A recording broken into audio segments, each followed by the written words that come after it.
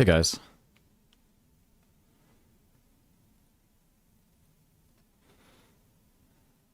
Can you hear me okay? Can you hear me okay?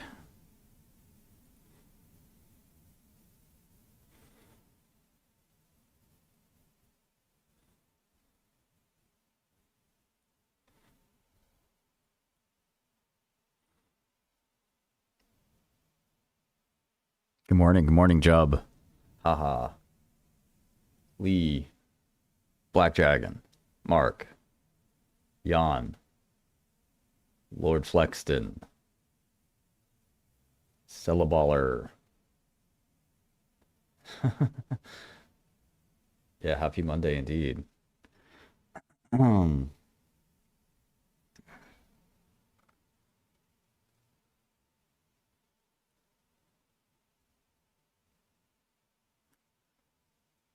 you want to run the intro? You want to run the intro?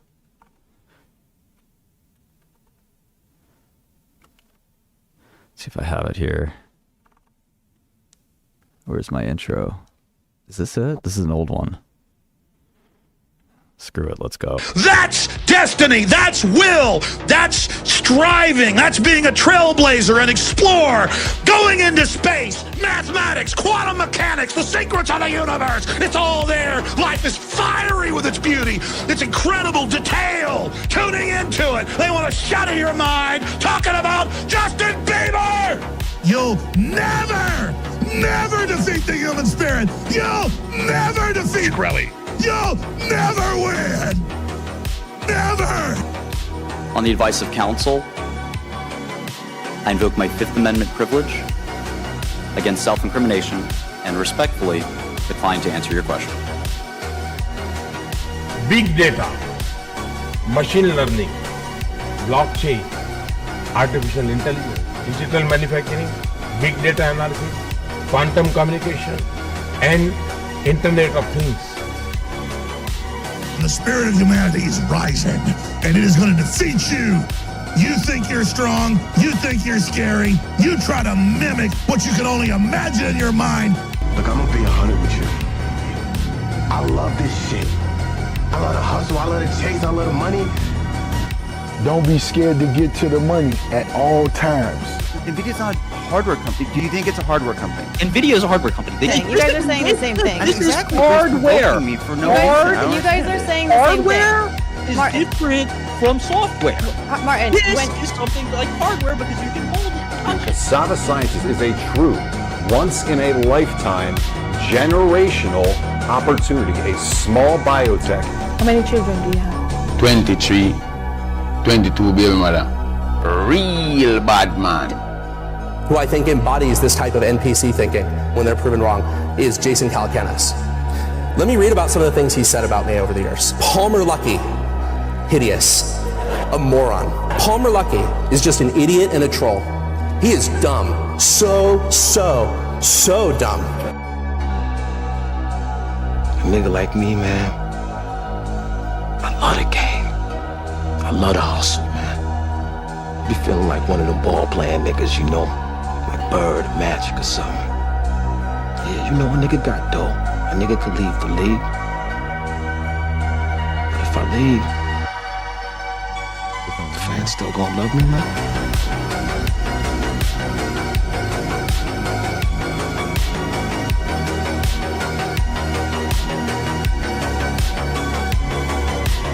All right. Thank you guys.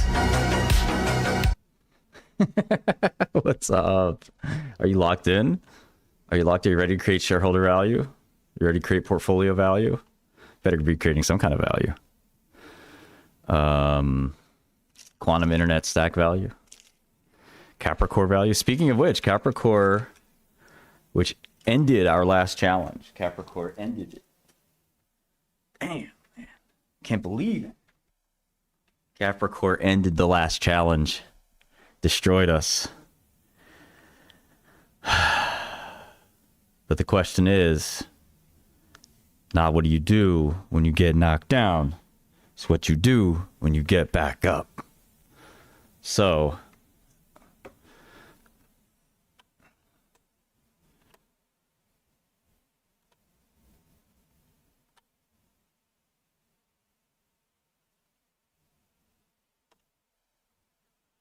Okay. BioCryst closing down internal discovery.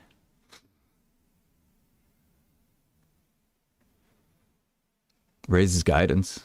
Oh, well, no. Lowers operating cost guidance. Okay. So,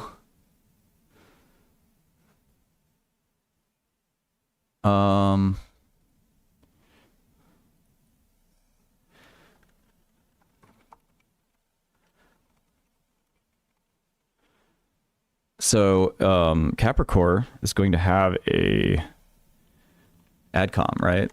And so, will the fraud be revealed at that AdCom? Possible. July 29th. Okay, so it's a month from now. So when do the documents come out? I haven't done this in a long time. The documents come out on the FDA website. It's been a minute since I was playing that game. Well, fail is not the right term because the trial has already shown its results. The question is, will the FDA approve it?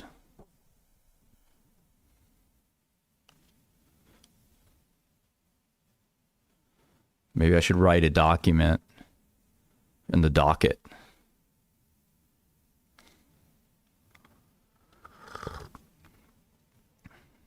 Electronic submission. Should I make a submission?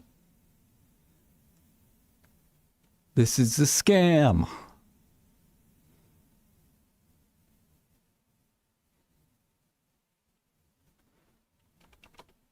All eyes on memory. Micron has now ticked up over the weekend.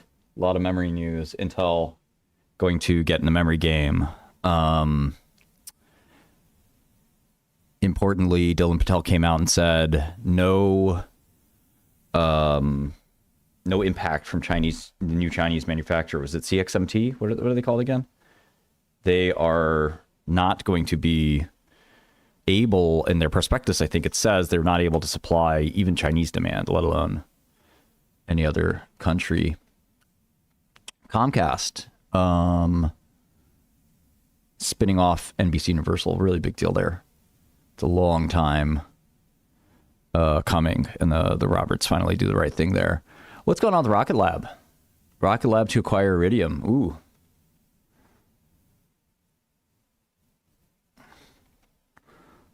I'm not sure why this is so useful for them.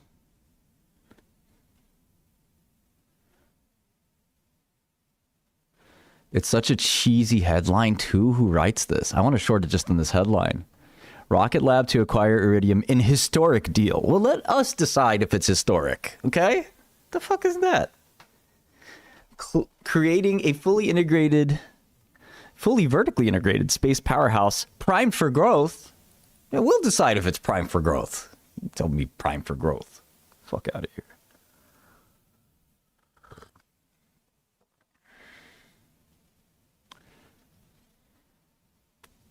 I like the open CEO. I don't have any position. I like Kaz.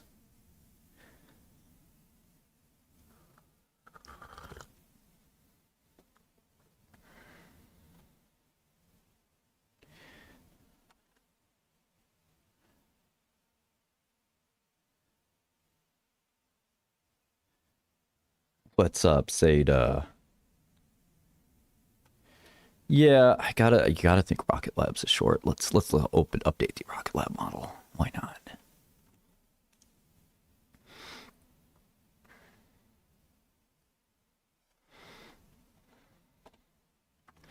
Okay, last I looked at Rocket Lab, it was 20 and I was bearish, so it's 92 now.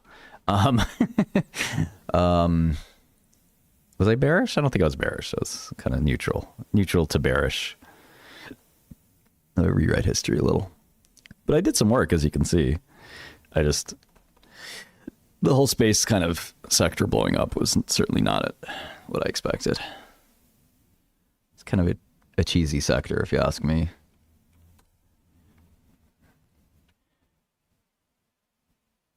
The Bag 7.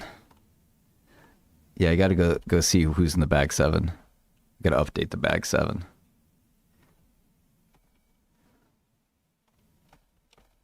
Okay, so Rocket Lab has 20% more shares outstanding, but not a lot's changed. You're cracked? Okay. How cracked are you? Write me a new Matmul algorithm that does a Matmul in n to the 2.2 times. O of n to the 2.2. Good luck. No AI. See how fucking cracked you are now. Crack the laws of physics.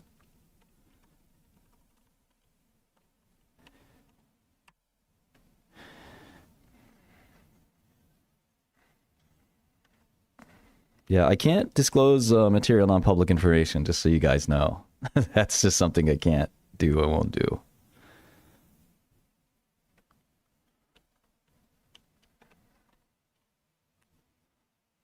But rest assured, I'm working very hard on QCLS, and I suggest I am very bullish, I'll say that.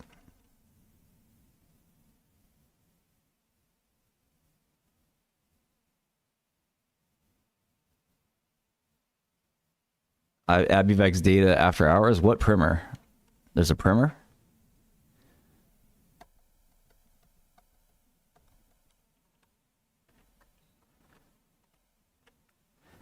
Okay, so Rocket Lab is 52 billion market cap.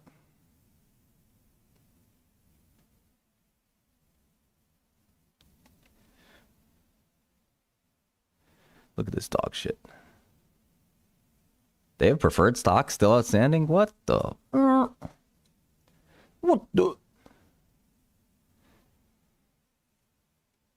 Where did they put that primer out? Is that a joke?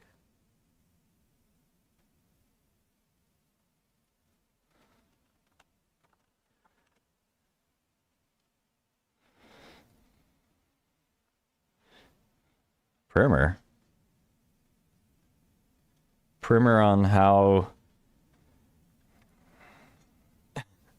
Primer on how to read? Monsieur, this is Marc de Garadel. I'll teach you how to read. I linked it. Did you link it in Godel? I don't think the YouTube lets you link anything. Monsieur.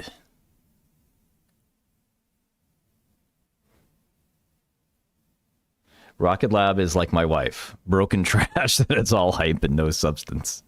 Jesus Christ.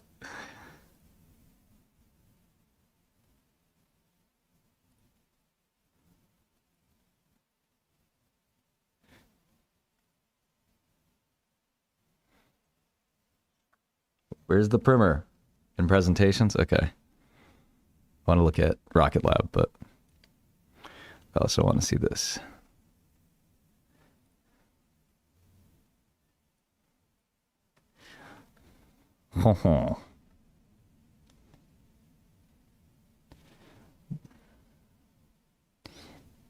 Ah, yes, the primer. The make sure you don't mess this up. Oui, oui. Oh my God.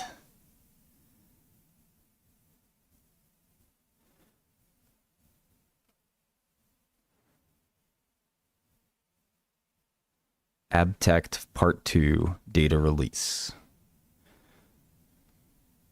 No cancer in this trial, please.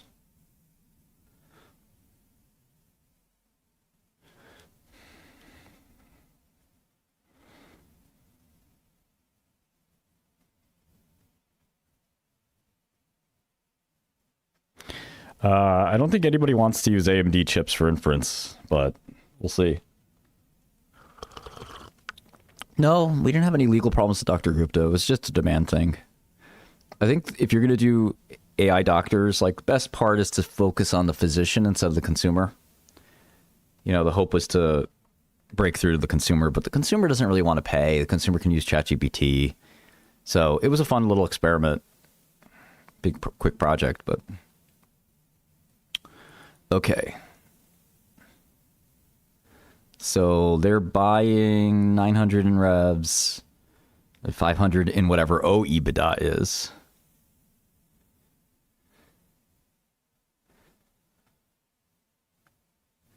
No, I don't have a newsletter. I have a thing called Godel, godelterminal.com. Check that out. That's kind of like my newsletter, but it's all the time. We are just adding a trading platform to it, so that's going to be a lot of fun. Okay, revenue for Rocket Lab was well above what I thought it would be when I modeled it. I thought they would do 168. They ended up doing 200. So really fast growth there.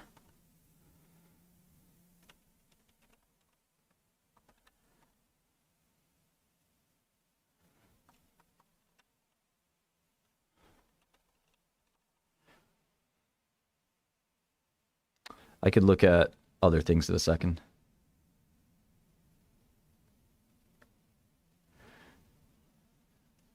New office, yeah. Yep, Godel offers margin, portfolio margin to our partner Ares.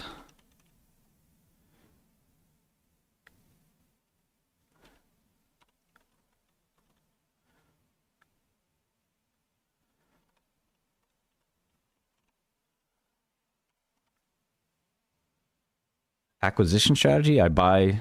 Listen, when I do an acquisition, it's like a masterpiece. All right? I'm gonna be real for a second. Whenever I do acquisitions, that's like Picasso. You're watching Picasso painting a picture.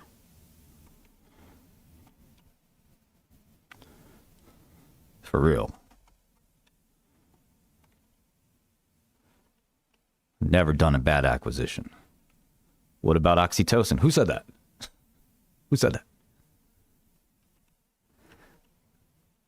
Oxytocin was a drug I bought from Novartis, intranasal oxytocin. It did not go great. It did not go great. We'll have options. I think we'll have futures over time, but not right now.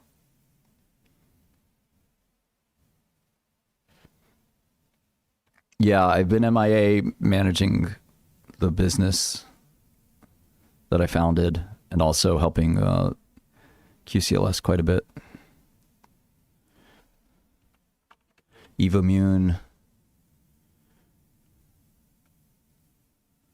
What's going on with this? Phase 2B in Hives fails.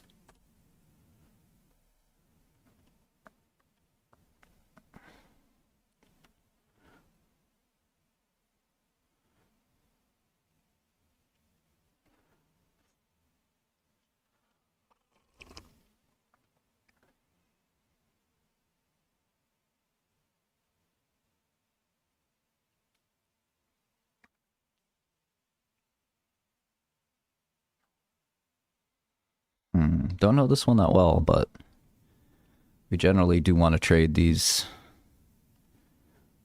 dislocations.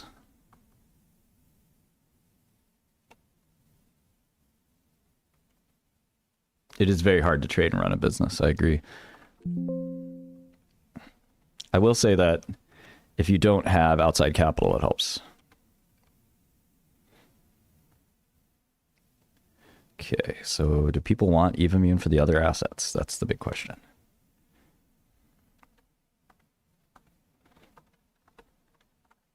It's rallying.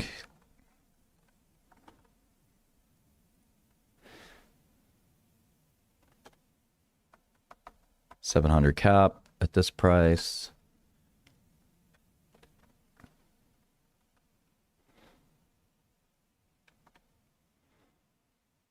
Okay, not much cash. Oh no, okay, there's a little bit.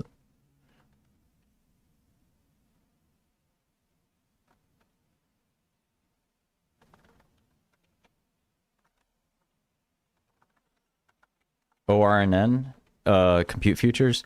Yeah, I've seen some of the compute future stuff. I don't really get it, to be honest, but I wish them luck, of course. Compute's a little complicated, isn't it? There's no unitary value of compute. Even when you look at something like flops, it's not really that easy to... my flop is the same as your flop. User experience is important. Yeah, of course. Really important. I'm not sure we get everything right, and you have to balance your other obligations to the user, but... Okay, 43, 48, 318, 163, 146, 95, 548. Okay, so 300 in cash there. See if these guys have any debt. Doesn't look like they have any debt. So you're paying 341 for it's already at 21. Damn. RA Capital, RTW,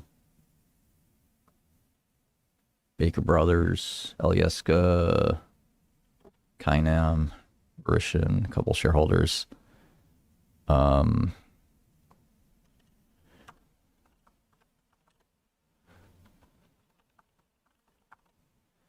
Okay, there's two M's in Evommune. That's what I thought.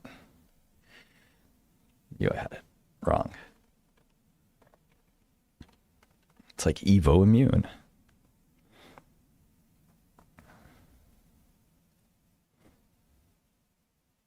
Okay, so IL-18. What is a BP? What is that? So armed antibody or armed? There we go. IL-18 binding protein. Okay, but we have IL-18 drugs anyway. I don't know why we need this. No, I don't know if that's the plan, Bandit. I mean, when you make technology, you don't try to sell it or like make a company to sell. You just make a company. If somebody wants to buy it, that's another story. I just follow my intuition, Jeff. Zoom, yeah, there's a free version of Godel, yes. Just go to app.godelterminal.com. It should work. You just close out of the... Anytime we try to take your money, just hit X. Yeah, I don't know. The IL-18 doesn't sound that good. Million IL-18 drugs, aren't there?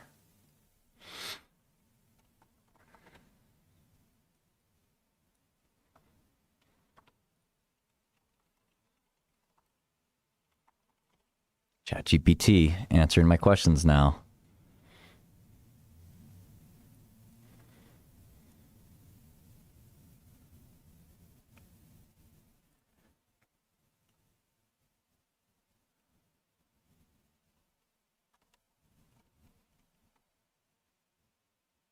Yeah, I'd like to integrate Hyperliquid. There's only so many hours in the day, unfortunately.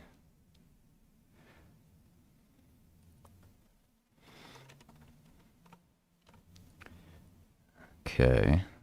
So did Apollo GSK, there's Evommune. Are any of these approved? I thought one of these was approved.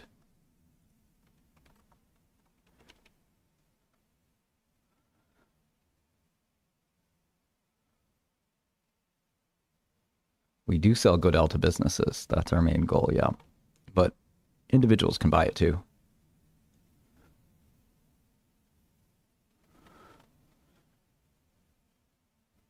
Okay, no FDA-approved drugs, IL-18 drugs. Interesting. Okay, that is kind of neat.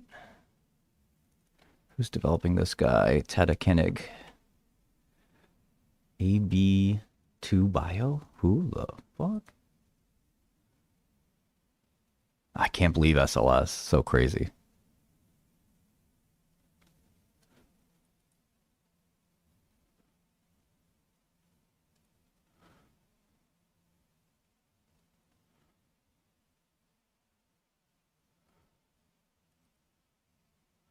Huh.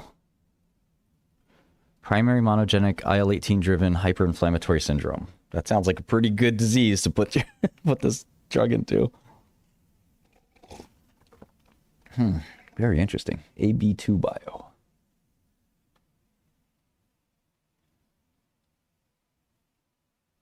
Yeah, no lifetime subscription for Godel. I think it's the pricing is still pretty volatile. So there's no reason to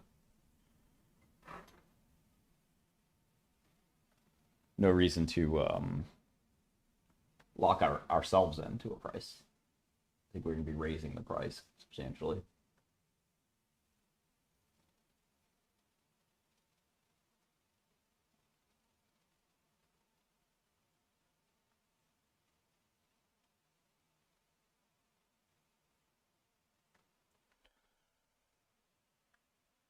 customers for Godel? Yeah, I mean, easy is a relative term, but we're a startup. Okay, I guess it's a new class that could be exciting. So maybe you buy some EVIMune at 20. I don't know. If everybody thought this thing was gonna fail, then this is a good time to load up.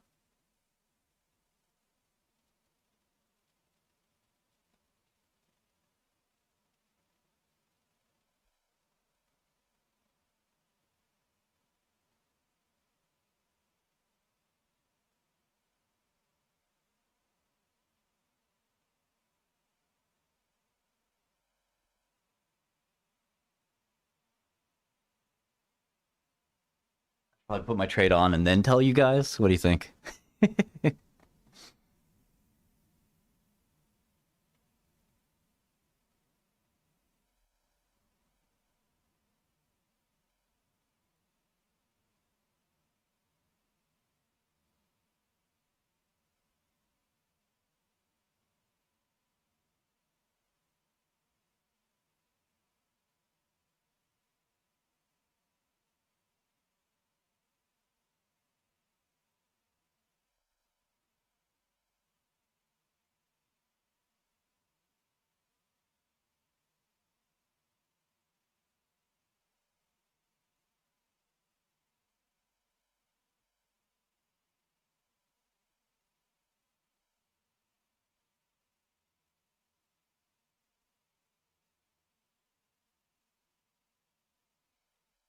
So we got Rocket Lab, which we'll look at in a second. That's up on the Iridium deal. I kind of want to short that too.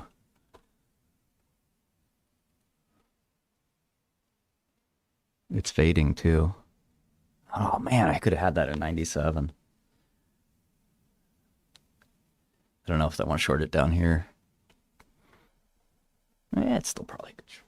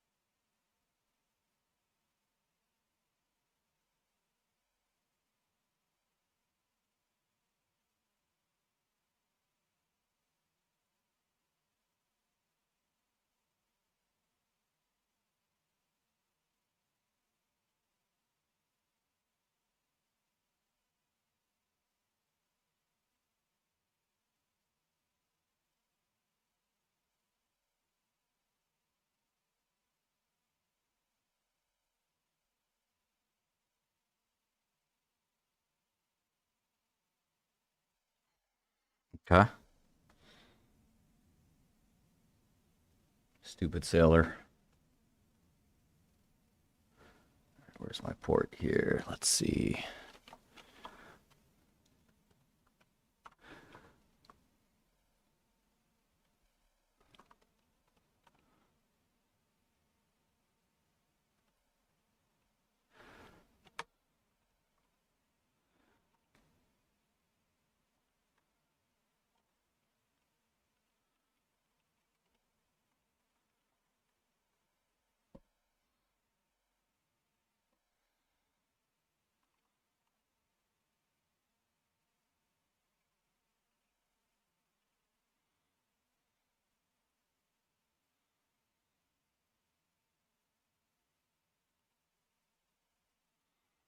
Yeah, I just bought 5,000 shares of EVIMune, long Little Micron, and short Rocket Lab.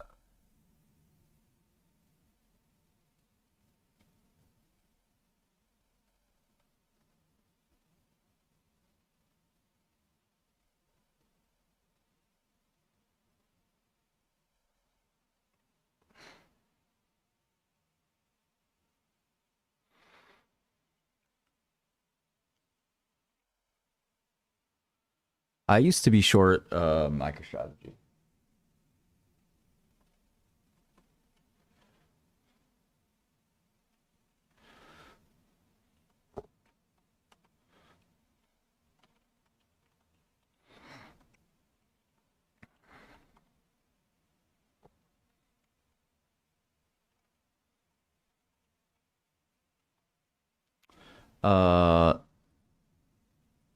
I don't have a normie brokerage like you guys.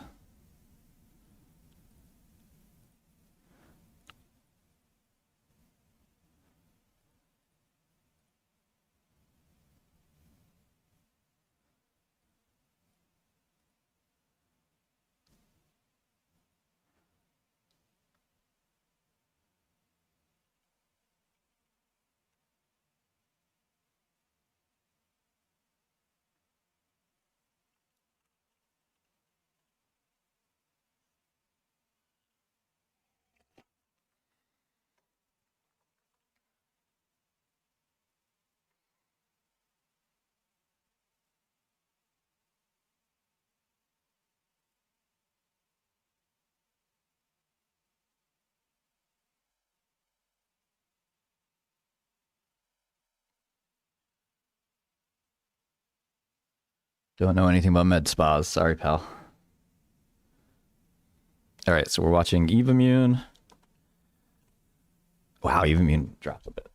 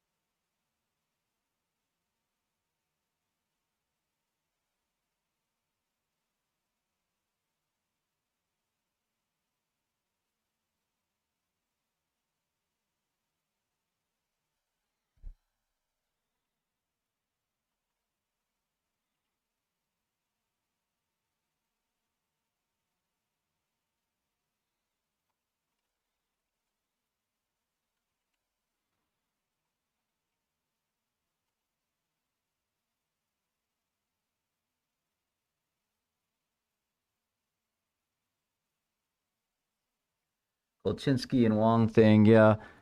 Yeah, look, I mean, at the end of the day, you know, I think I throw my hat in with Wong just because, you know, I'm loyal. But yeah, I mean, I feel like first things first, there's no loyalty in this game when it comes to what country or whatever.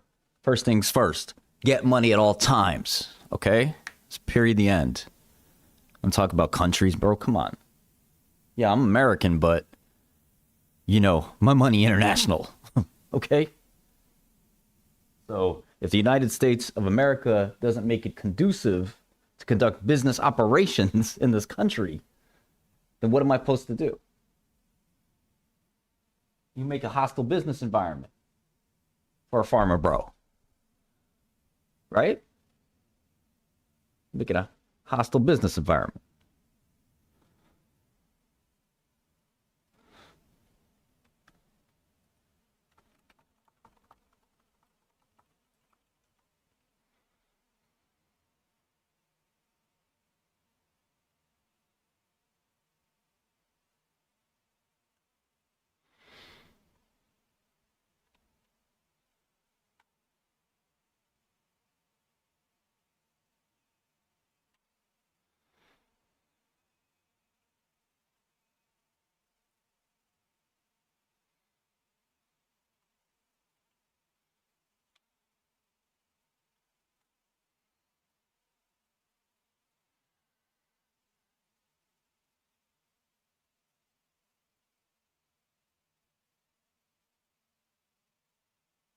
I don't have any QCLS updates because I cannot give you publicly traded, non-material, non-public information. But, you know, everything's going well as far as I can tell. I don't know 10x. I don't know what the hell. Isn't this like some liquid microcap? Well, 300 cap. I can look at it and put on a list of things to look at. Let's see if I have a note editor here. Okay. Let's see. To work on Rocket Lab, 10x, Sarepta.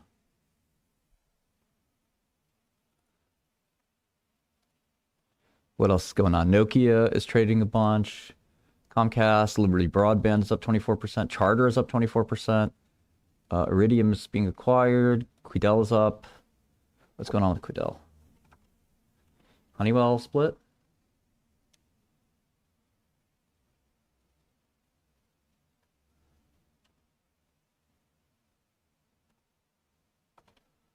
Okay, Quidel may be getting into some M&A, but that's that it.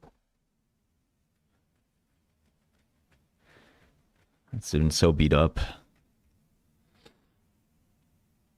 Cool hole. And there's our Rocket Lab. Okay. How about losers? Evomune, the biggest loser. Down 31% on a fail. Septerna, I don't even know what Septerna is. Yeah, it's a biotech. Is that a real drop? Do they have something similar maybe? No, it doesn't look like a real drop.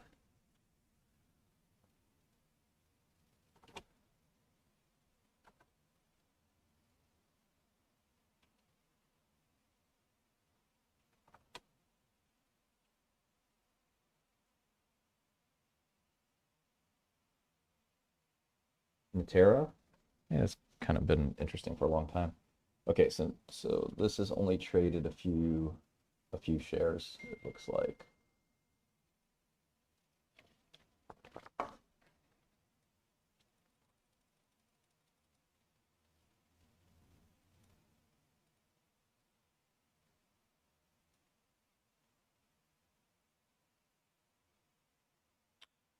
Yeah. I think when we short stocks, we're trying to just get downward price movement, right? I don't really care about anything else. Yeah, I see the rumors that Cadel's selling a unit. I'm not on the QCLS board. My wife is, or my girl is. I was never on the board, but I am a senior advisor. SLS is nuts.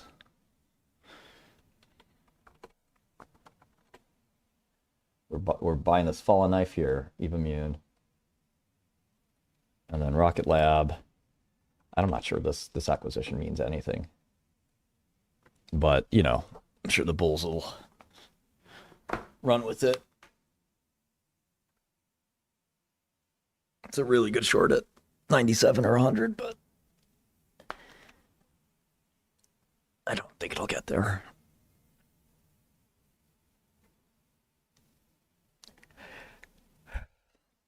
I really want to make this the next SpaceX. It's hard to short this kind of thing.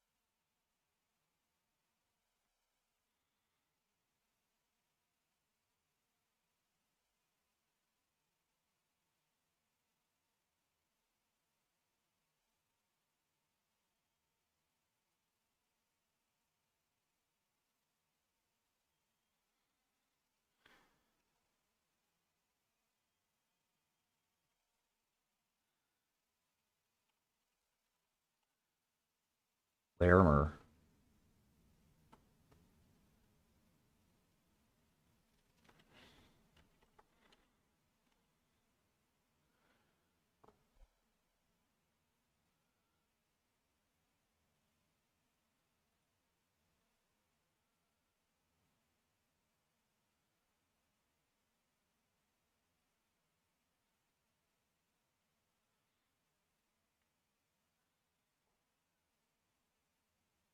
Yeah, there's a million little space defense tech guys out there.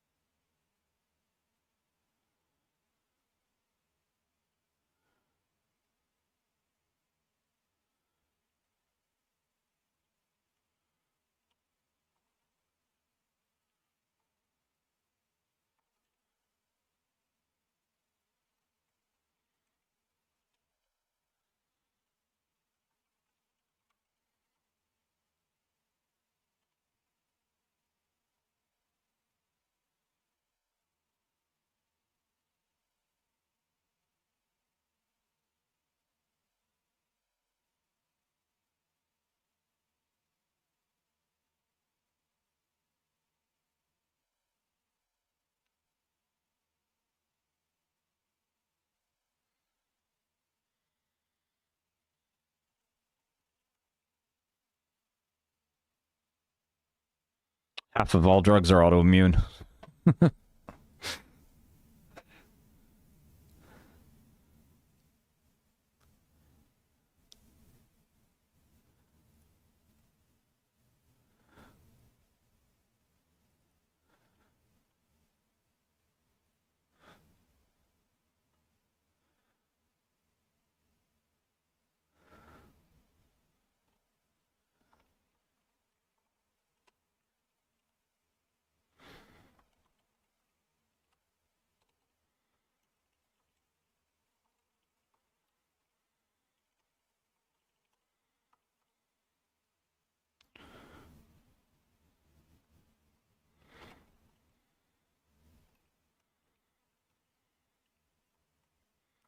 No, I'll add quantum shorts soon.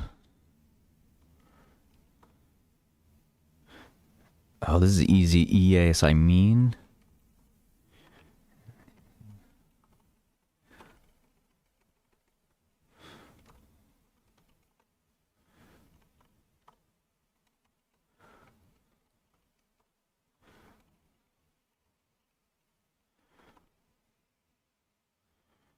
I mean, it's still pretty good. Is there a dosing thing? Did they dose?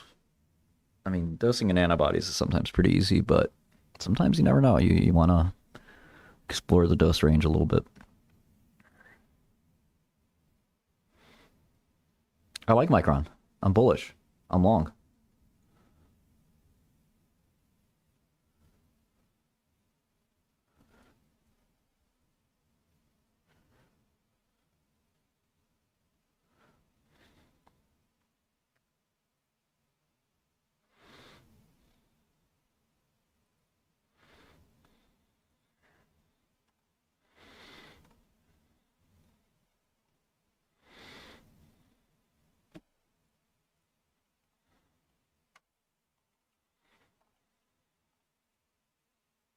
I don't know anything about Natera, to be honest.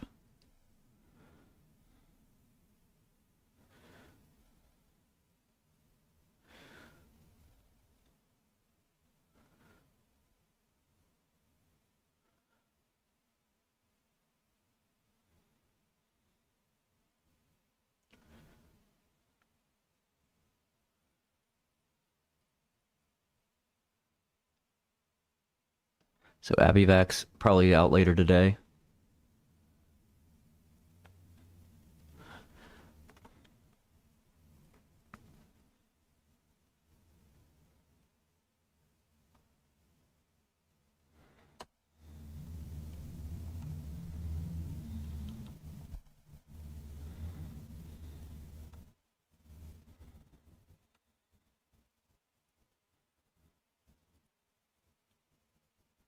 Hey, just because you tell me some ticker to look at doesn't mean I'm going to look at it.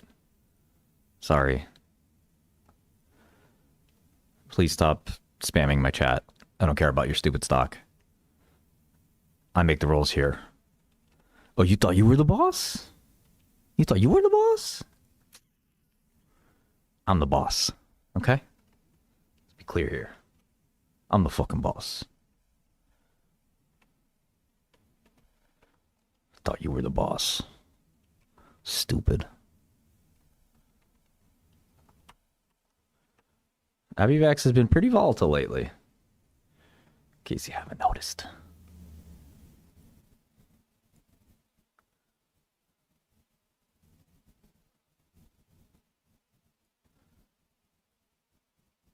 And I just started Friday. So.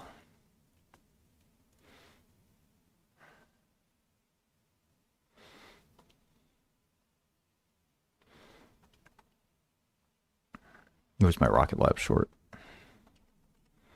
There it is.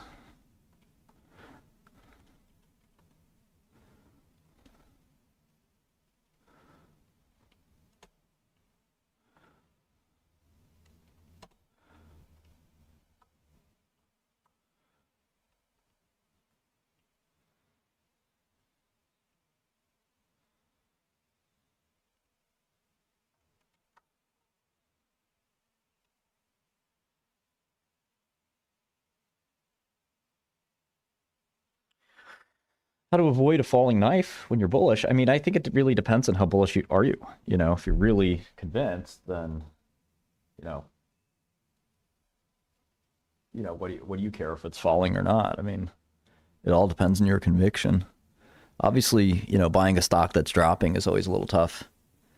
You know, you want your longs to be rising ideally, but you know, it really is case specific. I mean, if you're really, really bullish, then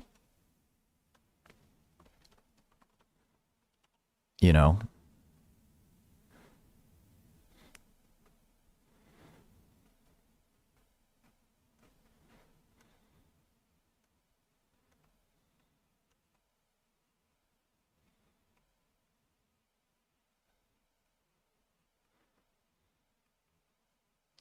yeah, I agree. The whole going to social media, going to Andrew Tate for advice, not a good idea. I try to be a alternative to that, a little bit more useful and honest, but you know,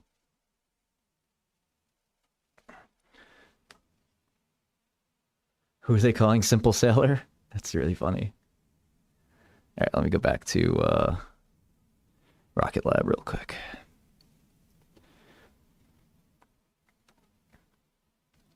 So Rocket Lab had a pretty big quarter there.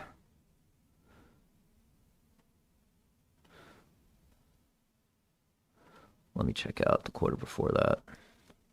Cash flow from operations still massively negative.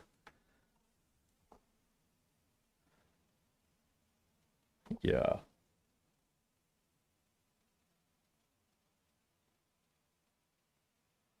I'm long Eve immune because the IL-18 drug is pretty exciting. It's a brand new mechanism nobody has, and the other drug looks like it was well known to be very likely to fail.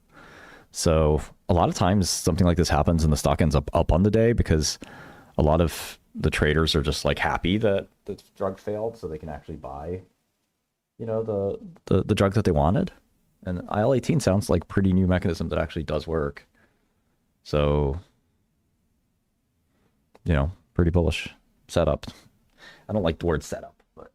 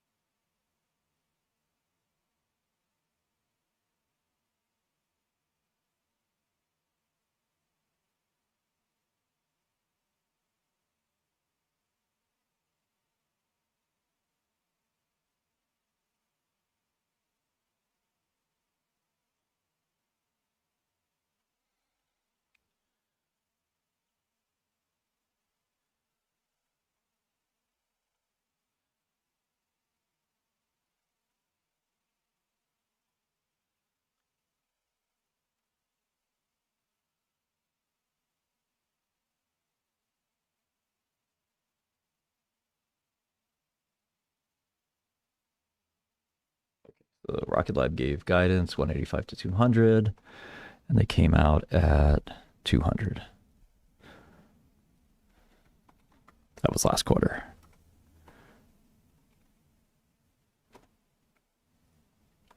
But Q4, they did 179, which actually wasn't better than what I expected at the time. Looks like it's a pretty lumpy business too. Low margin, lumpy shit business. Fuck this company. Why are you so mad? I'm not mad. I'm not fucking mad.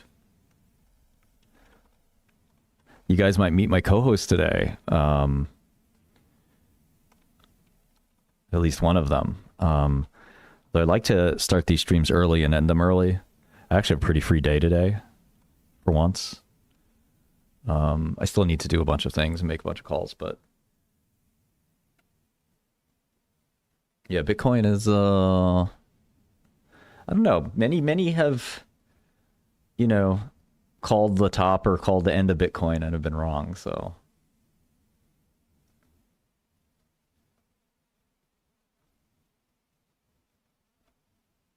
my co-host is not a cat. It's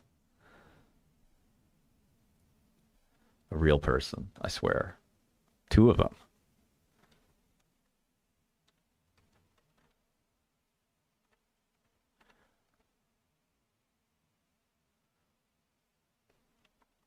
Two professionals that are hedge fund veterans, actually. You guys are going to love it. This is going to be the biggest show ever. Why in the world would you listen to anyone else? You got three rock stars. And who brings that to you? Shkreli brings it to you. Who else would? There's nobody else like that. It's like an all-in for finance.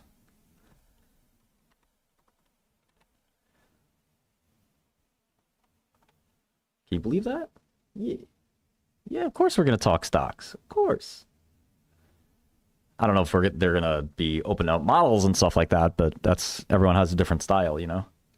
These guys have been around Wall Street a long time. They know everybody.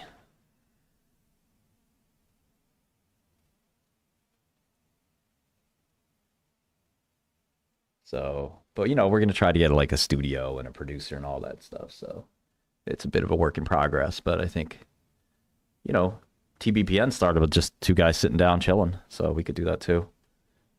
All right. So if you look at the revenue ramp for Rocket Lab, I mean, they've certainly been ramping quarter over quarter, but is this worth $50 billion? $1 billion in revs? $1 billion in low margin revs? I mean, if it keeps growing, it doesn't matter, right? That's the typical growth mantra. But, you know, when your only customer is the U.S. government, you know, how much does NASA really need? You know, and there's plenty of competition for launch. I mean, it's not like a easy business to get into. Well, it's certainly not an easy business to get into, but it's not easy to be in that business given the amount of competition from Bezos and others. Everybody wants to be in this space, but I just think it's a terrible business when, you know, your customer decides the price, your customer decides everything, whether you can launch or not. I mean, you just don't want to be in bed with the government, you know, if especially when, you know, if the government turns hostile or whatever. I mean, the president doesn't like it. Now what? You know, even if they keep growing by 40% in 2027, you know, 400 in gross profit. Yeah, I mean, 100, 200 times gross profit. I usually try to look at financial statements and forecasts when I look at stocks. Yes. Thank you for joining. 20 minutes from the open here. Using GodellTerminal.com. Micron's traded $2.5 billion, barely green. SanDisk, 600 mil, up 1%. Nvidia up 1% on half that. SpaceX up a little bit. Rocket Lab up, 9% on this acquisition of Iridium. I am fading this, so I'm short Rocket Lab. I think this will maybe close flat or whatever. We'll see. Microsoft relief rally, Intel up fractionally. Intel sort of, whispers that they're going to get into the DRAM business. You would think that would be very bullish. So interesting to see that stock not up. MicroStrategy rebounding. Comcast and Charter up big. Comcast, of course, splitting their businesses. Charter, speculation that they may also, speculation they may do something with SpaceX, right? So we'll see. Be bullish for probably both companies. Marvell up a tiny bit on 200 million of volume. Tesla, Palantir, Bloom up 7%, recovering from Friday's massacre. $200 million traded there. Applied Materials, AMD, Broadcom, Western Dig, Amazon, Seagate, Alphabet, Apple, Nebius, and Meta all up on 100 to 150 million of volume dollars traded. Lumentum down fractionally. Micron now up after being down. Action in Korea. Evommune, still the big loser of the day, announcing discontinuation of one of their drugs. Probably the street's going to focus on the other drug now, which actually looks pretty good. So I'm bullish Evommune. Septerna, not sure what's going on. I think that's down on very, very little volume. Biohaven down 10% as well. Rick Pazdur thought to come back to FDA. Not bullish for some companies, perhaps. We'll see. Not much on the down list, to be frank. One of the down stocks is actually green now, so it goes to show you. Quidel also up on thoughts that they will spin out, or sell a division of PE. But yeah, it looks like it's going to be another big bullish day here on Wall Street.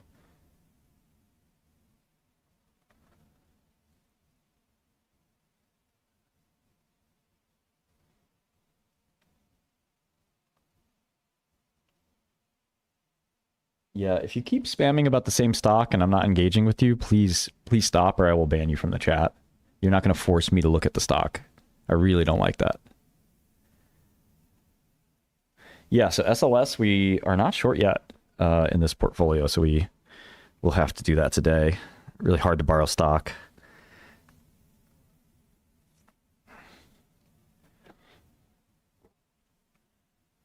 Abivax later today, most likely.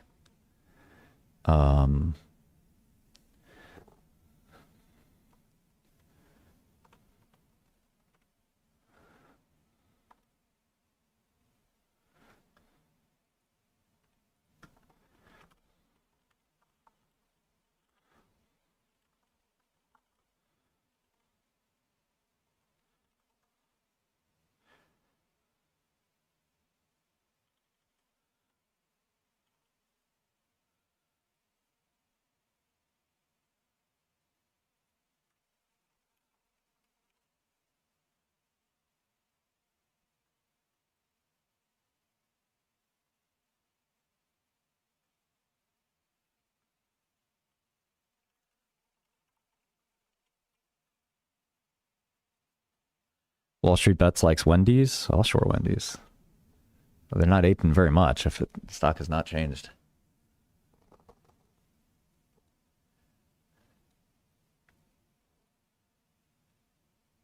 Godel is doing great. Godel, we're launching brokerage, which is a big deal. I don't love NeoClouds as a business. My friend runs one, so I want to be careful what I say.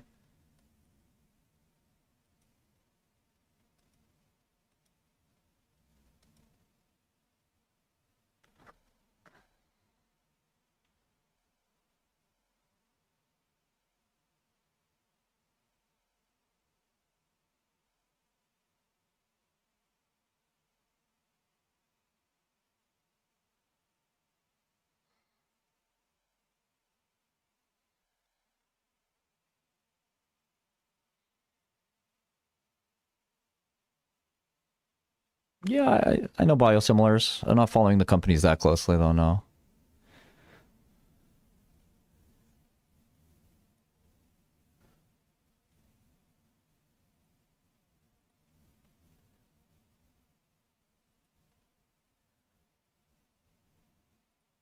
We are trading. Yes, sir.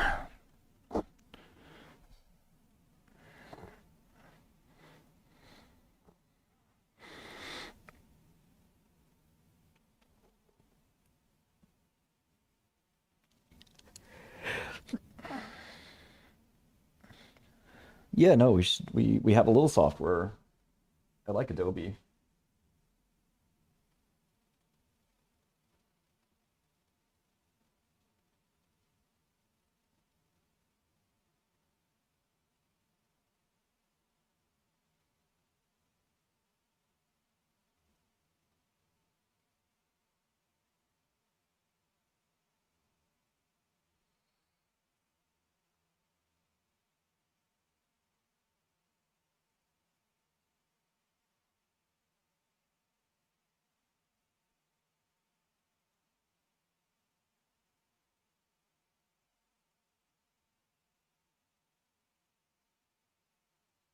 Yeah, Rocket Labs is kind of struggling.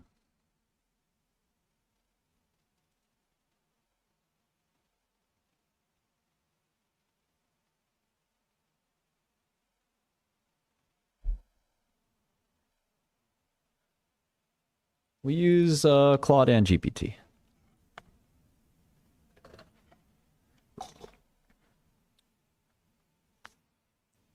I just started this portfolio, so I don't know that I want to start with quantum shorts right away. I'll maybe make some gains first.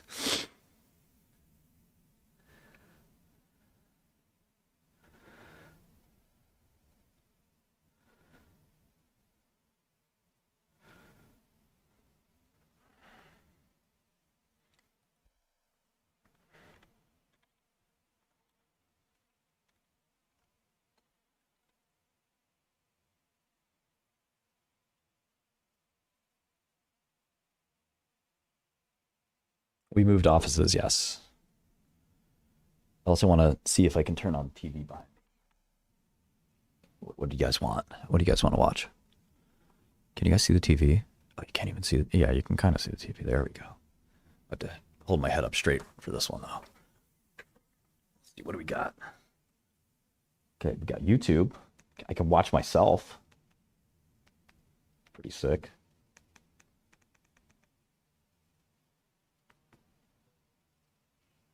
Sign in. Fuck out of here.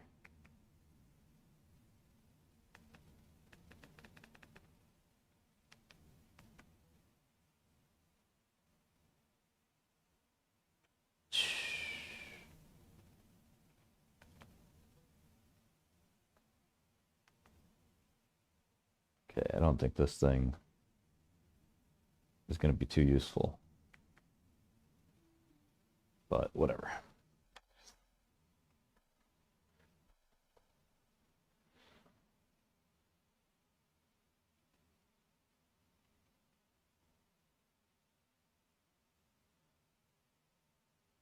What's up, Pluto?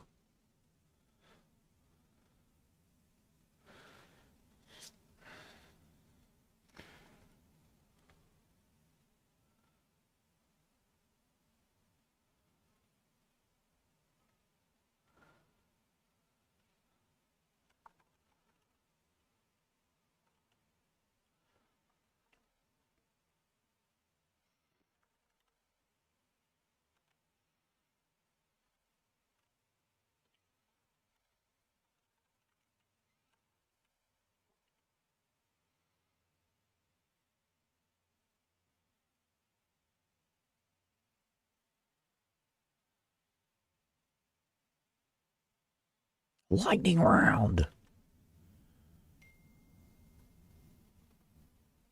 Who this?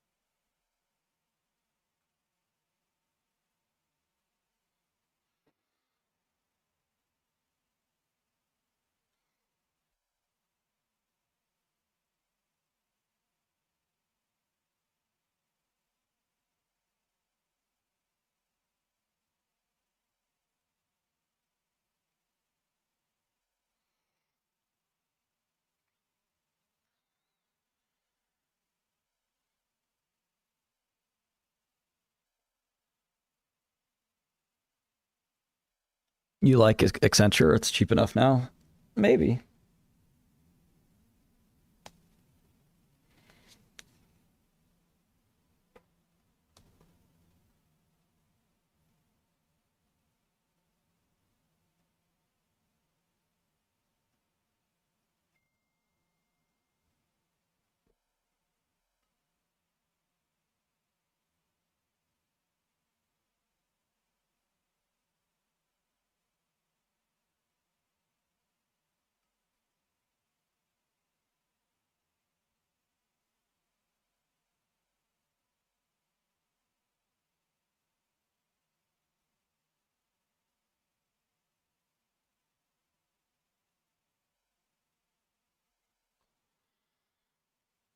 Yeah.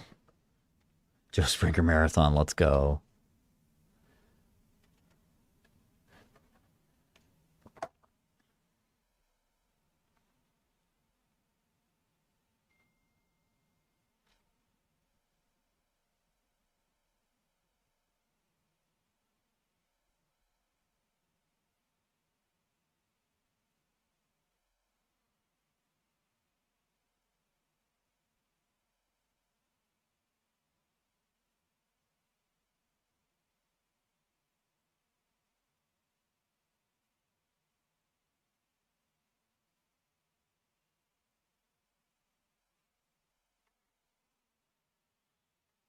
Yeah, I made up with Matt Naktrab. I want him to be my friend.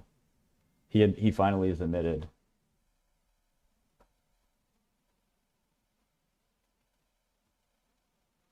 He finally has admitted that what was that stock again? I can't even remember it anymore. That Alzheimer's stock that we went after.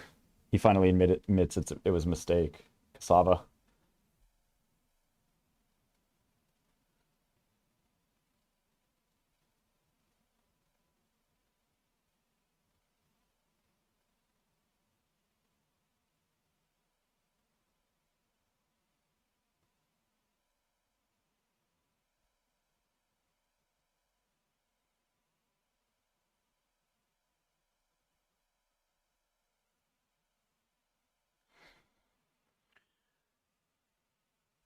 I think D-Wave is a pretty good short. IonQ. I mean, those stocks haven't exactly been great.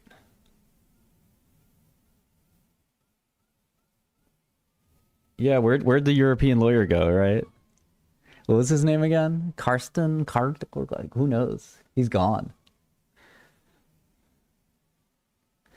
Yeah, it doesn't even bind Filament. They changed the name to Filana Therapeutics, like it does something.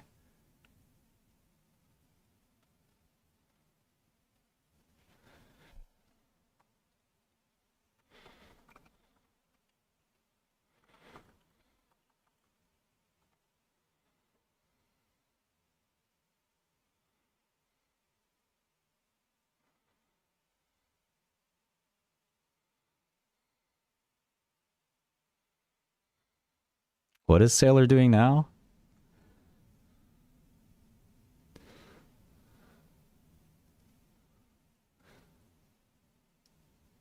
The fuck?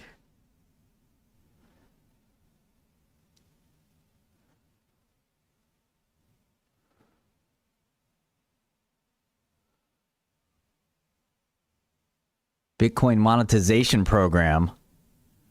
Uh-oh. Homie, you selling? You selling? We heard you selling. You selling that shit.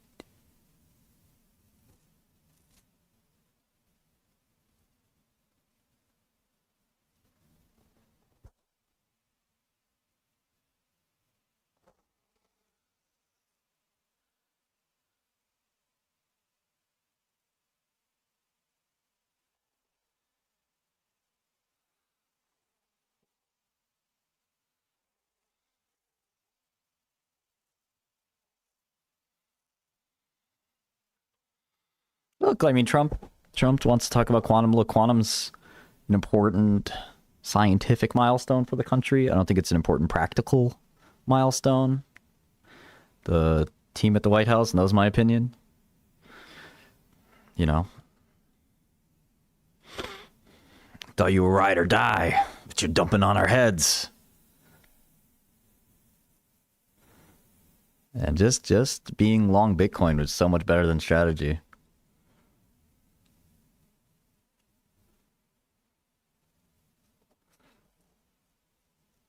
Yeah, just wait till he gets liquidated.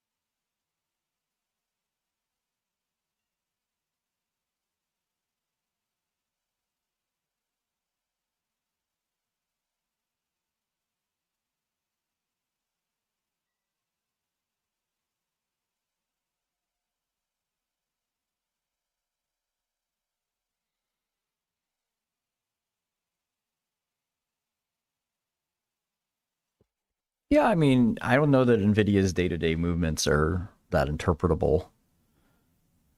I wouldn't get that, focused on that.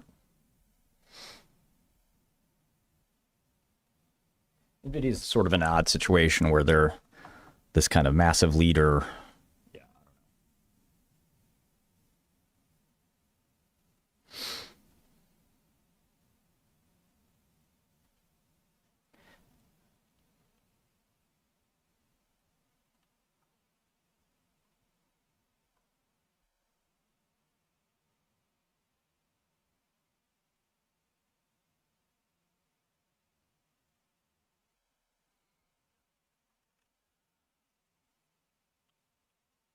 There's Rocket Lab dropping.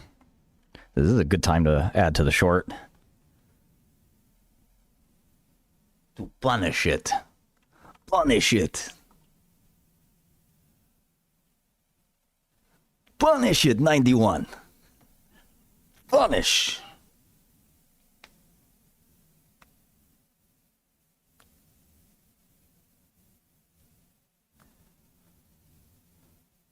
Strategy dumping that Bitcoin on your face.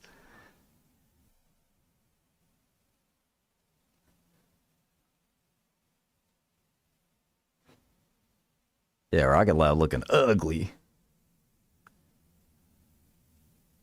Micron looking ugly.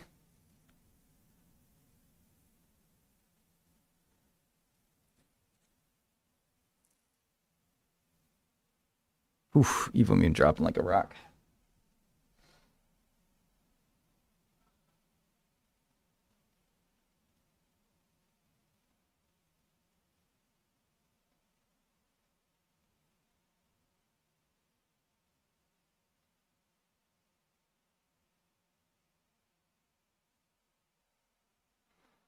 Whew.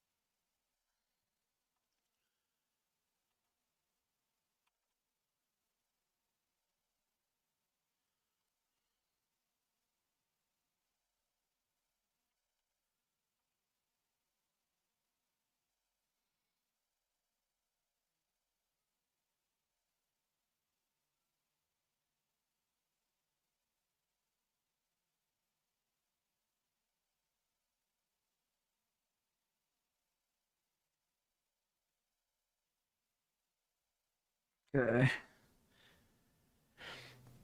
No, Rocket Lab's picking back up.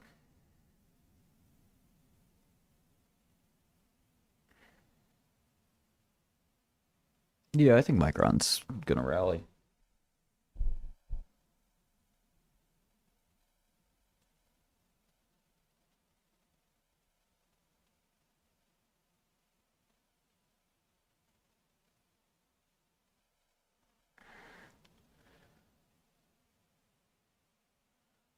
Oh wow, look at SLS. Holy shit. That is so crazy. Yeah, I doubt it, Clark Kemp. I mean, that's kind of the big question, isn't it? Isn't it?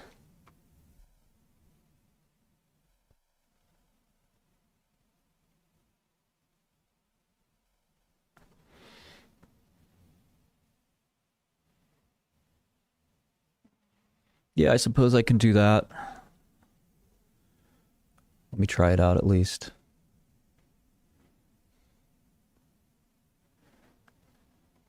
I have to work in the Godel plugin. That's kind of what I wanted to do.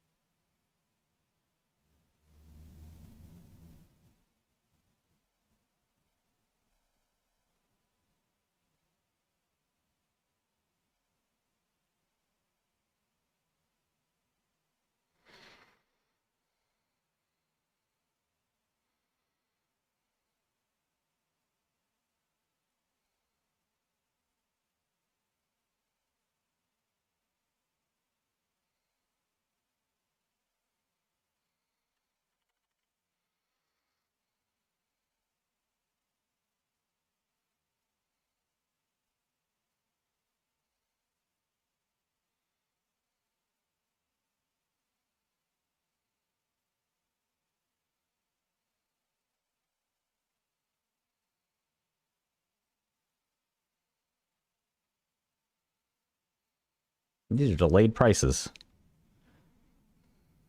Oh, no. US is real time.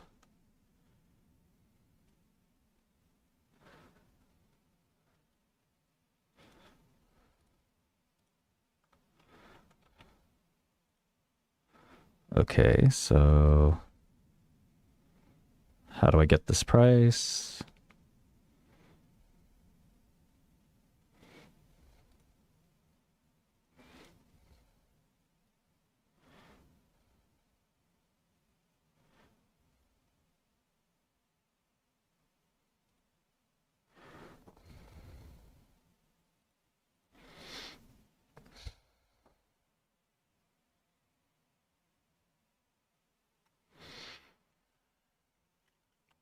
Cool, thank you. Doesn't look real time to me just yet. If I click refresh, it's real time.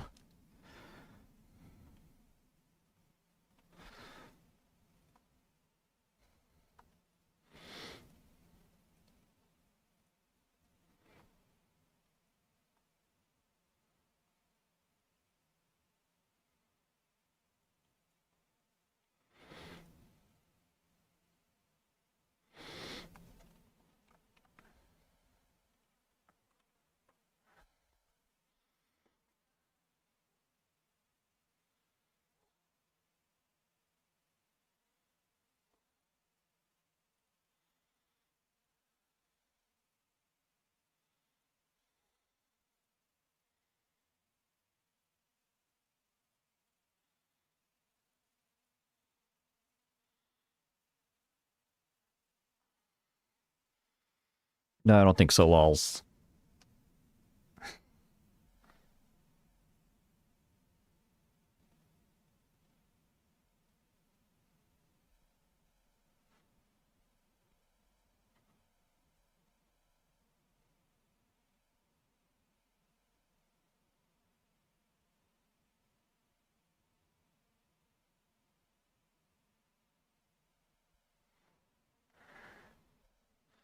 What is this SLS? Crazy. Can this auto refresh, RM?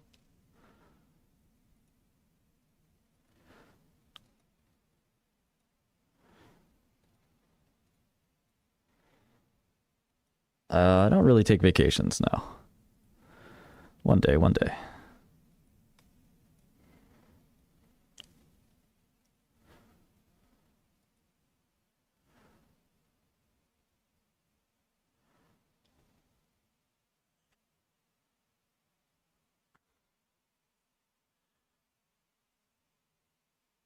Yeah, I don't know.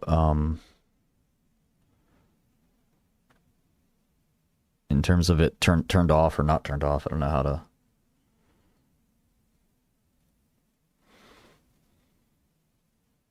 What's wrong with my Reddit holding?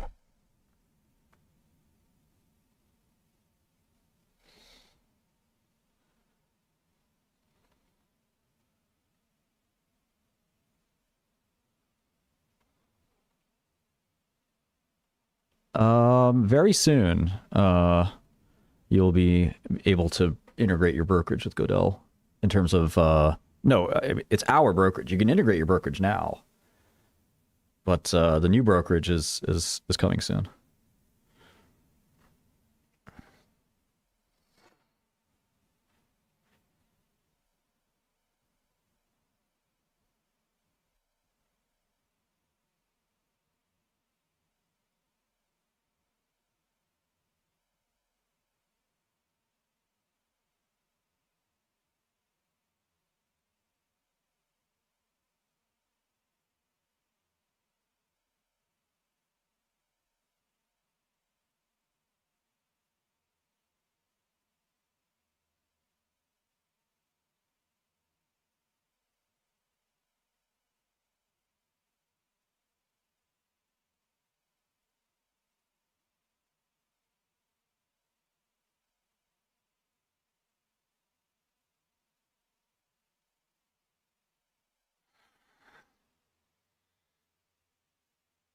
Yeah, you have to deposit. Our brokerage is called Aries. That's the brokerage we've partnered with. Why is this coming up?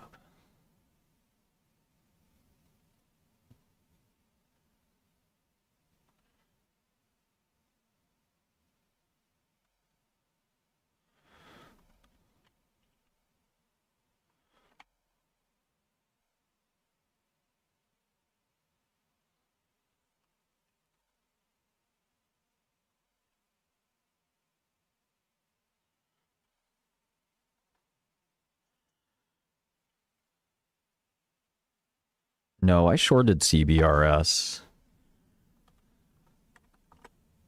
I can't believe it's at 190. Oof. Nasty.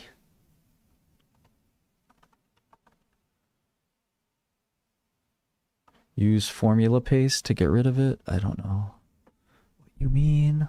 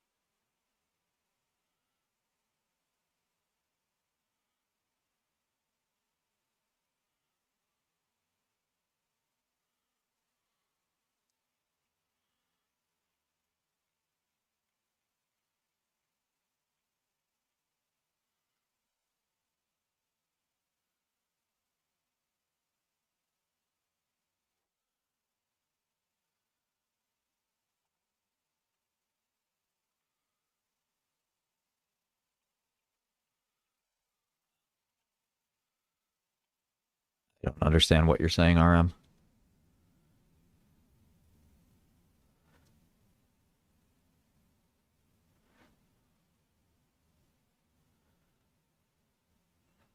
Yeah, I don't know.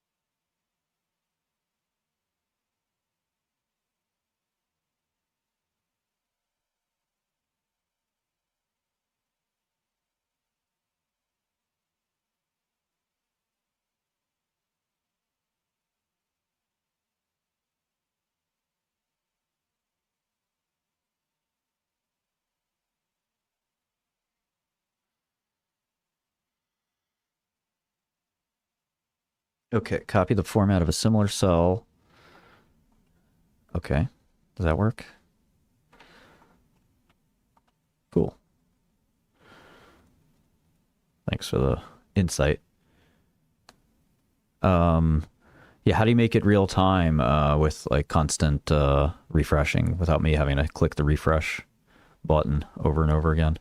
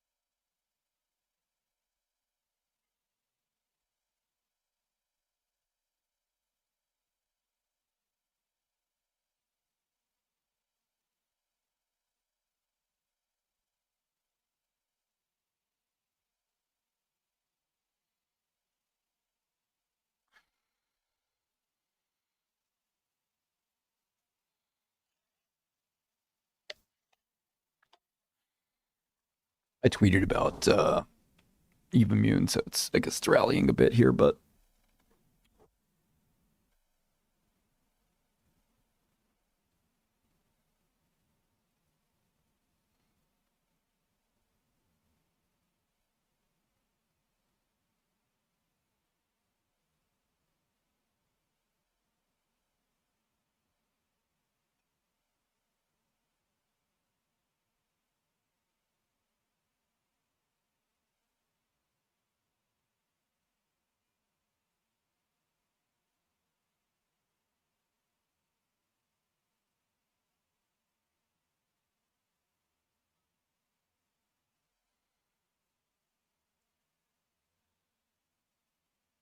yeah, that's the tweet, KC.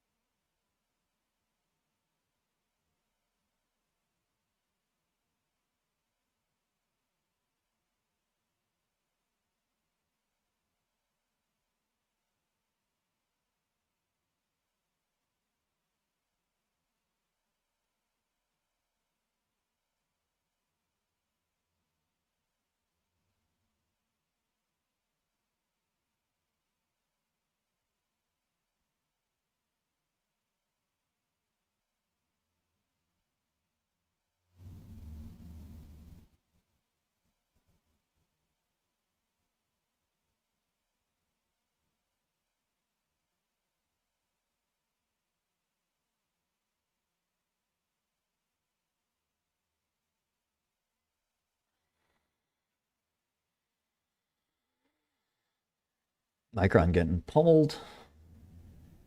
Short into a long time on some. I don't know. It sounds like a pretty even factor split.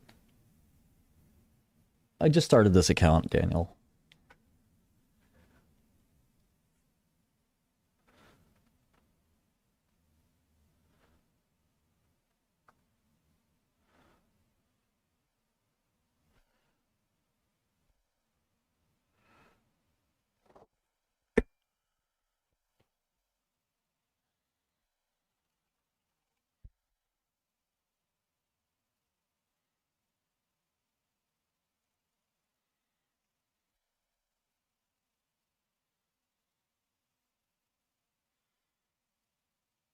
I like Lily.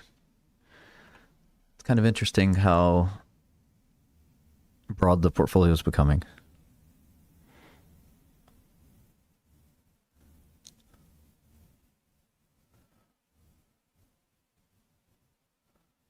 Or at least broad GLP applications. What they're thinking about there is kind of neat.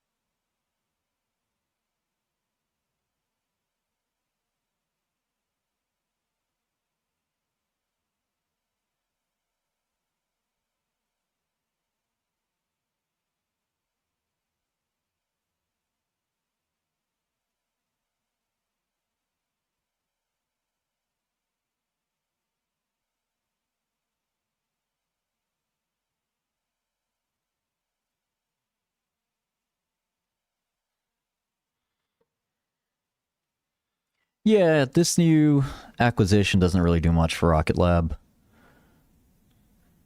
You know, certainly doesn't hurt that they're doing something with their elevated stock price, but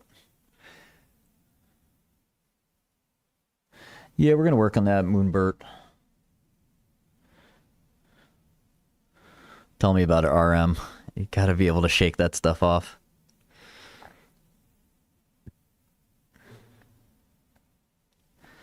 Market closes early on Thursday. Is 4th of July? I'm getting smoked.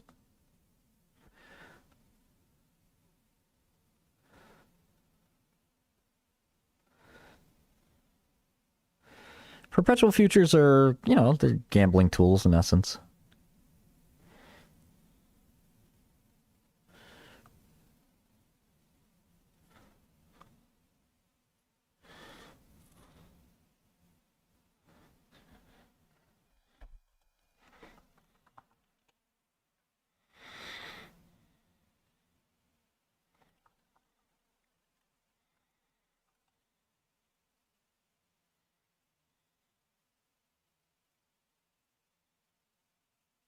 What's 10x?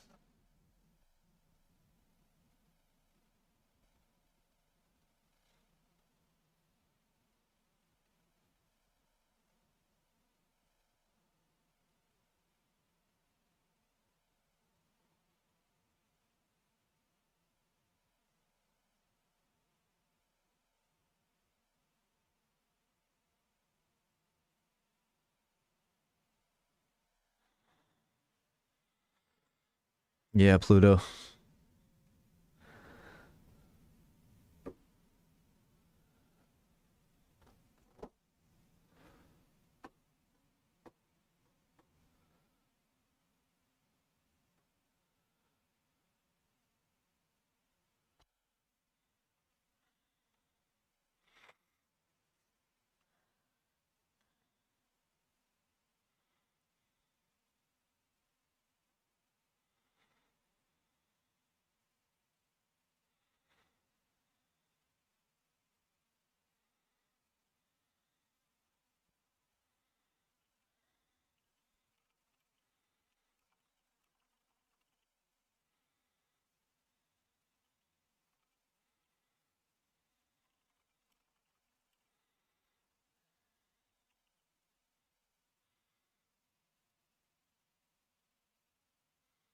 Adam May is long 10x or short?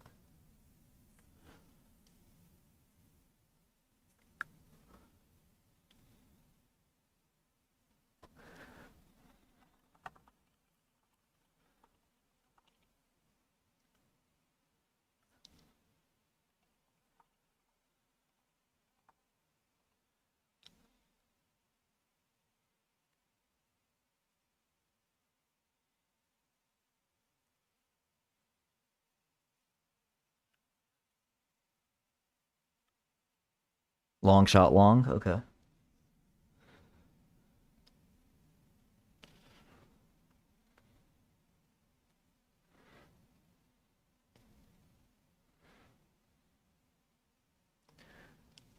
Lotto ticket long? Okay, I'll look at it. When's the data coming?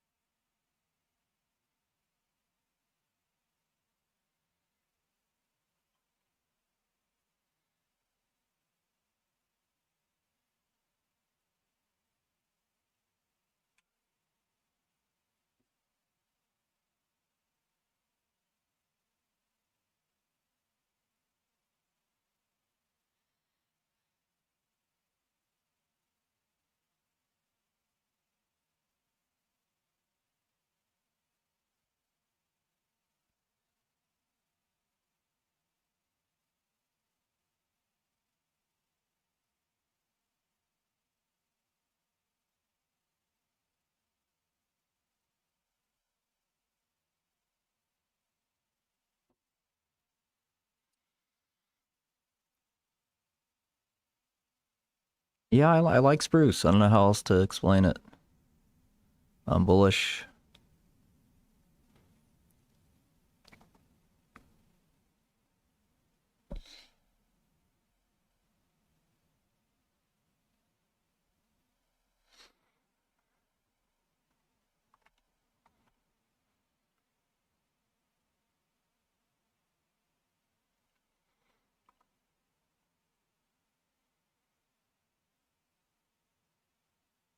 Haven't looked at Oracle in a minute.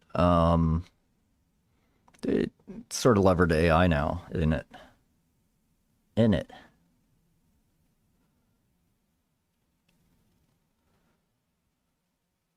Joe Springer.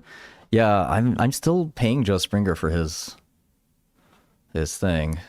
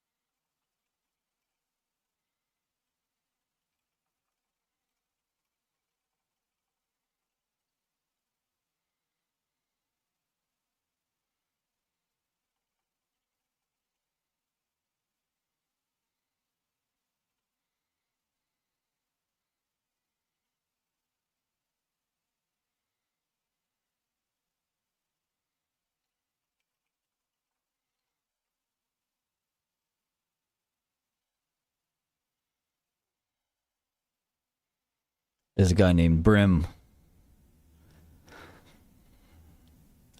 on my Discord, so I asked him, Brim, do you want to trim? Ooh, Oracle's down that much.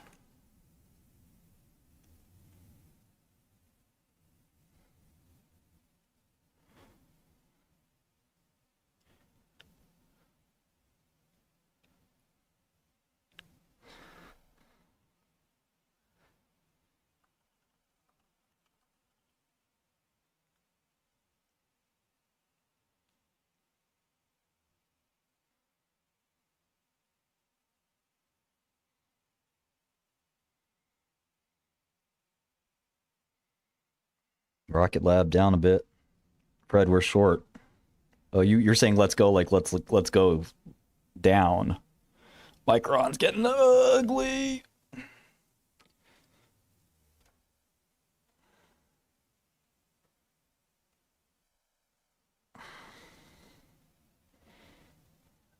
How can Leopold be so good?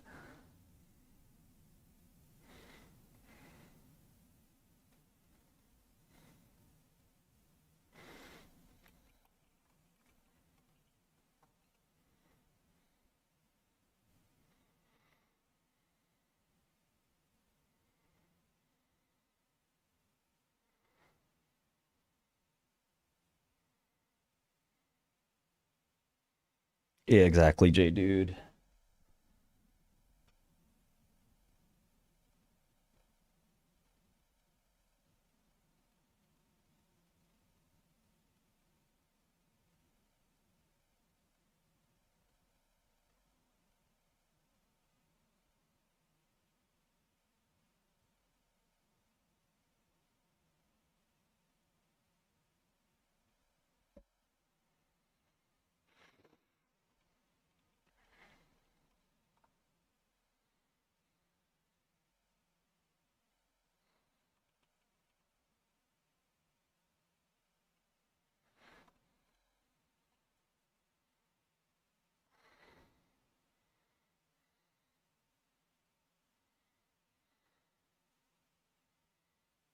Yeah, exactly. And 4V.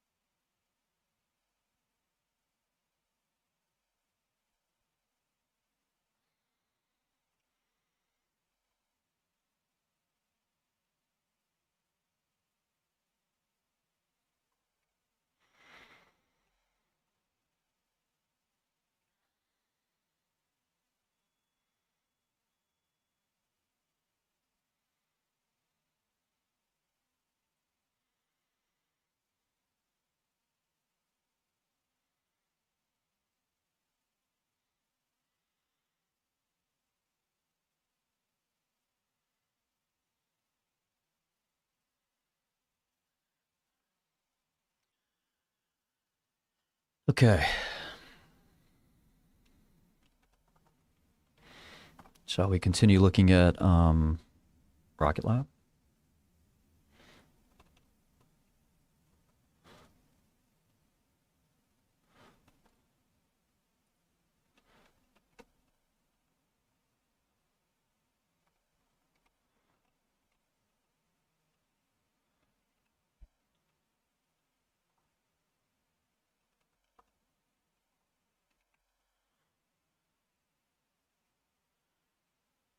Clivage, what's up?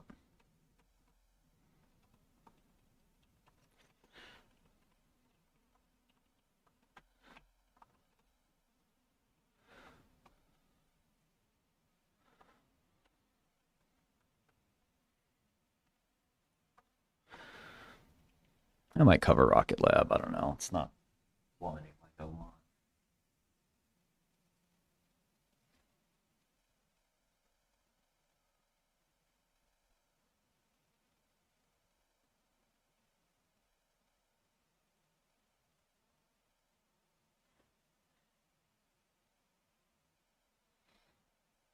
Okay, I'm out of Rocket Lab. Fuck it.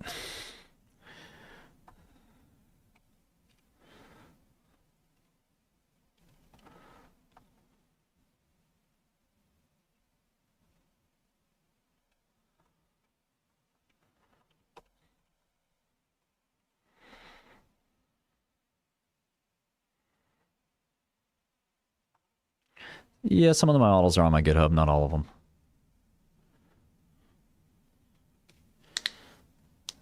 Come on, Micron. Yeah, Evimmune's other drug failed.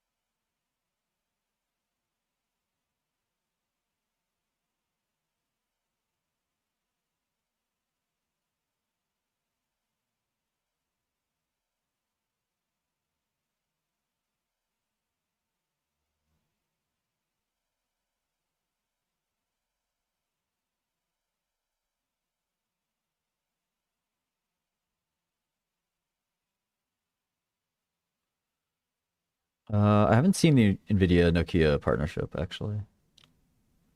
OpenAI postponing IPO. It's not really clear how much that is real or not, and postponing. Wow, Micron's getting heavy.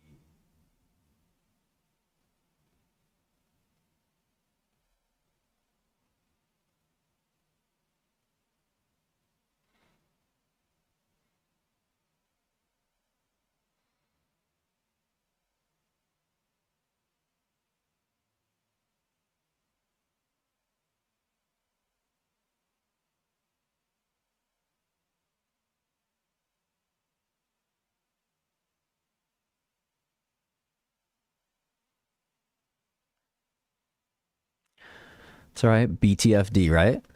By the fucking dope. Rocket Lab below 90. Covered too quick.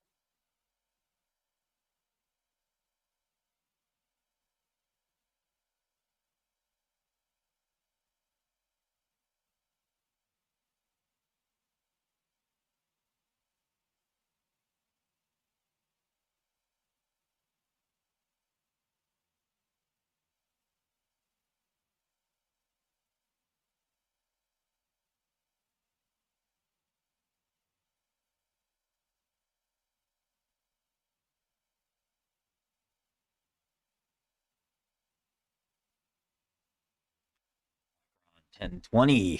Woof. It's getting fugly.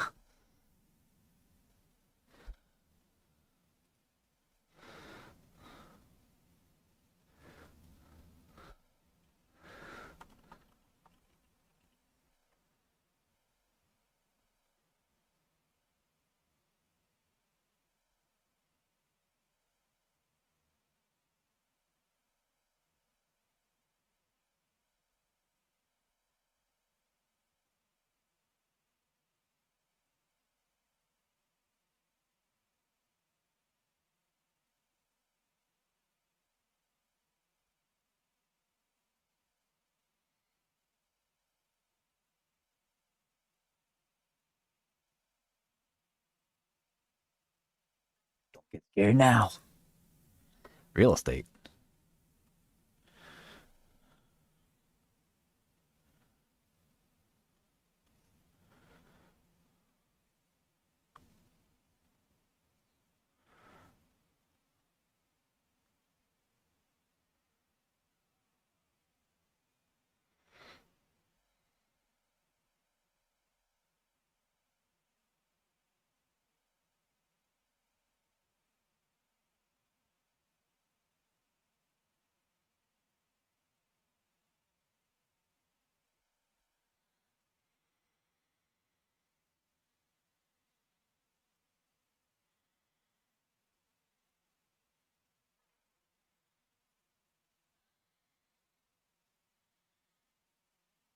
Rocket Lab.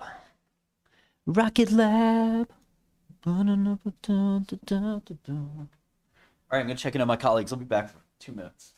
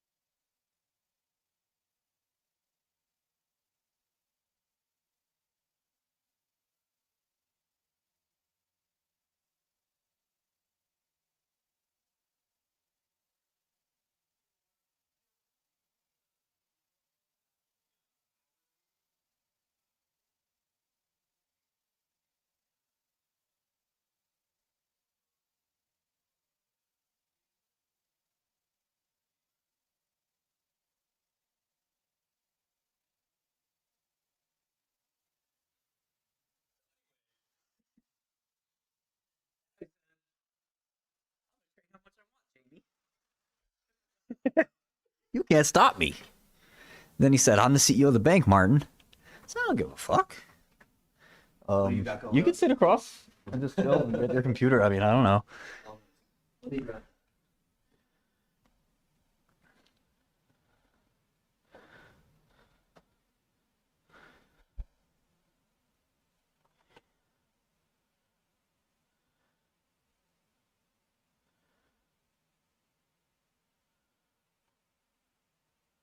Okay, Micron's rallying back a little bit. I like that.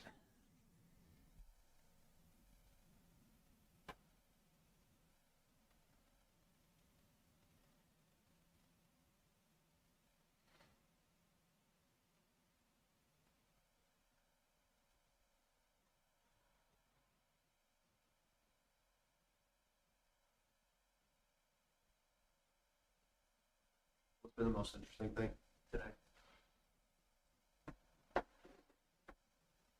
I don't know.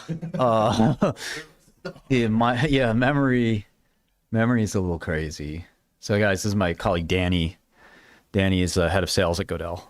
Nice to meet everybody. And let's put this here or something. How you doing? Yeah. Let's see who says anything. Yeah, somebody said co-host. No, the co-host is Alan, but yeah, I mean shit, Danny, why not have a yeah, we're out here building the company every day. Might as well chat, Yeah, Danny knows some things about software and GTM, so that's something he's definitely an expert in. I guess I can give a little bit of background on myself. I started out at AlphaSense, which a lot of people that watch the stream probably know. Worked at AlphaSense, cut my teeth there, kind of learned all about MedPick and how to actually sell software. Learned about what? What? Yeah. What's that?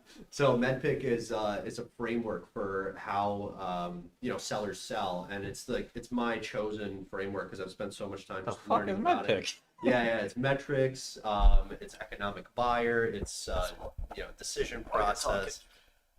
There's a whole lot of parts. Each part of the acronym is an important part of an actual sale. So yeah, just starting with metrics, what impact do you have on your prospect? And this has to be something, related to the business. It has to be an actual metric that you can drive. Like for hedge funds, it's alpha, right? It's that's one metric. For corporates, their CFOs are looking at three things. They're looking at how do we make more money? How do we save money? And how do we mitigate risk? And you got to be able to talk to a metric that the board agrees upon that is important, that's driving the business forward. Yeah, but when you're selling to Fortune 500, Love the board. We love the board. If anything, we want to help the board as much as we can. That's how deals get done. Yes, exactly. Totally not bureaucratic at all. Yeah, most important letter in MedPick is champion. It's the C that I love so much. MED? Yeah, MEDDPICC. Economic buyer, decision process. Retarded. Yeah. Yeah. We've got paper process, we got implicated pain, we got champion, competitors. So there's lots of parts to a deal. I think if you don't have a champion, you just don't have a deal. I learned that from some of my great mentors at AlphaSense, and then got that drilled into me even harder at ClickUp. But I've seen it in real life. I've worked very big deals where, I thought I had a champion, didn't actually have a champion. And then, those things fall apart. You learn one way or another. You learn the hard way. But yeah, champions are what you really need to get deals done in B2B, in enterprise especially. So champion is like League of Legends? The way that I actually have not played League. I have grown up playing Minecraft. I love modded Minecraft. Like, I'm such a nerd about that stuff, like automation and, let's get it going. Let's build a nuclear reactor. The champion is what when you pick a guy on League, like a hero, they call that a champion. Yeah. So. Did you play League? Were you ranked? I never good. I stink at these games. Went to high school in Staten Island Tech, and some of my peers from Staten Island Tech are just like goated at League, just absolutely cracked, I had a who's this dunce? Facts. Dude, I am not smart at all, please. This guy. We work together, okay, guys? It's true. Martin Thosmog. Went to final boss. Minecraft put him on pip immediately. Yo, that's a fact. Yo, everybody's on a pip. So yeah, I think what were we talking about? Champions. Champions League, yeah. So like the problem with video games as well as trading is it requires this deep introspection of like what are you shitty at, and you have to like really work that muscle. And most people don't want to do that, including myself. Yep. And most people would rather avoid that pain of self-reflection Oh man. and being like, oh man, I have really flabby gut, huh? Time to work. I really want to look better, but I don't work on this gut. Yeah. You know, that's like, and then, when you have to have that introspective, like, if you ain't on a pit, you ain't trying. Yo, that's a fact. Nah. This dude definitely plays Teemo. Don't know what that is. Teemo is like this little, Teemo's actually a great champ. I don't know who's dissing Teemo. Teemo's this little, like, I don't know. What the fuck is he? There's this race in League of Legends that he is. He's a Wordle, something like that. And he's just a little guy, and he places these poison mushrooms. Very, very annoying. And it's just like this weird meta where he's just like completely squishy, terrible character, but these poison mushrooms you can't see, so you can't even see them. The only games that I played that have like ranked actual like competition like that are I played Paladins, which is like the free version of Overwatch, and then I've also played Apex Legends. I know. Okay, yeah. He's a Yordle, not a Wordle. I thought he was a Wordle. Wordle's a different thing. So, is that yours? That was me. My bad. Okay, yeah. So anyways, yeah, so that introspection thing is really tough because, like, if you make a trade and you're like, oh, I went into too much size, then you have to be like, in fact, this is supposedly how Steve Cohen got really good, is that he would make the trades from 9:30 to 4, mostly on instinct and stuff like that, and then he would look at charts and his trades after the close, right after, while they're fresh. What I do in the memory. That's what you do. Yeah. Yeah. No, it's like, well, no. I'm saying, like, what did I do? Okay. Like, you look You're at- like, yeah, that's me. that's what I That's do me. too. By the way, I did that before Steve Cohen. That's jokes. Yeah. So I think the sales needs normies. It's fine. It's true. It's so Normie true. coded. It's so true, guys. It's so true. Martin hired Tarek. Oh, Tarek is the gay. No, the gay character. oh no, I thought he was like Tarek Mansour. I'm like, No. Wordle, Yordle, same thing. Yeah, I love Skyrim also. I'm talking Yeah, about video games. Like, that's just one of the games that was formative for me, Skyrim. I also love the Witcher series, just so goated. Yeah, no, all the CD Projekt games are good, and then yeah, Bethesda's Yeah, stuff is great too. But anyway, so Cohen would I think review the trades right after. A lot of people keep a trading journal, and it's like the most high ROI way. And we don't have one at Goodell, but it's something that we should add. Yeah, to notes for sure. Sometimes Danny tells us what to do here. We never listen to him. Yep. But yeah, No, you listen sometimes. That's all not jokes true. aside, Yeah. All jokes aside, a trading journal is actually a really, really valuable kind of addition to what could be I mean, I think that if in your order entry, right, Yeah. you're forced to write down Why? why, or at the very least your thematic trading things like gap and go is something I've seen people talk about lately. It's basically this idea that a company has some positive surprise, stock gaps up. Mm-hmm. Often, I've said this for 22 years now. There's old SAC, speaking of Steve Cohen, old SAC guy I used to talk to, and I said humans are poor Bayesians, and he thought it was super impressive. He was the intellectual kind of, as opposed to most of Steve's guys who are meatheads. Yeah, at least from back in the day, they kind of were.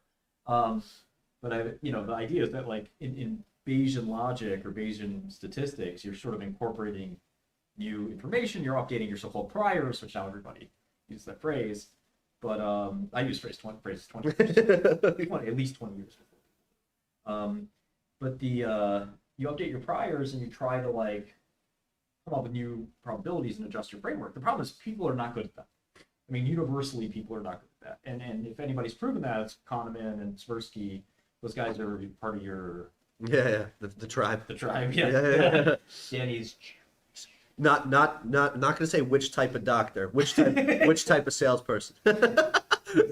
He's, yeah. When are you adding Tel Aviv as stock market to Godel? I thought we had Tel Aviv. Yeah, I thought we have quotes from Tel Aviv, and they're in shekels too. Yeah, exactly. Tel Aviv. Which Tel Aviv stock do we not have? L'chaim. L'chaim Buchaim. Future of FPGA skill sets. Yeah, bro's a scammer. Wow. Come on, man. Wow. I haven't scammed anybody, man. What is that? What What is that? sad. Pluto? That's a friend of ours. That's Pat Cat's friend too. Really? Come on, Yeah. man. You don't even know me. You can talk shit to these guys. They don't mind. No, that's okay. I think he's a client. I think he's a client. Yeah, listen. If you're a client, you can talk shit. You're fine. You can talk shit If you have a Godel account, you can say whatever you want to me. Honestly. Is this the new talent? I don't like this guy. Mika. Sorry. Burnside. Is this a trader? No, he's head of sales. Can't please everybody. Just a sales guy. LOL. What do you want me to be? What am I claiming? First of all, he's head of sales. No. Get that right. He's head of sales. But Juden. I just pulled up on your screen where you see the comment. YouTube chat. You guys are funny. Yeah. It's Juden. Ich spreche Deutsch. There you go. He's the only Jewish guy who speaks German. Not even true, but it's the facial hair for me. Oh man, I was actually gonna shave that. So yeah. Nah, I flip flop. I'm sometimes I'm babyface. Sometimes I like to just like clean here. You know. He says no LOL. I'm saying he's not a scammer. He's a sales guy.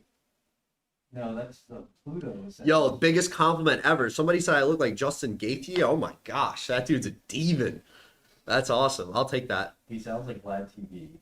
Pink shirt on a Monday. Vlad TV is also Russian Jewish, so that kind of checks out. Pink shirt on a Monday. Pink shirt on a Monday. Pluto's just stomping on you. That's okay, Pluto. I think we would be friends. You know, I think you actually like that I'm wearing the pink shirt. Is this the same Pluto from that's Fat Cat's buddy and we played Rust with? Or is it a different Pluto? Because there might be two Plutos. I feel like I did miss out on the whole Rust situation. Yeah, I'm all right. You guys seem it like stresses you out more than relaxes you, which is what I would look to a video game for. You know, that shit is retarded, and yeah, like we wouldn't work. You know, I mean, I wouldn't work. The guys wanted to work, but I tried to stop. He does look like Justin. Okay. Dude, I'll take that. You got yo, I'll freaking take that. I'm about yo. I hit the gym this morning. I'm going tomorrow just because you said that. Who is Justin? He's a UFC fighter. Oh, he actually, I'm pretty sure he just beat the brakes off some dude like the other day. I love it. So anyway, yeah, a trade journal would be pretty nice because, you know, so let's say instead, okay, so I think even at Steve Cohen's place, and probably a number of other hedge funds. I'm trying to think if we ever had to do it anywhere in my career. You have to write down your thesis. Yeah. You know, you kind of have to say, I'd write down, usually it's some kind of pitch to the boss. I would send to Steve. This is Steve Shapiro, my old boss. Steve, I'm long. I want, we should buy position in blah, blah, blah, drug stock, and here's why. And then he'd decide whether he wanted to do it or not. And you write notes now, you know? Yeah, you justify your thinking all the time. Well, the issue is, do you do it when you hit the order button? Yeah. That's the thing. That's discipline. You start to get really excited about, your trade, and you don't stop and say, well, how much should I be buying? Do I have any price discipline at all? SpaceX is IPOing. I feel like I'm missing out. I gotta rip into it. That's where you make the losses, right? That's where you get smoked. And yeah. When you don't actually stop and think and sort of say, maybe I shouldn't have 20% of my portfolio in this thing. And and then you can make adjustments that are really easy. We have this guy Quest. A lot of people know Quest from my Discord. This is my personal Discord, sort of pseudo fan club. It's actually a ton of fun if anybody wants to pop into that. But Quest is this Canadian, I'm not going to say sexual orientation because that's not relevant at this time. But he's a Canadian, same thing. Canadian. Pride Month, Martin. He's Canadian. I mean, that's for all Canadians. He's a Canadian gentleman who plays League of Legends, and he's a coach. He's actually a fantastic coach. And so what he does is he tries to, like all great coaches, he reviews the tape and he shows you these little micro errors that you're making. Sometimes they're big errors. Yeah, right? yeah. In my case, but the the small things like, oh, you're thinking that right here is freeze. And he's like, you're thinking you could do this, right? And he's like, yeah. And he's like, but what you didn't notice is that, and watch what happens in 10 frames, you get punished because you didn't realize this. And you have to undo that bad thinking. And that's why so many kids are so good at different new skills, because they don't learn the bad habits. Whereas adults in chess, for example, you know, we learn these terrible habits like, well, I'm just going to move these pieces randomly, not think about it, or I'm not paying attention to a threat, or whatever it is. And unlearning those bad habits is 100 times harder than learning the good habit. Yep. And so you have this rut in your brain of like, this is what I'm going to do. And this applies to communications, like sales. I'm saying it applies to sales a lot. Literally everything you're at. Flirting, you know, whatever it is. Yep. Whatever skill you're trying to be better at. And the reward function is the hard part here. So when you have a Pavlovian instant reward function, you can learn much faster. You know, so you go up to a pretty girl and you say, I got a big dick. And she says, ew, and she walks away. Well, the immediate Pavlovian reward is like, hey, don't do that again. Yep. You know, but in a chess game, the key play, first move is h3, next move is, you know, e4, next move is g3, you castle, f3. You know, you don't realize that, okay, it was h3 that lost the game. Exactly. You know, Which that move was the was dumb it, move. right? Yeah. So you don't, and same thing with League of Legends. It's like, okay, my laning phase went poorly. I died 3 times. Clearly I did a terrible job. But what was it about this that... Did I ult too early? Like, yeah, exactly. What did I do wrong? And I think trading is thankfully a little bit closer to the Pavlovian immediate feedback thing. Yeah. Because you more or less see the score on the board. And... But I like what you're saying where like well, it's not even what you're saying. It's more so that the actual like justification of your thoughts takes time, and it is less, you know, it's the reward isn't like as instant there. So discipline, it's discipline. It's like doing the hard thing, doing the thing that doesn't reward you right away, like delaying your gratification. All that shit is hard, you know? Yeah, no doubt. So I think there's, you know, trading. So anyway, what a trading journal might look like is you have the option of putting down your thesis. Yeah. But another option could be categorization. And I like this a lot because a lot of trades end up in themes, right? Where it's like, I'm buying the dip. Or I'm buying some, maybe a better way, I'm catching a falling knife. I have no, it's not bad. I mean, there's different kinds of dips, right? Dude, I'm stupid. I lose money all the time. So like take that with a grain of salt. But I see Salesforce down like 1,000,000%. I'm a customer. Like I see Duolingo. I look on Godel, like I see the profit continuously goes up every quarter. Let me give you two examples. So today I bought 2 different dips.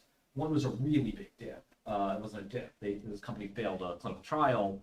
That's like and that's a theme. Like, okay, company fails clinical trial. They had 2 assets. One is gone now. Yeah. You know, but you want to buy for the other asset. Sure. This has actually been a great theme for me in my career. This is often what ends up happening is the stock will drop like 30% or something. And asset 2 is actually what everybody values and cares about. So actually getting rid of asset 1 is almost bullish. So, you know, this happened to... Teams locked in, you know. Yeah, exactly. The company's no longer distracted by asset 1. And it's really a bullish thing. This happened to me in 2005 with a company called Alexion. And Alexion had just been... would end up being one of the best trades in my career. It made many careers. And Alexion... had this other drug, pexilizumab, and Pex was for CABG. Now, CABG is coronary artery bypass graft, right? And okay, so right. I don't know, but heart surgery, yeah. Okay. So the thing is, the CEO was a Yale cardiologist, and like he's a very stereotypical Jewish guy, and I love Lenny and Lenny Bell, and Lenny was one of the best drug CEOs. But his mom really wanted him to be a cardiologist. And, that's actually very, very Jewish, right? So, yeah. And so he picked a cardiovascular indication, but he had this also, and the drug clearly didn't work for that. I mean, he was just wishing upon a star, and the first trial failed, so he rejiggered the trial. Oh, this time it's going to work. Never worked. But drug 2 was like a cure for a rare disease, and he was just like, who needs rare diseases, you know? And of course, you know, Alexion ended up selling to AstraZeneca for $40-50 billion in a huge success. But anyway, the day the PEX trial came out, everyone on Wall Street assumed that PEX would fail. So and everybody said, when PEX fails, I'm going to buy it. Wow. Okay, so what happens when PEX fails? What do you think the stock price looked like? Did it go down? it did not even go down. Really? And that was one of their two main assets because everyone was waiting to buy That's so when sick. PEX failed. So the perception was once PEX fails and it drops 30%, I'm just going to buy then. That's And they a good never entry got the point. chance. Well, everyone's thinking that. I mean, you just buy now, you know? And that worked out really well for those of us who had that insight. But you could have bought it up 30% and still made 10x. Or whatever. So, you know, it wasn't really, or 20, 30x. So I think the point is, like, if I don't want to write this big long thesis, which just means you're, you know, stupidly lazy, you could click and be like, thesis type or theme, you know, you could call this the clearing the deck. Yep. You know, if you want, you know, or whatever name you like, and say, okay, this is a clearing the deck trade. Yeah. And the way these clearing the deck trades work is the market drops it a ton, and by the end of the day, people are like, okay, is the fair price for what I'm betting on a good price? And whether it's up or down, you know, it doesn't make a difference. So I think that's a theme. But the Micron is, here's a super hot stock. Yeah. And it's just so bullish, it'll never ever stop going up. And now it drops, at one point it's down 9%. And you're sort of like, okay, is something changed? Or is it, you know, kind of you have a lot of people jumping onto this trade, who are newcomers to trade, including me, and, you know, they don't have the strength, the retard strength to like, 5-10% drawing them. Who cares? Yeah. But if you just jumped into this trade because you have FOMO and it's down 9% on you, no, you don't have that. You know, you're like, oh, I knew I was the retard coming into this halfway through, or maybe now it's, you know, the end of the trade, you know, from Micron going from $50 to 1,000. You know, now I'm buying at 1,000 like a retard, and I'm going to get punished for that. And so it drops down to 900, or, you know, I'm using approximates here, and you sell at 900, you're down 10%. And then, you know, of course, it promptly goes to 1,500. You know, you're just like this little dip on the way up. So this is kind of like, you could call this theme of a trade like, you know, momentum, kind of like pause in momentum, assuming a resumption. Yeah. You know, and that's just, you're going to see lots of these types of trades, and you might use Godel, hopefully makes a tool like this, shouldn't be too hard actually. And you basically say, show me all the trades I made in this theme. Yeah. And like what I noticed, I'm always oversized when I do these momentum resumption trades, and I am early, and usually what I should do is just kind of leg into them a little bit more, as opposed to just going, you know, blasting through them. And so if you notice that that's what you do, then you can correct yourself. The problem is, again, you need a trading coach. Yeah. And I think maybe AI could do that. That's interesting. Right? Maybe AI could be like, hey, dude, Jim or Pluto, you know, you're a full standard deviation away in size on this one. Or, you like, always make this mistake. Yeah. You know, you would have been much better off if you didn't. I don't know if AI is there yet, but I think, you know, it could be there now, or it could get there, or we can make it get there. And yeah, I think like we can iterate on the notes part of Godel. notes is but you know, it has to be in the order entry. I think otherwise you know, if you make it so that you cannot place the order without writing your thesis, because that's how it works at a hedge fund. Yeah. Like you go to the big boss and you're like, buy 1 million shares of this He's thing. like, The "Are you big sure?" boss is Why? like, Yeah. why? Yeah. Yeah. Now, if you're a PM, you can do it. Yeah. But in that case, you know, you should have that discipline anyway. And if you force it so that at least you have to click a theme, you now have P&L sorted by theme. Yeah. Okay, you are terrible at these. You think you like to make money on these falling knives, but you're terrible at falling knives. Stop doing the falling knives. I love these kinds of things that shine a little bit of extra accountability, you know, and we're talking about this like self-reflection. You know, I think it's a really, really good idea. It'd be interesting to read some of the investment theses across the Godel user base. You guys are well, that's good. Yeah, I mean, I think we want to be careful about that. You know, what do our users allow us to do? You know, are we allowed to read them? Are we allowed to sell them? Things like that. But for those of you joining us, I'm here with Danny Grinberg. He's the head of go-to-market, which is the fancy new word for sales at Godel Terminal or DL Software. And Danny's sort of an expert in, you know, you tell us. Yes, GTM. All the things Pluto's like, Martin, if he can get a girl's number on the street right now, promote him.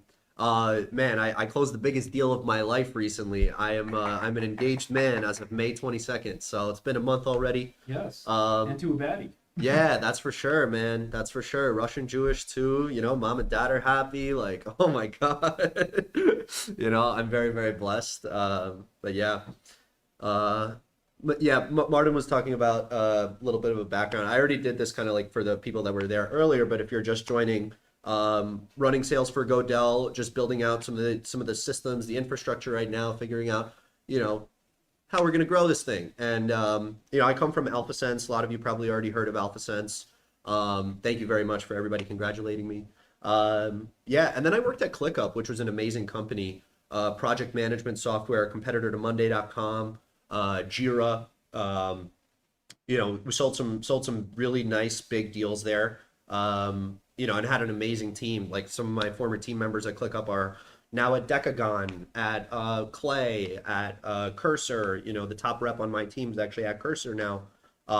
You know, top rep from the enterprise segment is at Decagon, and you know, it's just it was an amazing place to be. Amazing sales culture, amazing medpic, you know, rigor.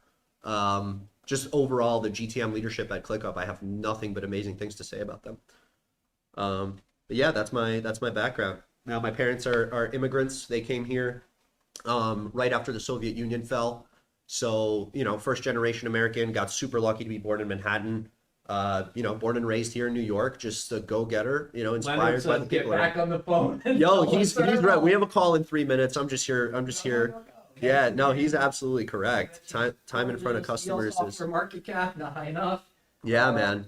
Ironic hair, looks like Uncle Adolf. Come on, man. This is Trader God 256, man. You better believe it. yes. We're losing money not buying IBM talking this stuff. Okay, well, maybe that's true. No, yeah, I'm getting on a customer call in 3 minutes, so actually do got to get out of here. But it's always wonderful, and I'll be back soon. Cheers. Thank you for coming in, Danny Grinberg, head of sales at Godel. Not co-host, but we'll probably make appearances here and there.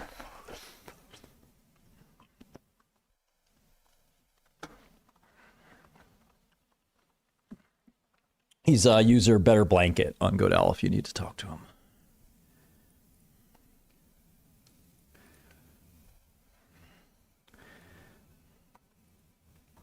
I'm not trading Duolingo. It's definitely an interesting one, but not my cup of tea. Micron rallying a bit back here. New office, yeah.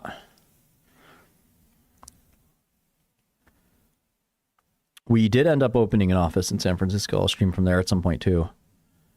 Wow, look at SLS up 17%. Binary event. It's probably an August event.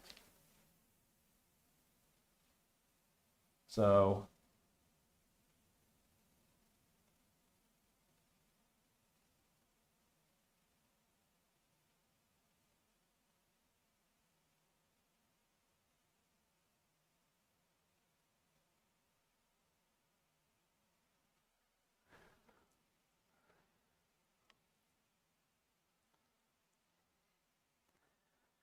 yeah, he's the only non-autist here.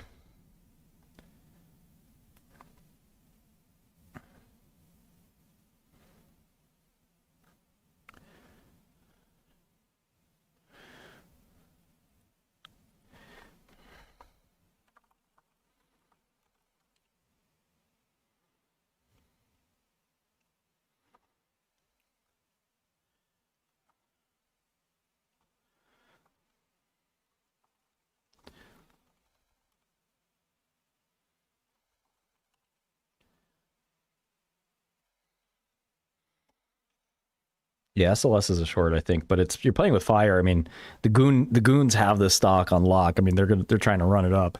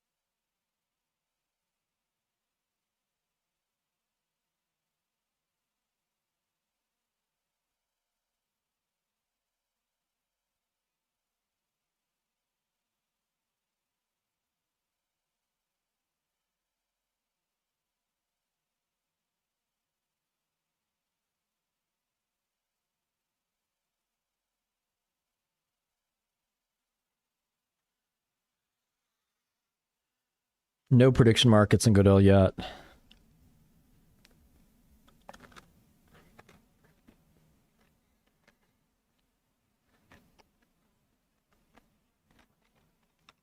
There's an SLS Discord? No fucking way. I have to go there and taunt them.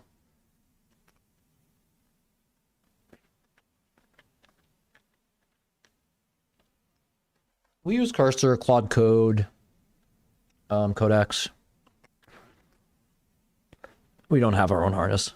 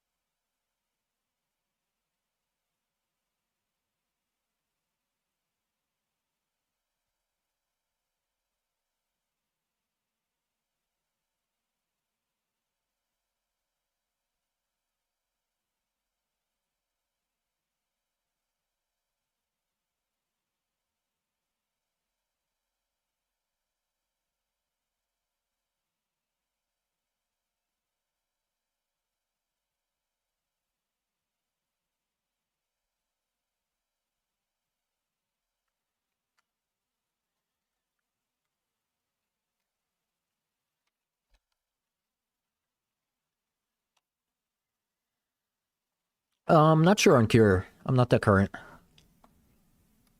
Family's good.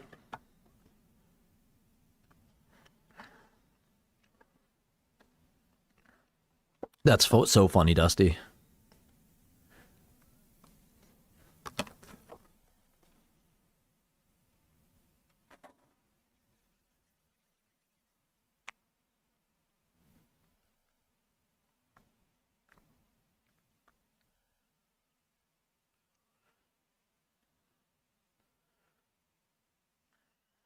I just took a stock from stock picks from Goodell.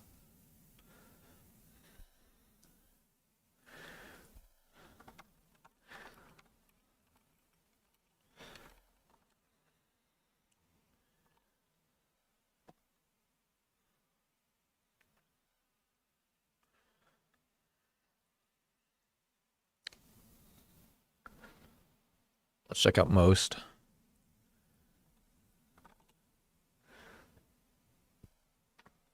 Comcast trading the most, but that's a share amount, not a dollar amount.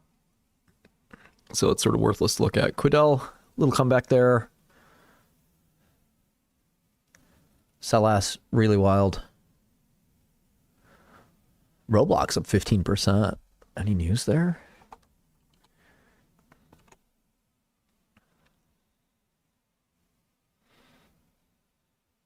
Upgrade.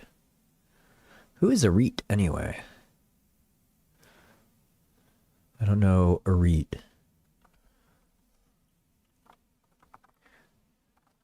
Advisors? A REIT advisors? Is that these guys? No. A REIT Wealth?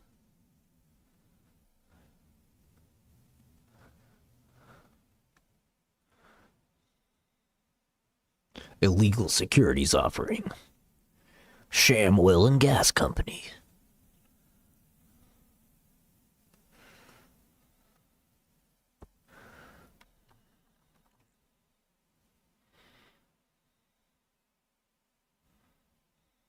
REIT research, okay.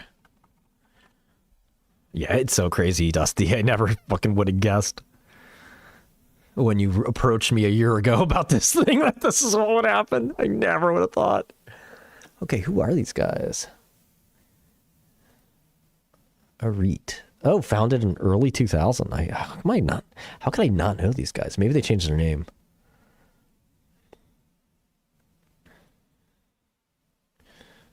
Are they London based?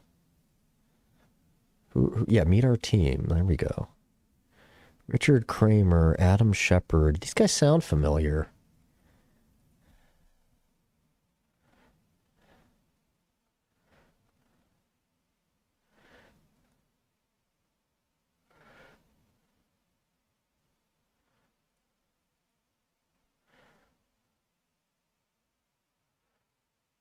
Hey, I'm streaming. I'm live streaming. Okay. Do you need me? I'll come out. Oh. Okay. Yep.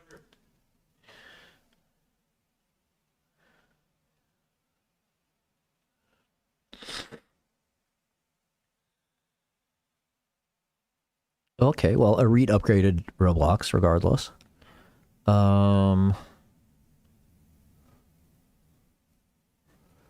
ACM Research, Charter. Yeah, a lot of the big news here today is Charter and Comcast. Where's Comcast? Comcast dropped. Wow, Comcast is up 20%. Now it's only up 7%. Unbelievable. Honeywell, well, Honeywell sort of split, right?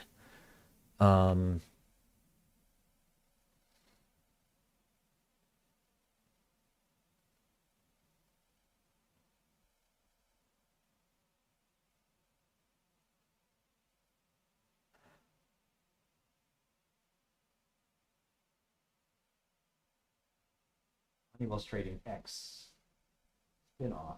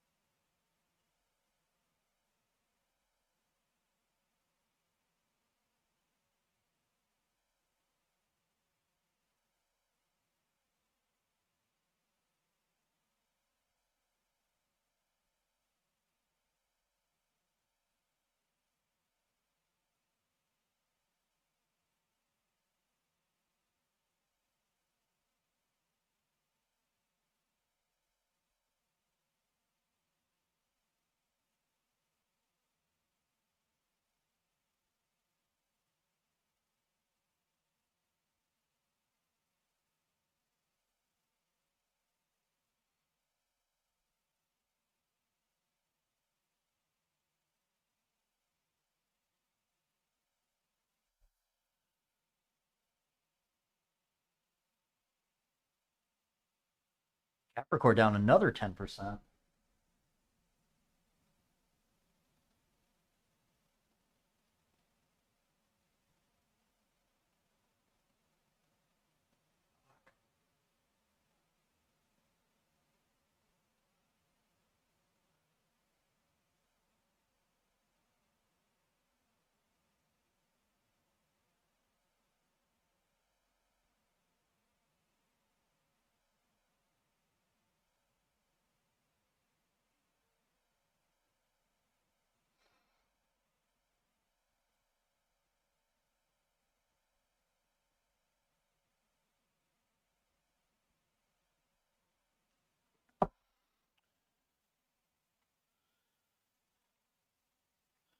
Doesn't Betaville always just come out with tons of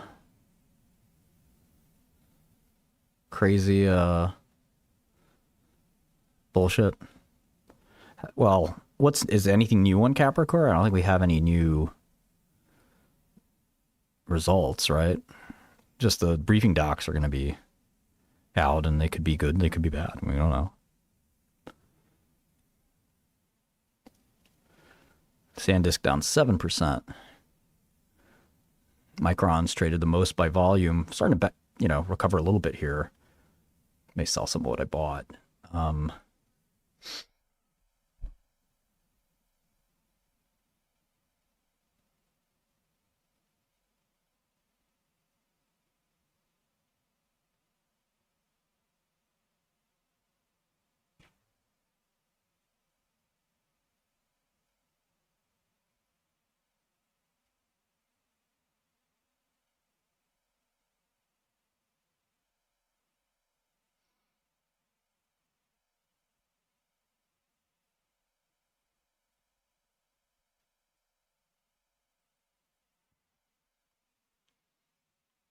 How does Capper go commercial, really? I don't know what that means exactly. What are you saying?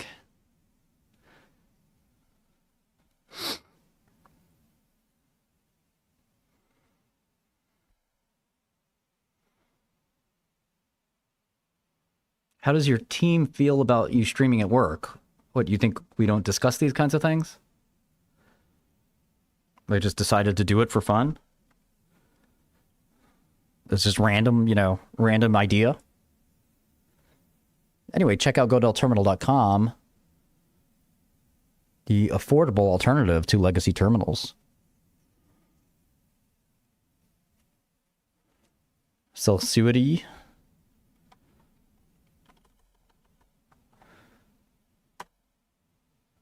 Yeah, I know Capper is in litigation, but it's not really clear what.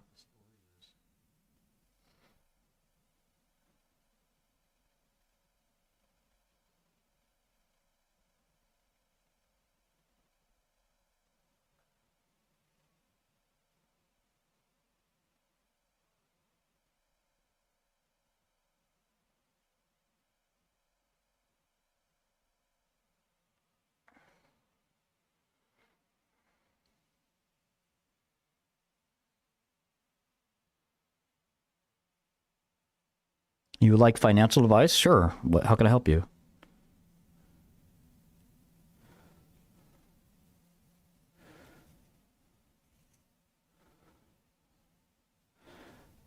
Yeah.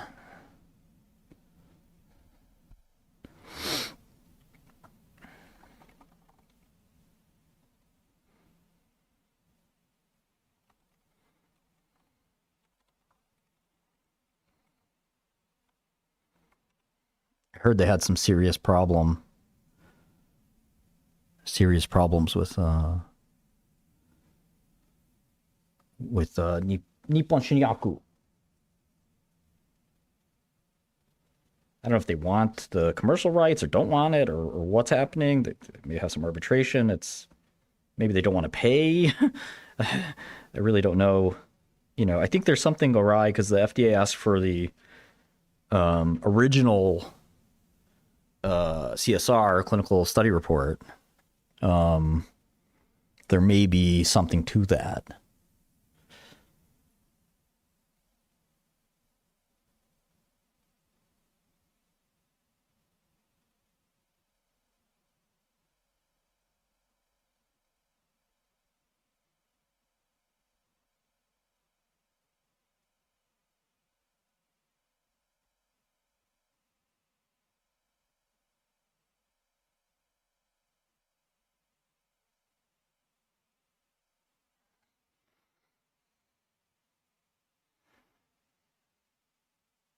GLP-1 market just seems to be expanding more and more. I mean, it's kind of incredible.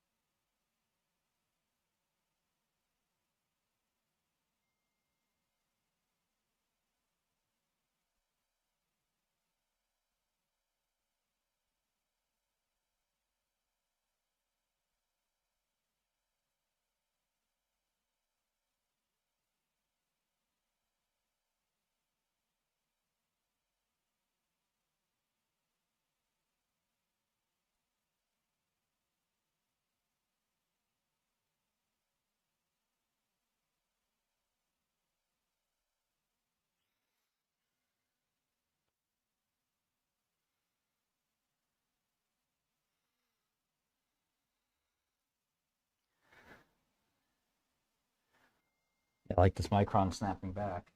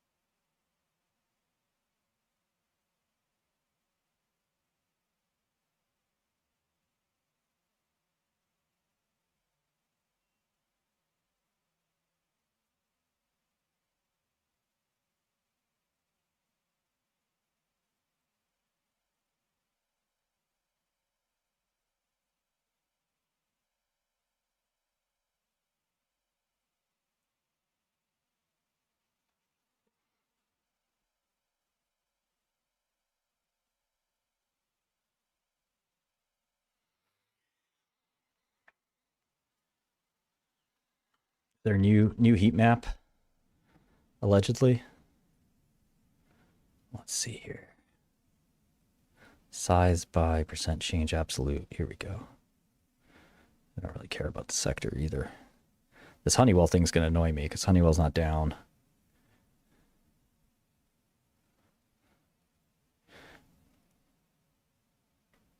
You change the color. That's kind of neat.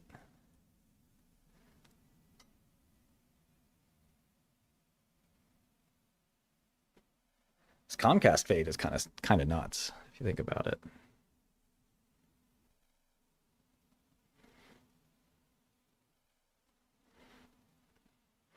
Yeah, SLS probably August, September.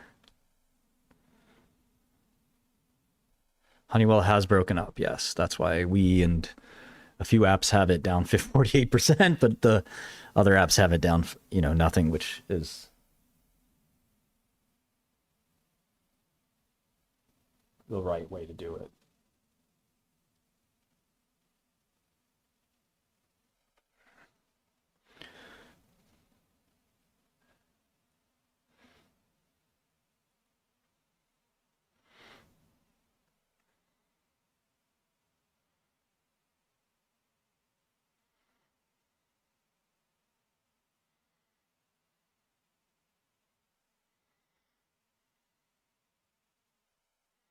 We not only have a heat map, we have a heat map with animations. It's kind of neat.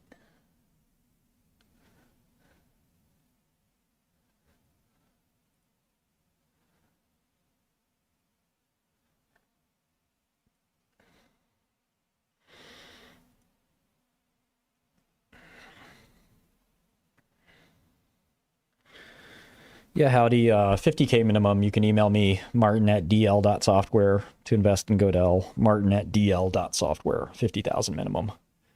No pikers.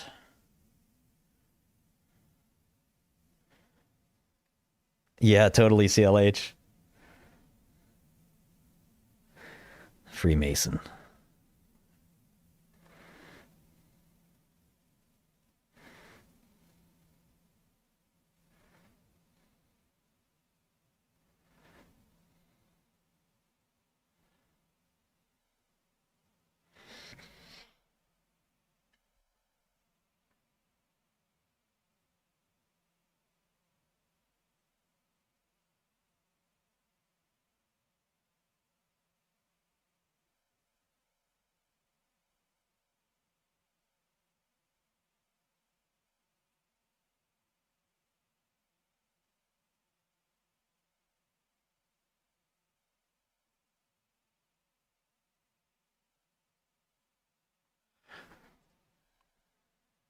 Yeah, new challenge account.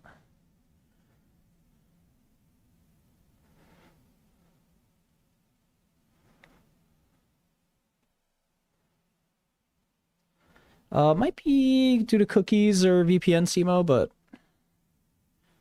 I think occasionally you do get randomly signed out anyway, just for other reasons. Yeah, Charlie, I'm just putting some out for sale right now.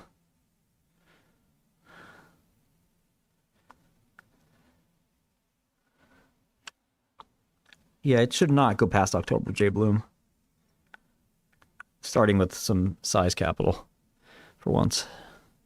I'm not trying to take an account from $1,000 to $1 million. That's kind of a little cringe.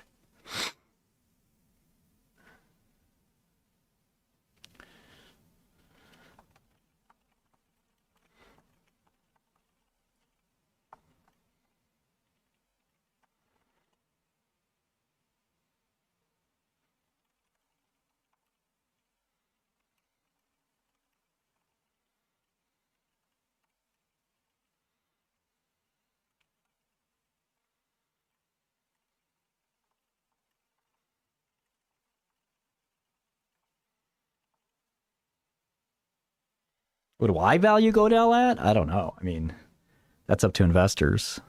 We're just getting the ball rolling at the company. I mean, I think I don't care whenever I start companies like this. Valuation at this point doesn't really make much of a difference. Can you be accredited in Europe? Yeah. QCLS office. Stay tuned.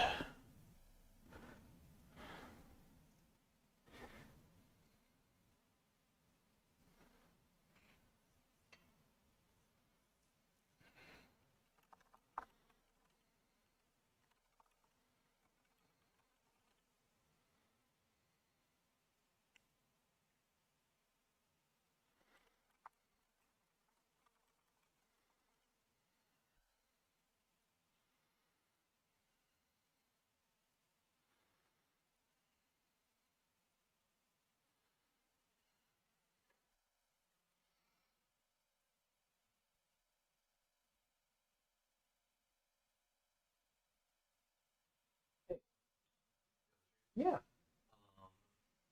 I saw you have a call tomorrow, or in person, right? In the morning. Yeah. Can I book you before the in person? No, why? Okay. You're out like even an hour before I can book you. You can text me what it is. Okay, I'll text you. Okay.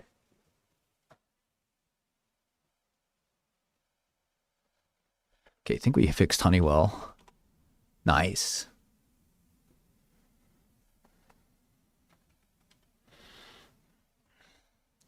This should persist with my defaults. We'll make that the case. Okay, so Charter's up the most in the S&P 500. Axon, somebody mentioned. Applied Materials. Palo Alto Clack. It's funny, the semi-cap equipment's up. Verizon down. Didn't they do a deal with BT today?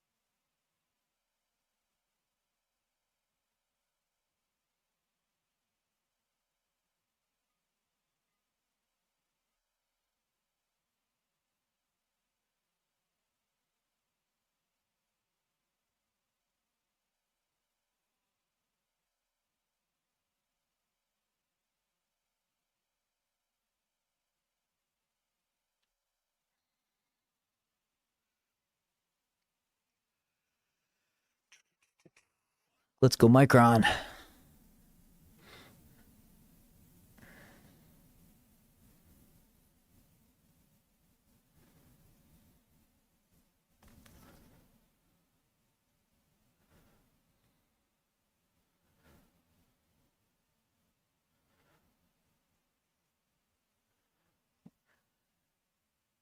Yeah, we should look into it. That's a good idea.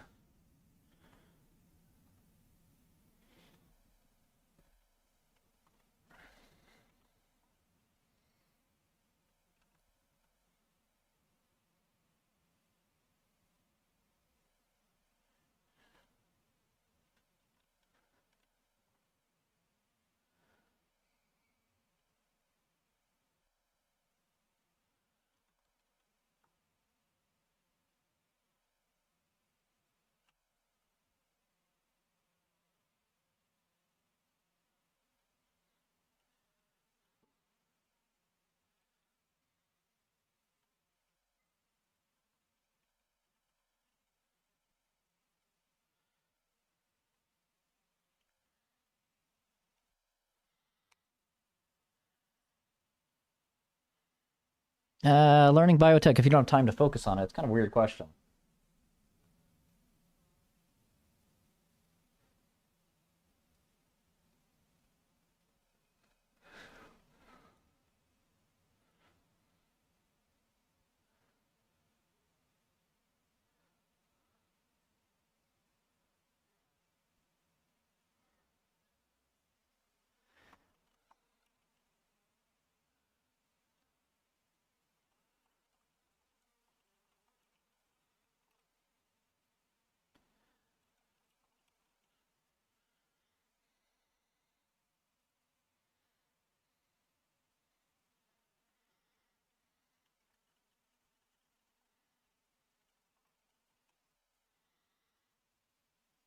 HMAP is how you get the heat map. You have to learn all the mnemonics for Goodell.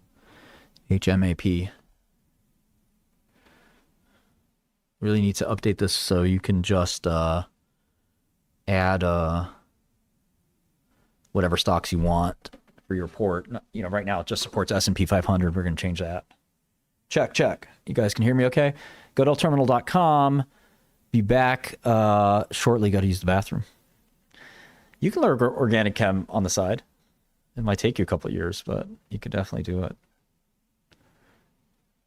Let's go Micron.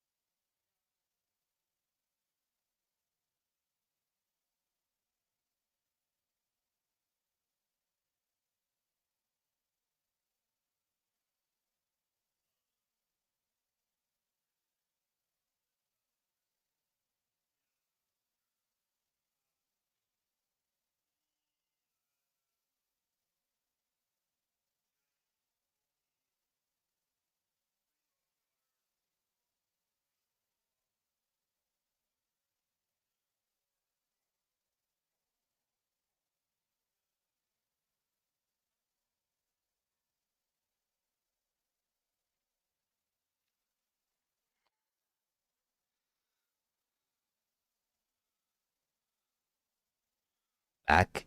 What's up?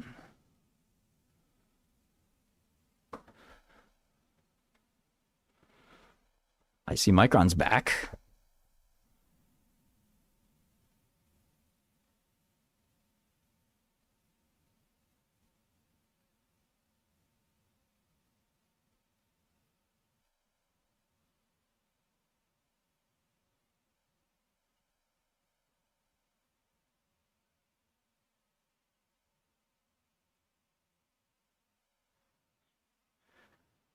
Yeah, I ran into some colleagues. Sorry.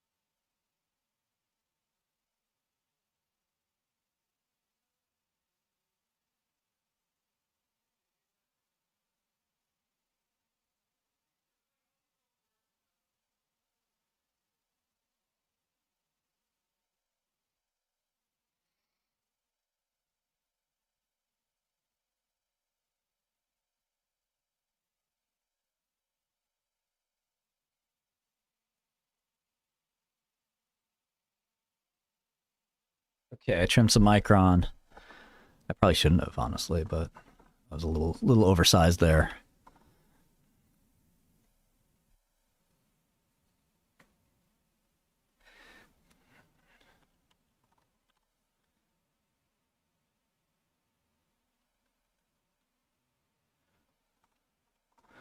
Of 25 bands on Micron.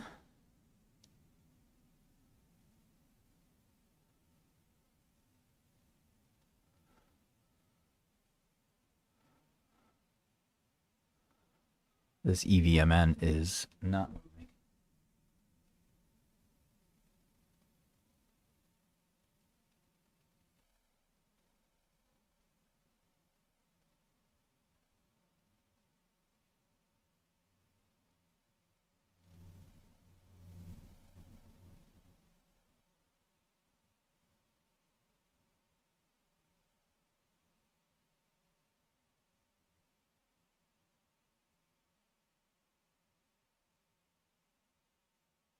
Rocket Lab picked back up.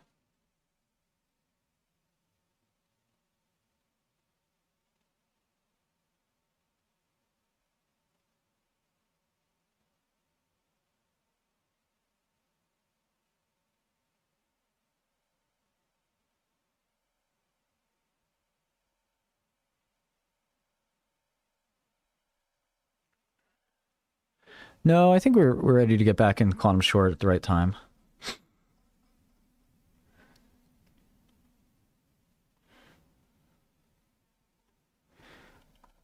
Curious what Rocket Lab said for Q2.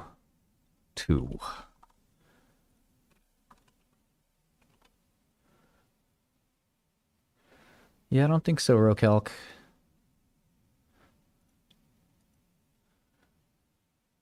$230.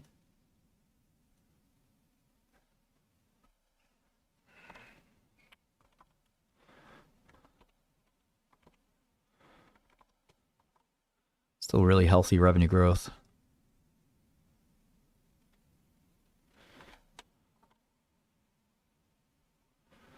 Yeah, maybe stay away from Rocket Lab short.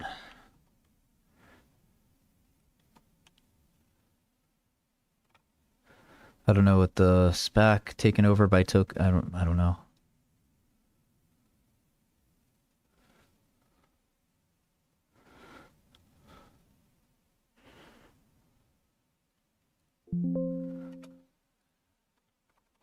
Wow, Micron 1100 again. Let's go.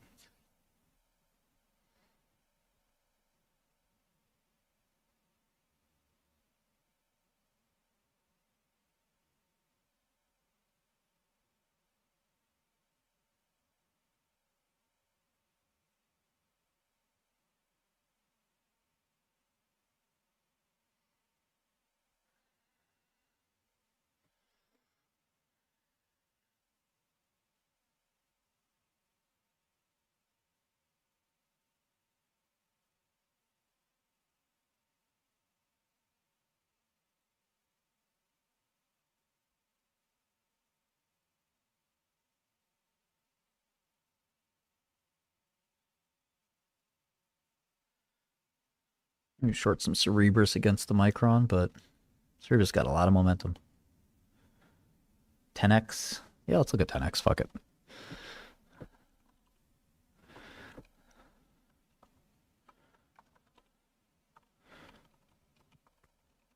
$10x. Can 10x. Yeah, it'd be fun to do that. Let me just get ready.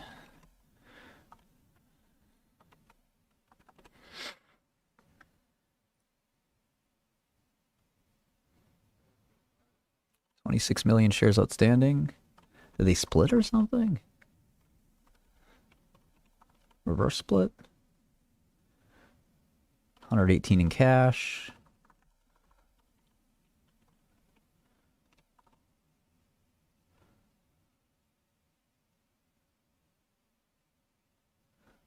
Okay. Still have preferred stock. Okay, converts to 45 million shares outstanding, fully diluted. So it's not a small market cap, 600 cap here.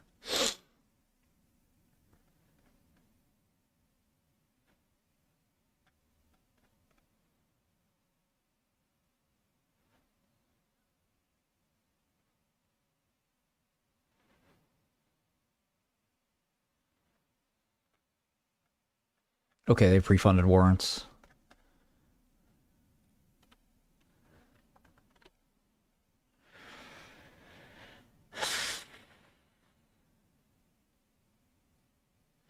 I'm not sure what you're saying, Bandit. I don't remember this position at all.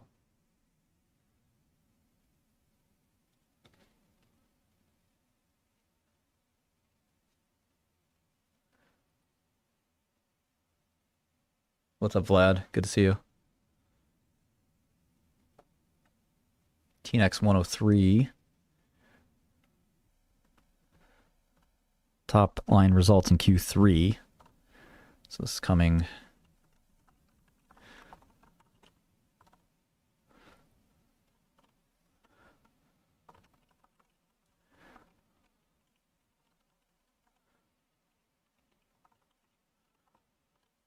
No, I'm long Micron.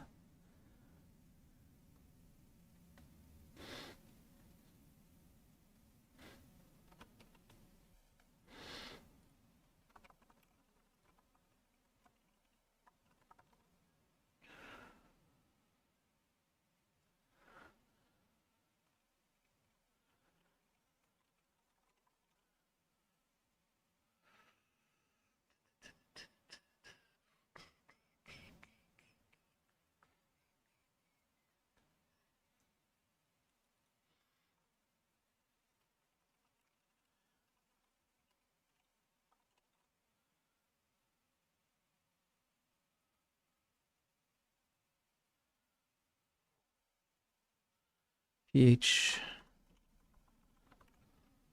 Pulmonary hypertension with heart failure and preserved ejection fraction.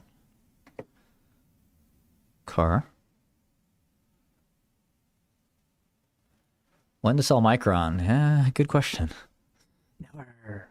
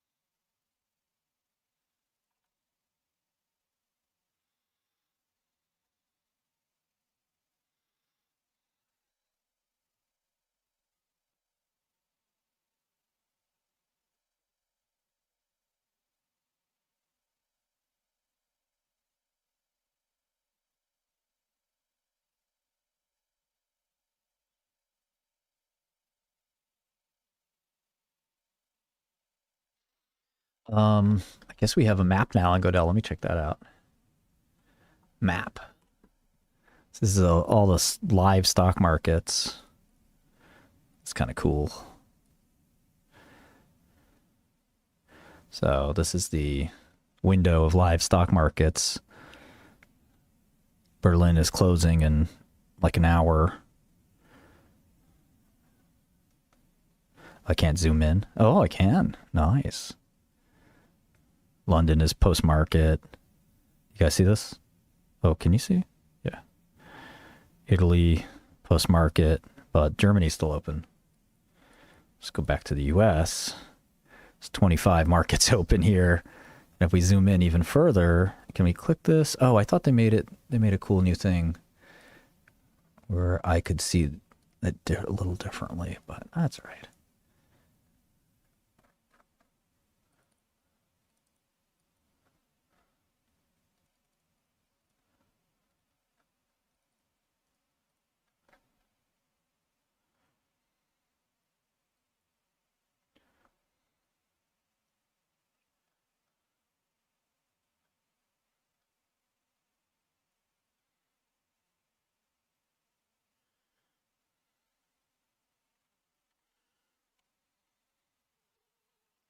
Yeah.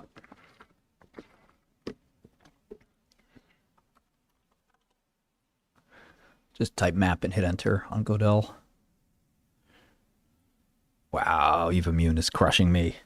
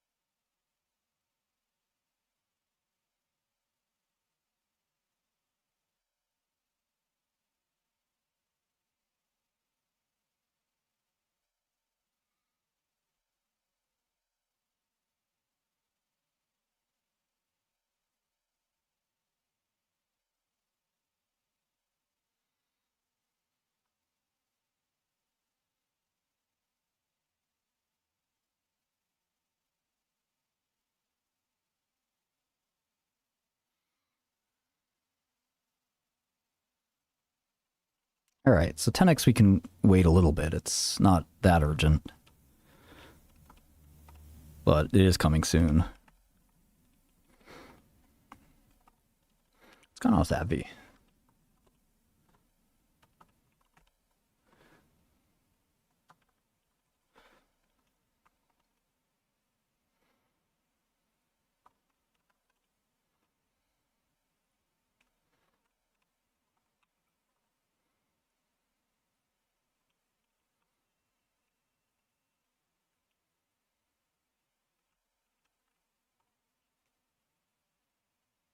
Yeah, tell me Laws of Fire. Tell me about it.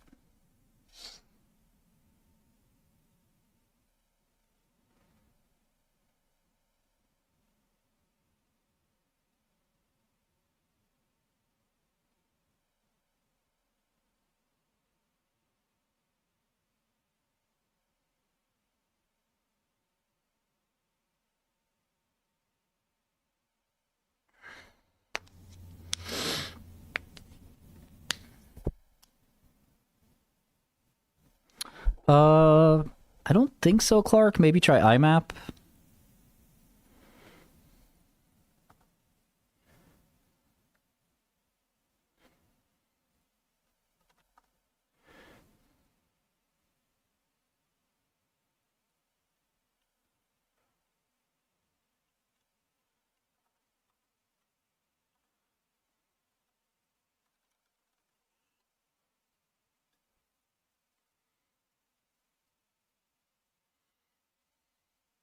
I just hoping EVMN rebounds, but doesn't look good.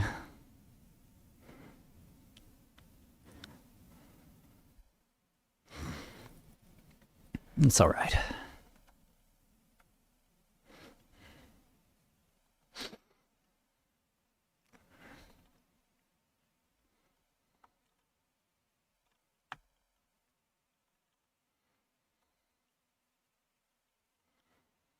Darzluk's an amazing drug.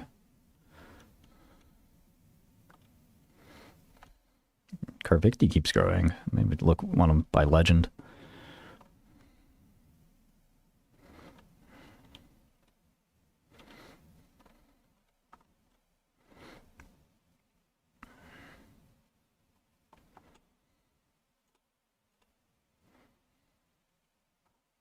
TechVaylee is CD3 or bispecific with BCMA T cell. That's up to $1 billion, and it competes with Carvicti.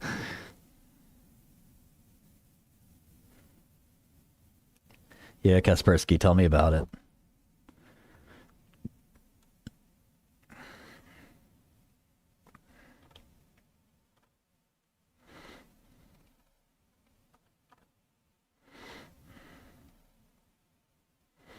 Telve is also multiple myeloma, part of their just massive armamentarium for MM.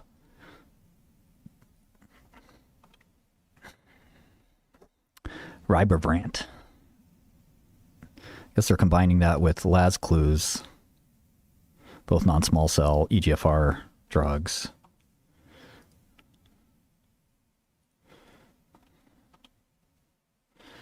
Then you got good old Erlita, eventually going to go generic. Imbruvica is just getting destroyed. Lilly's drug is superior to Imbruvica. I was surprised that I saw that.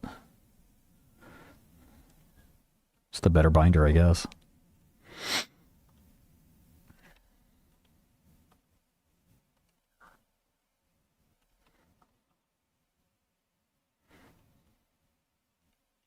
They probably took some drugs out of oncology. Here, let's see what they take out. Zytiga, probably. Yeah. Rybrevant. 257. Okay, Tremfya is Fia. Huge number. 1608 mil, up 70% year over year. Unbelievable. Immunology, man. Almost a $10 billion drug. We're around $6 billion right now, but should settle in around $10 billion. Stelara biosimilar now.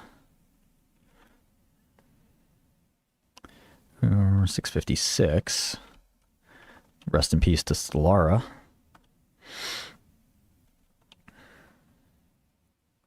And Remicade hanging in there at over $1 billion, despite biosimilars. You know, not bad. Still a blockbuster. No IP blockbusters. Gotta love it.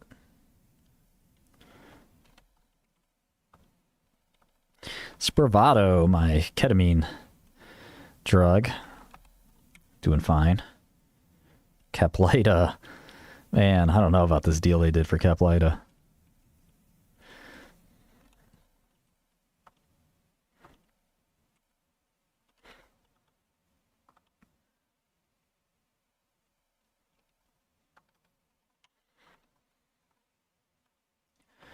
In Vegas, Astana, wow, still growing. No, flattish, but still impressive. J&J, man. Infectious disease franchise for J&J is basically gone now. A long time ago, they bought a company called Tibotech that kind of started this off, but now there's no more. There really aren't any infectious diseases left to treat. Maybe Hep B. Move Caplyta to the CNS section.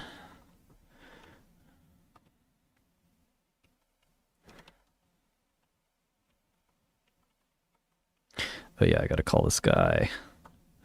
Might have to hop.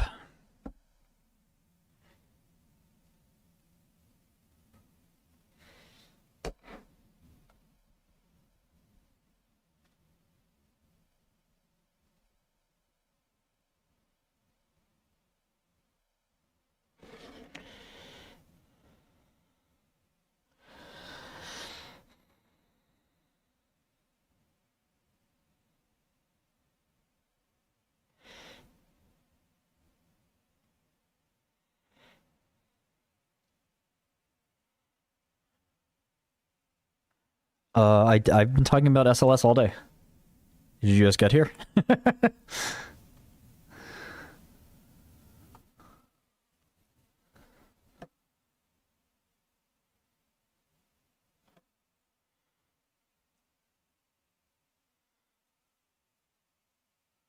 SLS is 0.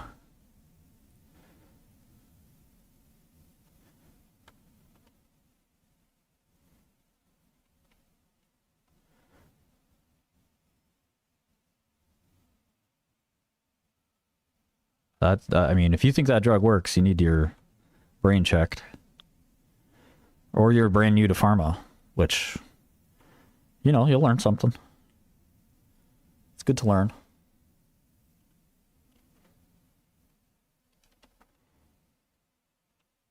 Oh, the patient's still alive, derp. Man, I wish you guys were around when Uncle Thyrion had this situation. This happens in biotech practically every year. There's some trial that's taking longer than expected, and the immediate thought is, oh my God, they must be living longer. Poor guys. You're going to learn something. You could hire a statistician to help you.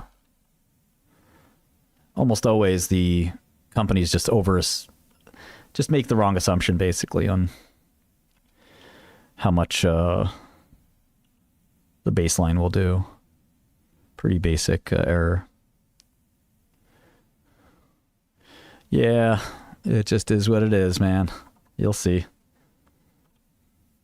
But yeah, man, make the bet, you know, if you believe in, you know for sure how many years this just happened with, you know what I shorted that were sort of same thing was, what was that stupid company with the polokinase inhibitor? Oh, who had that polokinase? This was the same situation. Everybody thought, oh my God, you know, they must be doing so well. And it was still Cardiff, CRDF. Yeah, the same story with Cardiff, you know, that did not go so great.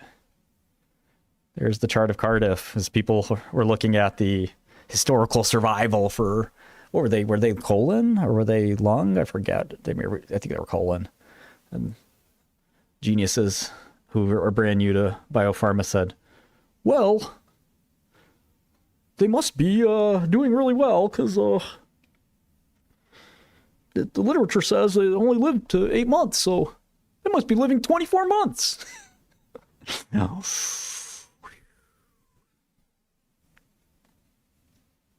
Look, I mean, I need to take your money, so I want you to be long. I'm not trying to convince you of anything. I need your cash. I don't want you to sell. Stay in. Buy more. Okay, Micron's 11.5.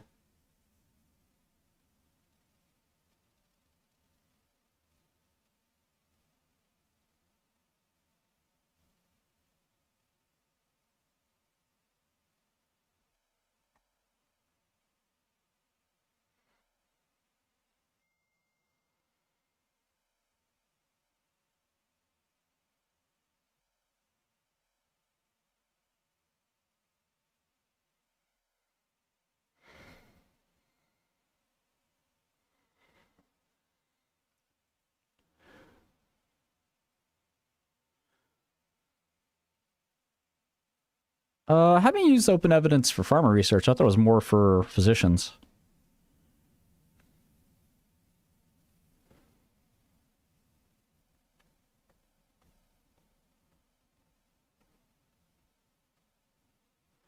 Which SBRB offering? Yeah, they were, I don't know why they did it the way they did it. No, Abivex is not my biggest position. Although we do expect their results later, right? I don't know if Abivex gets bought or not, Ed. That's not how you should be looking at investing. Kind of a bad way to think about investing. Who's going to buy out my portfolio? You know, a good investment or it's not. And I like Mark DeGarradel very well, or quite a lot. Of course, I wish the stock were up a lot more, but you know, just getting a good manager is hard enough.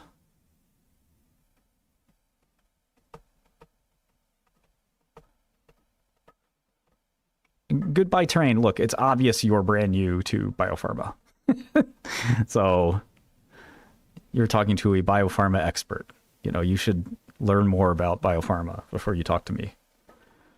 This is not fun and games. Some people make their living in this space, right? You make your living doing God knows what. What are you, librarian, truck driver, programmer, some shit like that? Am I onto something? You don't work at Big Pharma, right? You're not in finance, right? You're just some fucking rando, right? Right. Pretty simple. Fucking Redditor.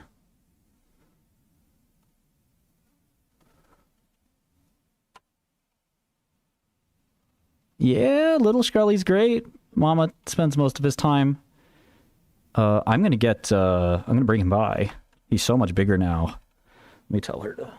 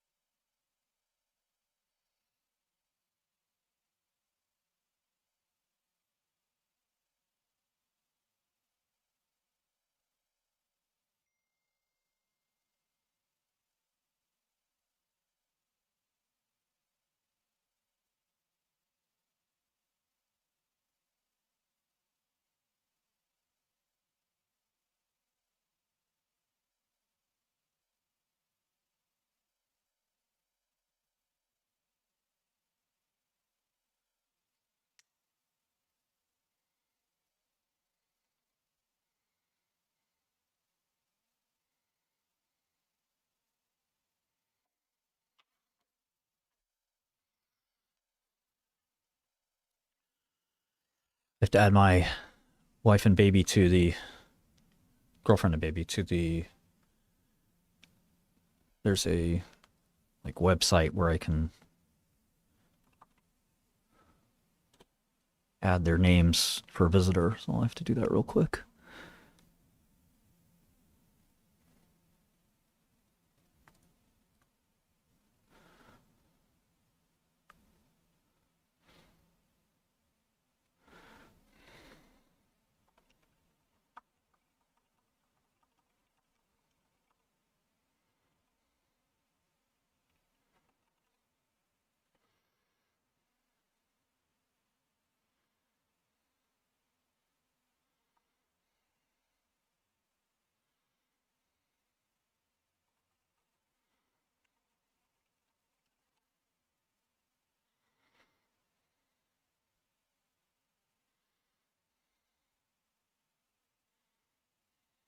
Can I do a spin on my chair? Sure.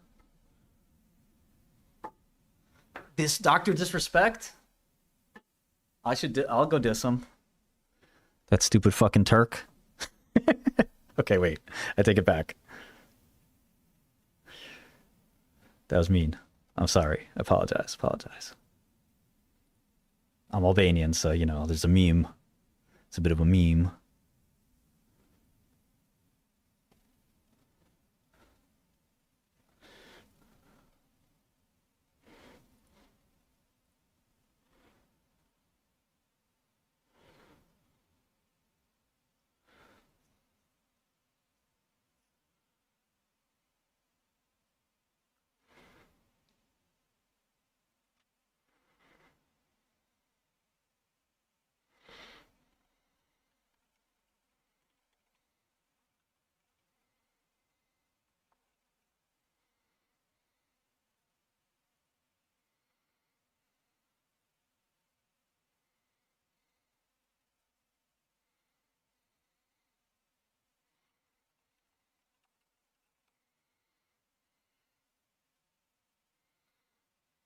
I drink wine sometimes.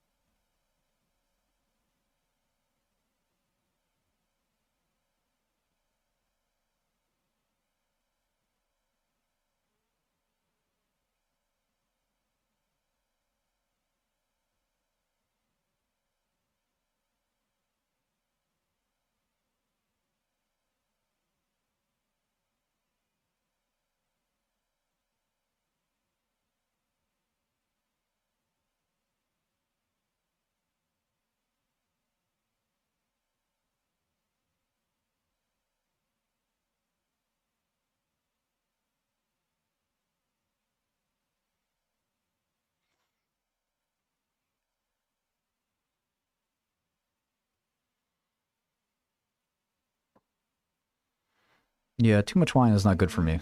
I get drunk very easily.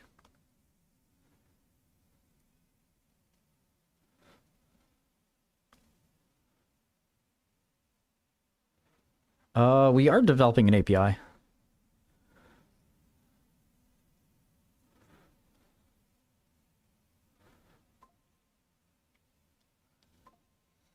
Charter down from the peak as well. I should have shorted those things.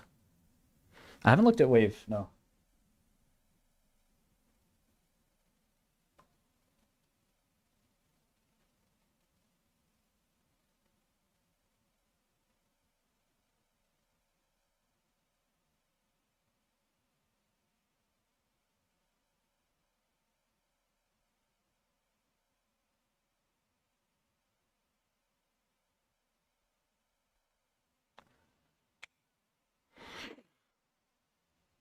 Raki or wine?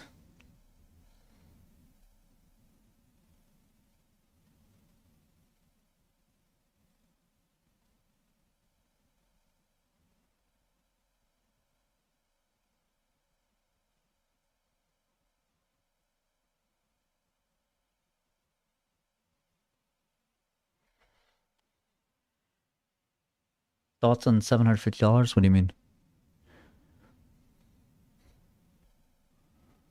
Rocky, y'all.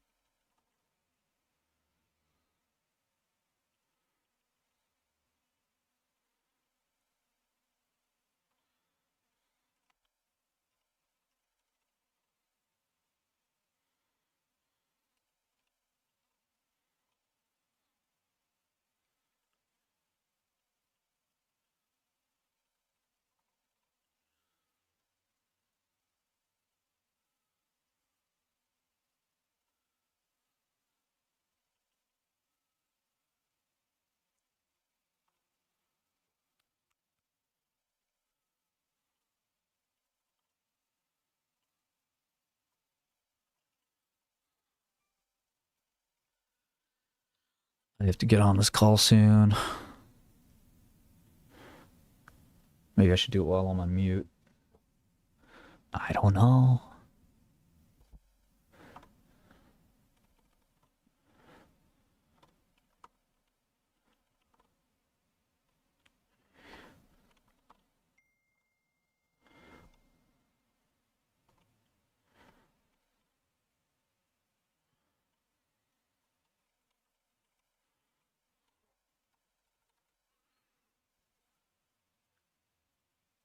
No, we don't get any value out of Pikers yet. Brand new challenge. No, that account is long gone. Capricorn killed it.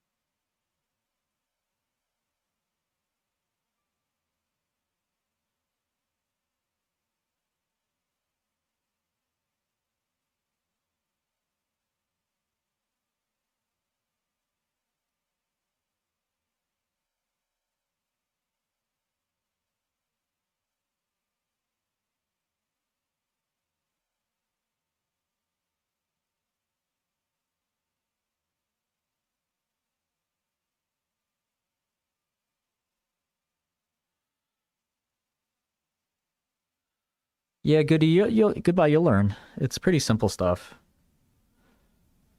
That average lifespan thing is very volatile. There's a lot of average that has changed. The average is no longer the average. Happens all the time. 20 years of this.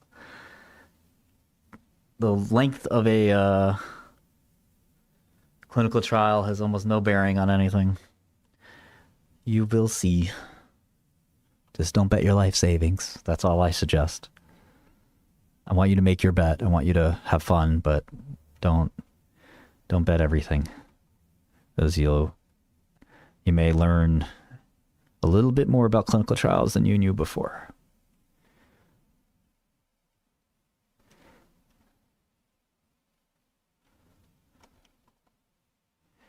Yeah. You'll see.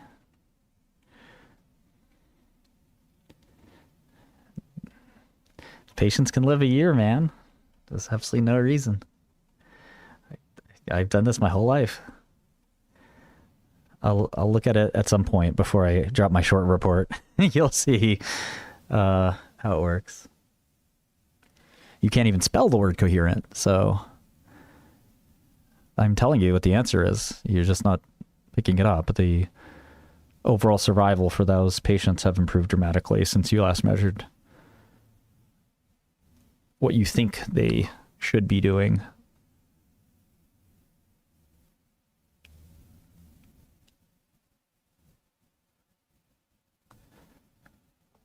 Okay, so the AML patients are living for 5 years, so wonderful. You must think it's a miracle. A cancer vaccine. You're bullish on a cancer vaccine.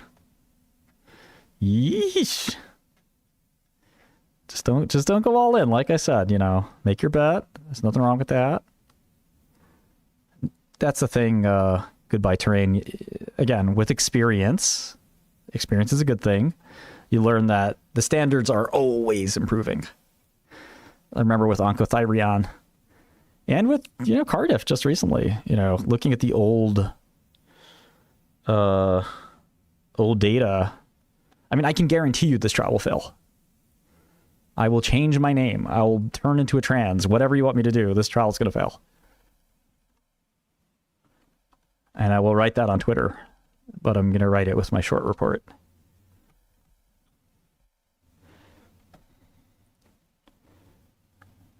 Yeah, we'll see.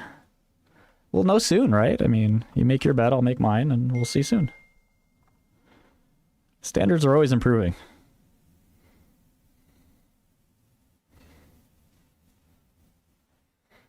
Yeah, I'm not going to change my name to your name. I mean, I don't even know who you are. You're just some piker.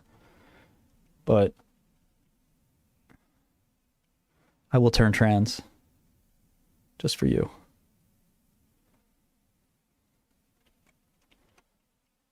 I'll shave my head.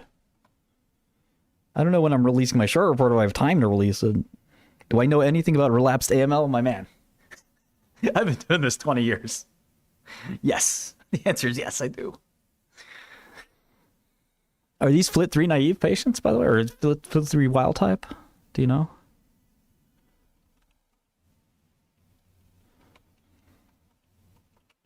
Well, I'll start with FLT3.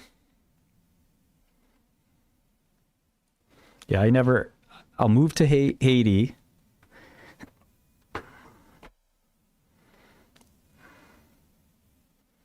Change my name.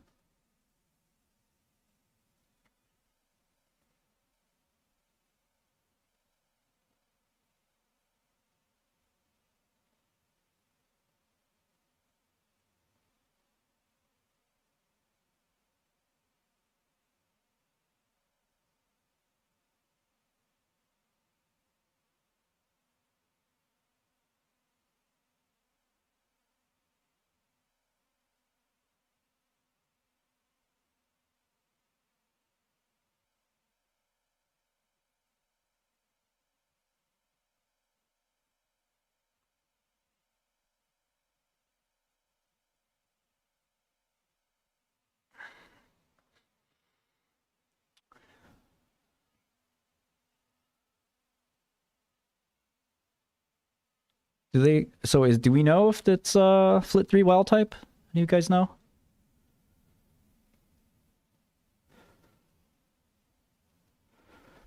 Yeah, I mean, listen, if you think a miracle is going to happen and the drug works, you should buy it. I think the drug doesn't do anything. I actually think best alternative might beat the drug arm.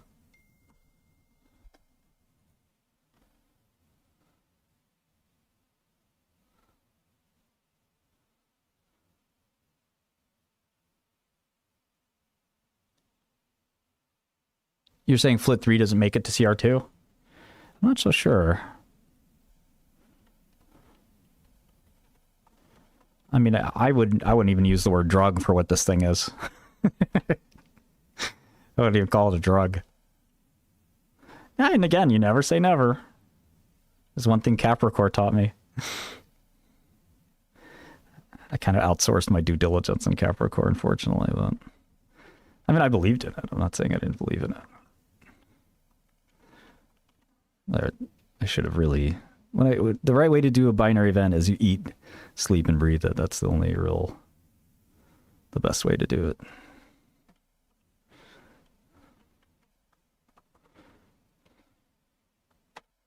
Look, I just, if you know pharmacology, it's pretty obvious this drug can't work. AML is a vicious disease. This ain't gonna cut the cheese. But again, make your bet. All I'm saying is don't put your life savings on it. Take something off the table. Dusty believes in it. If you believe in it, that's fine. Just, don't do the stupid thing, which is to go all in. I'm not going to go all in.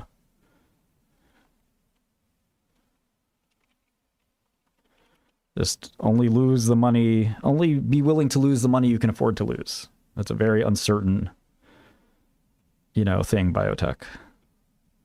I've only been trading it for 26 years.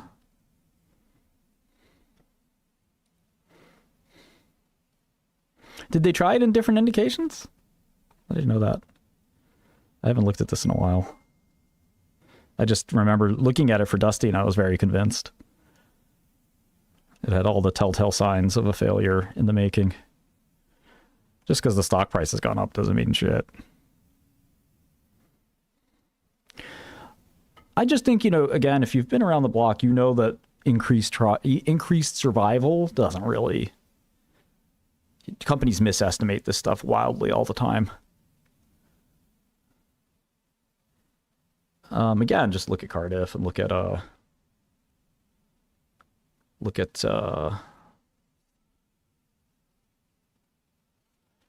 The standards, the people live longer. I mean, that's really it. You know.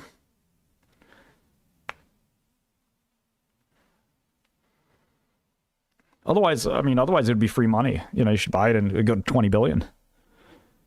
You don't think there's a catch? You don't think you might be the sucker in the room? You go to a poker table and you're like, I'm best. I didn't know that I could play poker so good. Shit. They all missed this, but I know. I got 2 aces. Why is this guy going all in? He don't know I got 2 aces? I got 2 aces. Darn. There's 2 2s on the board. 2 2s and a king. Why is he going all in? I got 2 aces.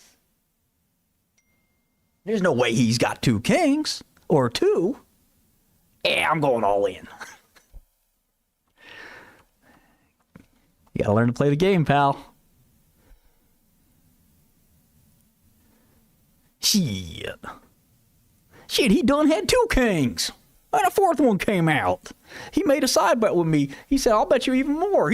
I said, okay, you can have my house. You can have my wife. You can have my child.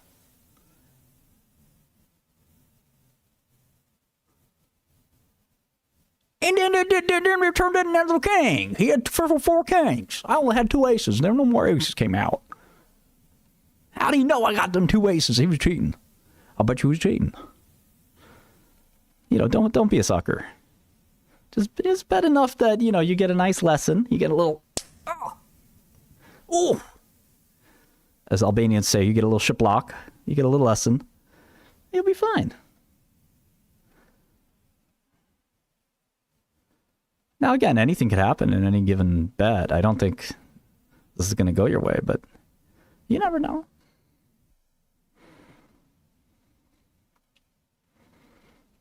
You have a chance. It's like a 1% chance, but you have a chance. Crazy shit happens. You look at that CADL. That was another one that was weird. Sometimes in these small trials, you just never know. Small trials are actually usually harder to get an answer out of, but you know, we'll know by August, right? You got to ask yourself, why is 30% of the float short? You think those guys are idiots too? You're the amateur. You know, I know. He did their living longer. Nobody realized this but me. I saw them living longer. That's all there is to biotech. They living longer. We gonna get out of the permanent underclass with this one. I'm gonna be a millionaire. Meanwhile, the rest of the experts all want to be short. I done figured it out. This is my favorite question to ask the biotech, the guys that don't know what they're doing in biotech. What other binary event did you guess correctly? That's why I respect Dusty, because he did the Soleno trade. But I do think Dusty's luck is going to be running out in this one. But yeah, give me the other biotechs you've successfully bet on, because I got a pretty long list. And if you ask around Wall Street, people know the name Martin Shkreli. I ain't never heard of you. So I don't need to justify myself, but I did give you a couple hints. And Dusty knows my whole thesis. You could ask him if you want. But nobody ever heard of you.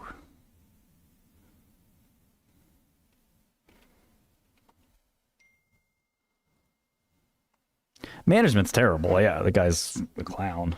The company almost closed 15 times. He tried to pivot into that CDK, right? Come on, man. I have to take this call soon. I've lost some money on it, but that's nothing. I'm about to get it all back times 10. Don't worry about nothing.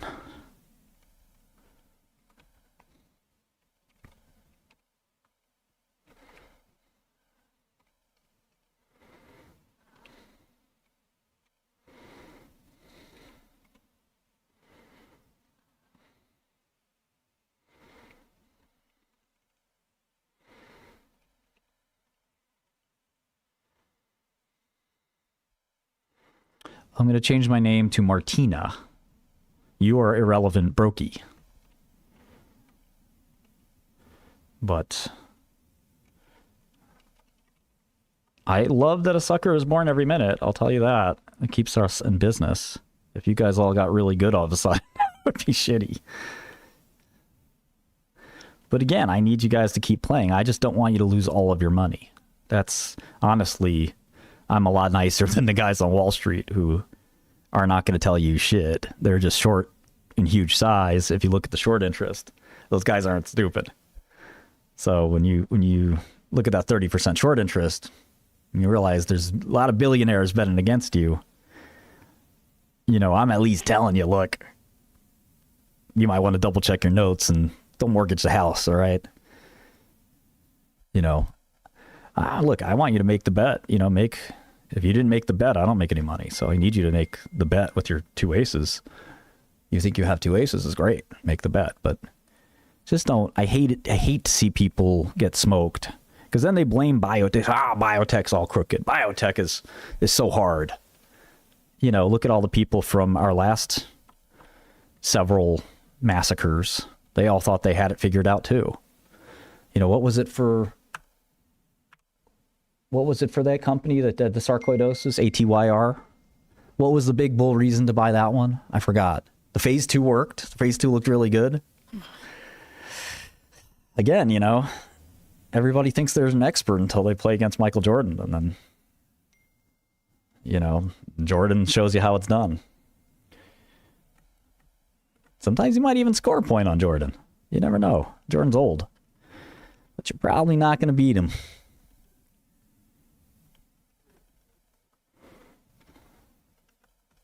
But, you know, there's always a time where the old Jordan has to pass his crown to LeBron. Or Kobe. You know, you might be Kobe. But usually there's a big track record of success, you know, when that happens, you know. And you ain't got it. This is your first rodeo. It's the same story every time, by the way. Every fucking time. It's the same crew. Overconfident. Remember Cassava? This guy, he lost $70 million betting against us. 70 mil.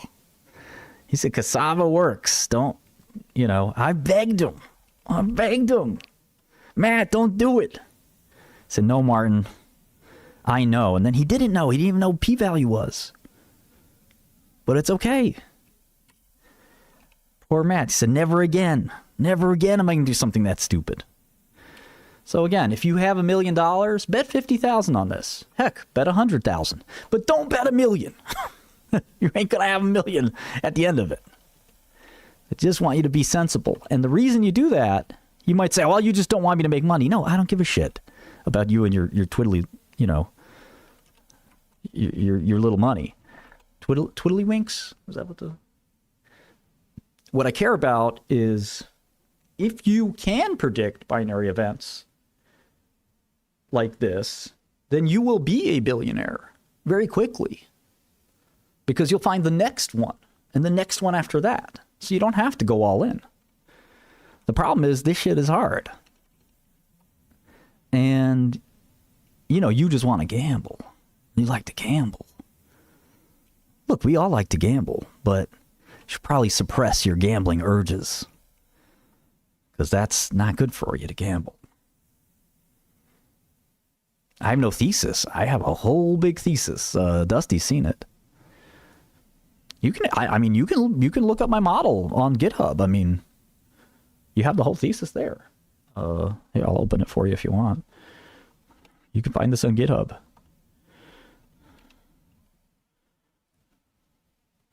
Here's all my notes. I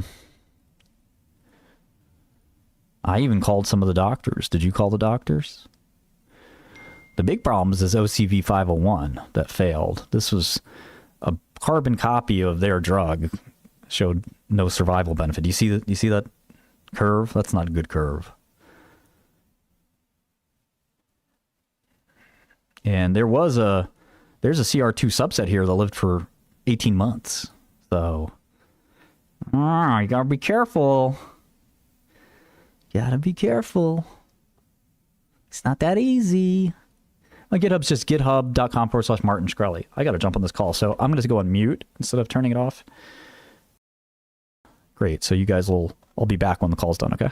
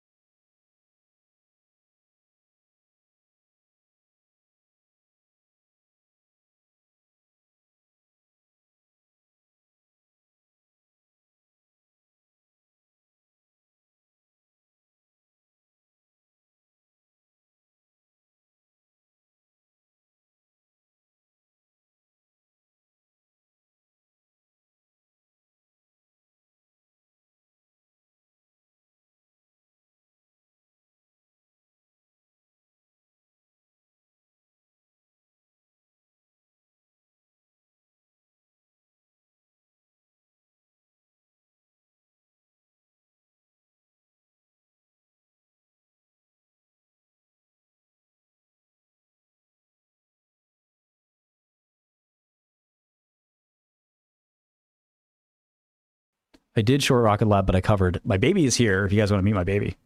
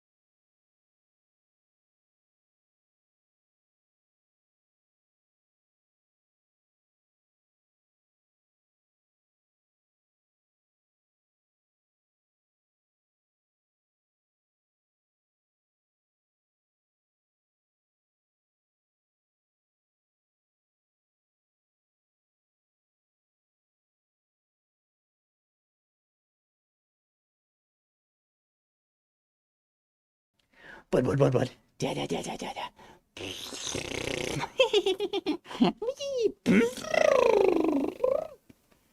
That's my bud. That's my bud. That's my son. Bud. Bud. Bud.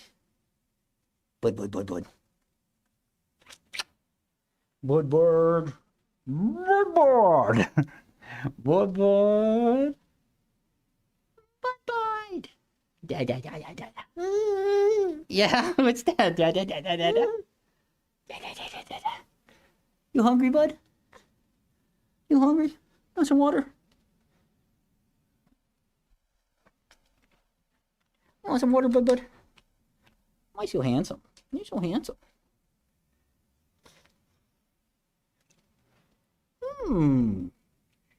Yes. That's right, we got some water. Oh, no, that's dangerous. That's dangerous, bud. How about this? We'll give you this. What's this? McDonald's fries. What is that? You really want the bottle cap, huh? You want the choking hazard. Blah, blah, blah, blah, blah. Blah, blah, blah, blah, blah. Blah, blah, blah, blah. Blah, blah, blah, blah, blah. Blah, blah, blah, blah, blah. Blip, blip, blip, blip, blip. What you want? Oh, you want to play on the keyboard? You're going to cancel the stream, bud. Here, let me give you this keyboard. Oh, let me give you that keyboard. There you go.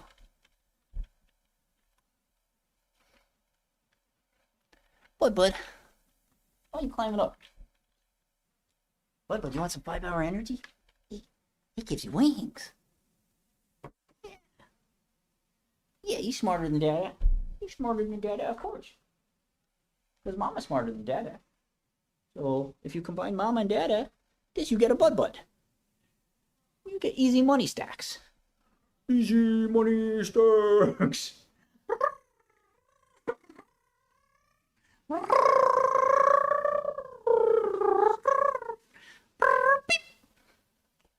Easy money stacks. Easy money stocks.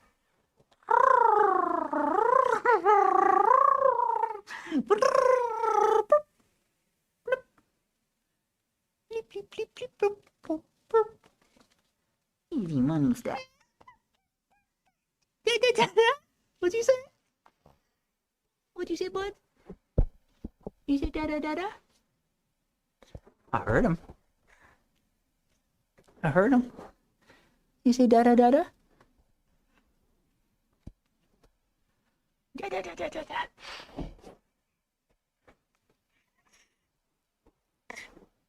Da da da da da da.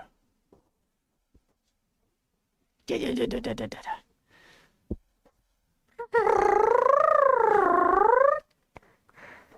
Yeah, da da da da. You wanna say da da da da?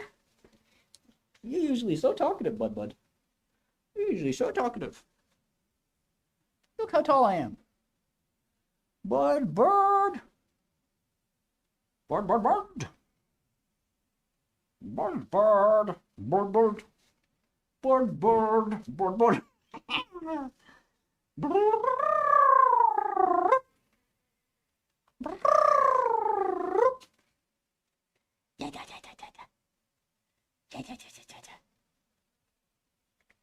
Yeah.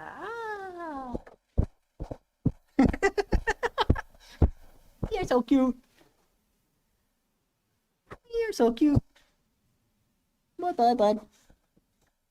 No, don't eat. You need to grow up.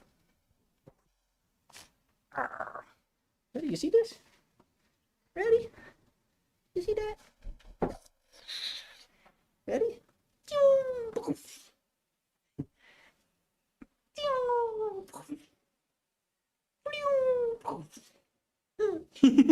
You like that? You think that's funny? Ready?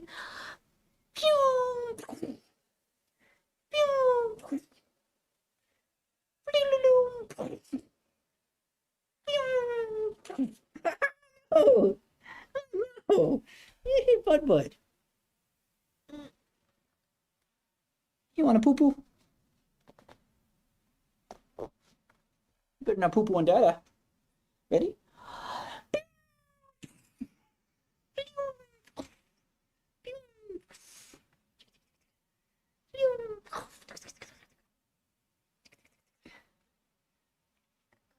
What?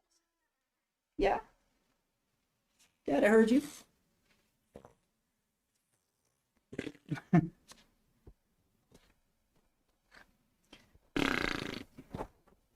Told him, oh no, don't eat them. Don't eat that. That's dirty. Don't eat that. That's dirty. Easy money stacks. What's up, Dimitri? Easy money stacks. Easy money stacks. Easy money stacks. Easy money stacks. Yeah. Easy money stacks. Easy money stacks. Too easy. You got a bald spot, bud? That's the government name. Ain't so handsome. Yes, she is. Yes, she is.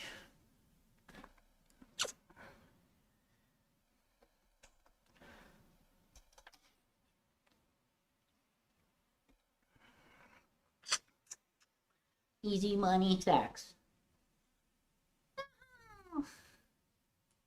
Is that your googie? Your binky? Yeah, now we're partying. Yeah. Binky activated. Yeah. Ready? Ready?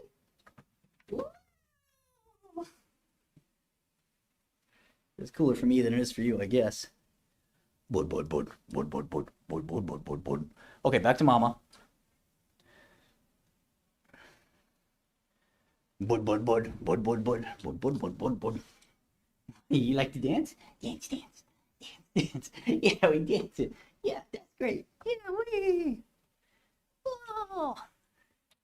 Okay, bud. I love you. Oh, you're smacking Dada. Why are you smacking Dada? I love you too. Bud. Ow!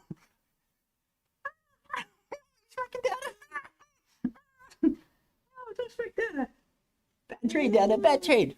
Smack Dada. Bad trade. You smacking the microphone? Okay, let's go.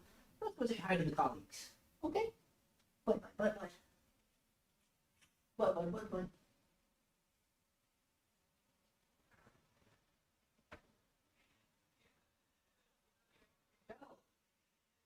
Go. Take it across.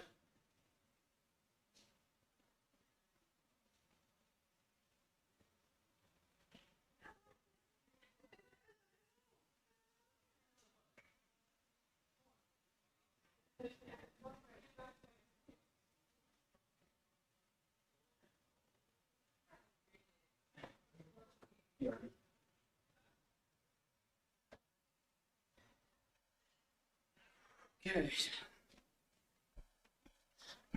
All right, hopefully you enjoyed that. Who said you can't raise your kids from jail? How do you think they do it?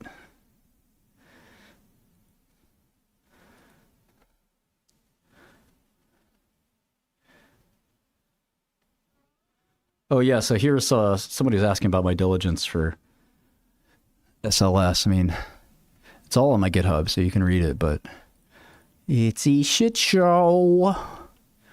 How it got to 1445, I don't fucking know, but it's a blessing. It's a blessing. Thank you. He's my pride and joy. I do not think SBF will get a pardon. No peptides. Sir. Man, this Evimmune trade has been rotten. I don't know how much longer I'm going to give it.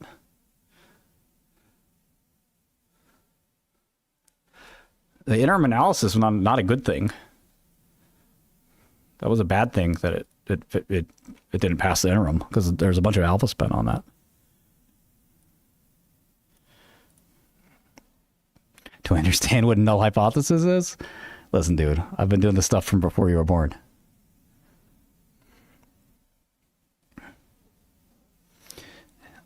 Assuming the base median OS of 8 months. Ooh, they obviously terribly miscalculated, or the interim would have worked. How do I short more of this shit?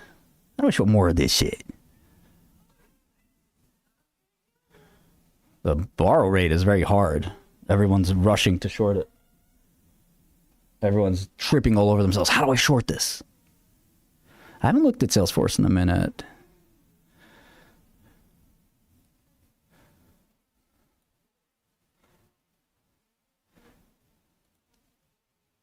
Yeah, there's not much alpha spend, but if there was a huge delta, it would have worked. Right, if there's the delta that you thought existed, you would have seen it.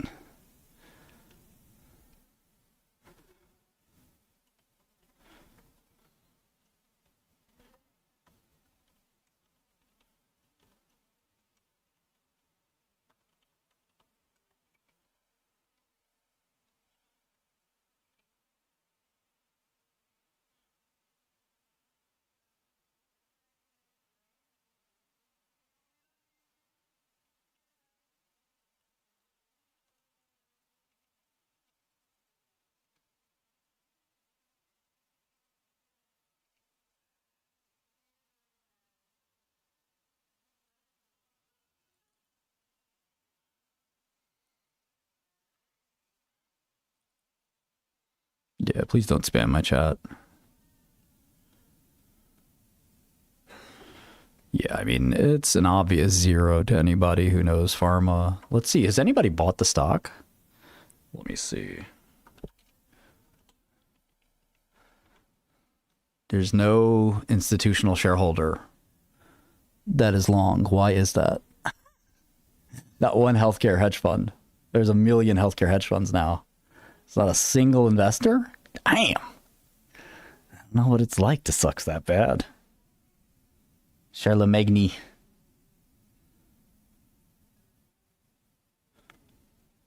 No, I'm mostly a long investor. SMCI was rated. Okay.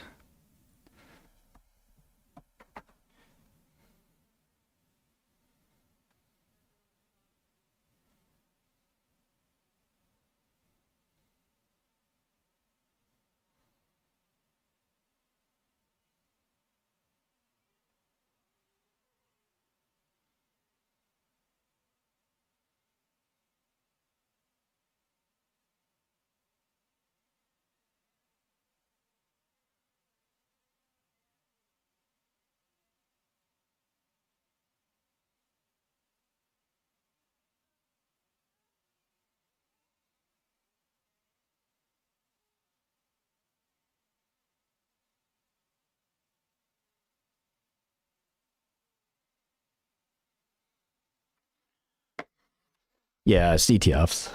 There's nobody at BlackRock who's bullish.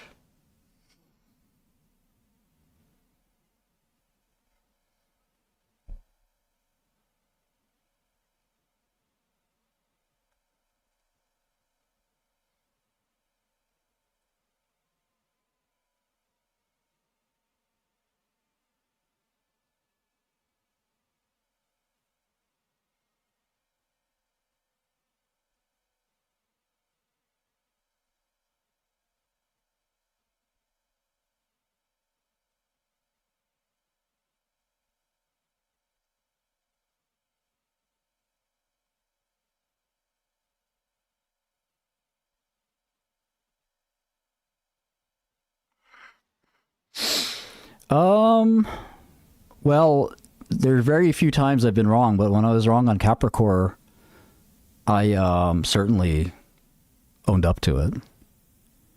But that was a fluke because I think they faked the trial results, to be honest.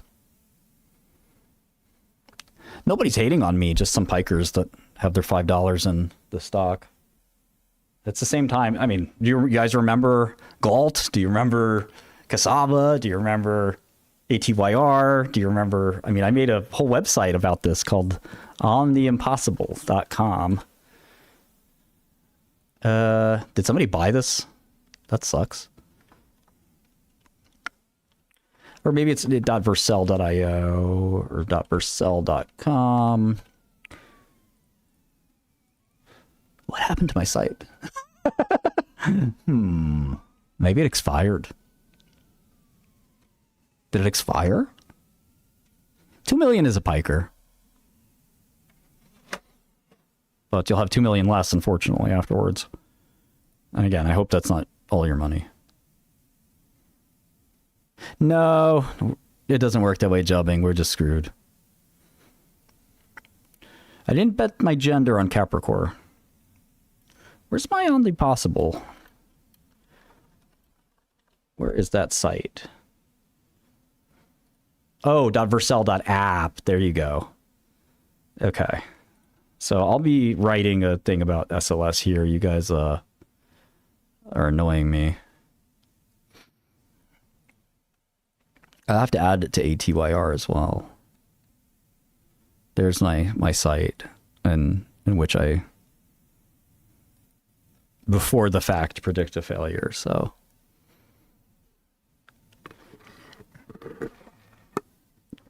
listen, buy your stock all you want. I don't give a fuck. I don't have to prove anything to anybody. You guys are all amateurs. Don't bother me. You can lead yourselves off, run off the cliff. What do I care? Like I said, we kind of need you. We kind of need you.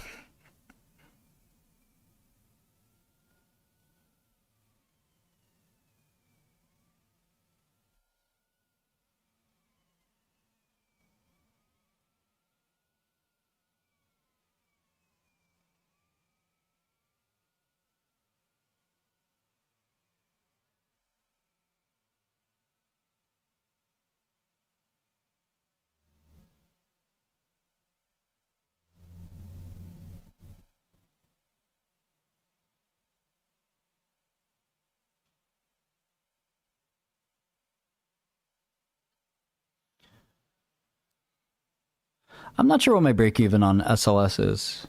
I shorted it in some pretty small accounts, so I didn't really lose much. I shorted some today, so it really hasn't been... Yeah, Brian, the naming of On the Impossible is basically this idea that in biotech you can occasionally prove for sure that something's not going to work, and in essence, SLS is one of those.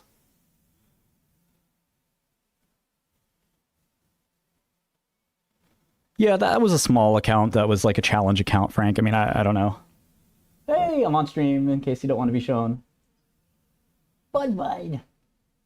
I love you. I love you. I love you, dude. Have you seen the old Bloomberg? Yeah. You can flip it open.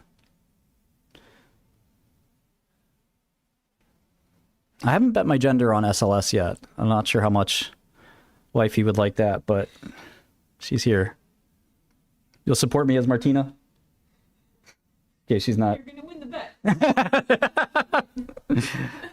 Right.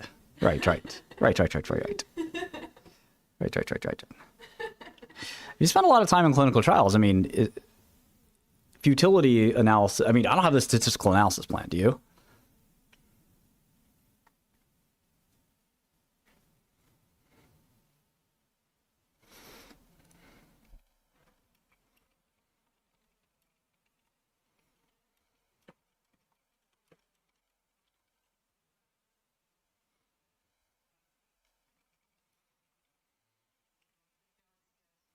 Vivek's good investor.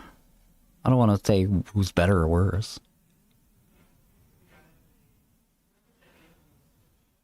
Yeah, Inovex was good. Look, I very rarely miss. Capper was unusual, and I think Capper lied. But you always have to, it was my mistake, because you always have to assume they'll lie. And you get found out later, and that's why Capper's trading down.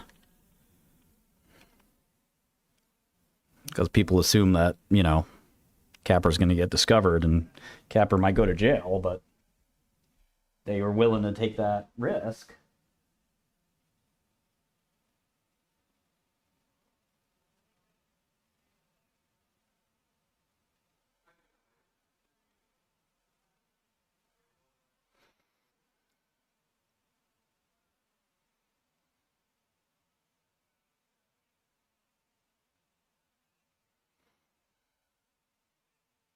Is there a SAP out there? I didn't know the protocol was out there. Let's see. Phase 3. Well, Regal, Protocol, Acute. Let me see. Is there a protocol? I don't think there's a protocol.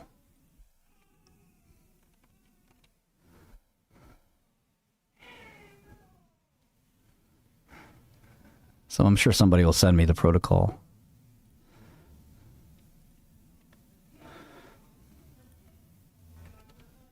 You have a copy? All right, it's in my model. It's in SLS model. It's right here. That was a year or two ago that I updated this model. They changed that from the abstract to ASCO. I don't have the... If somebody has the protocol, that'd be great.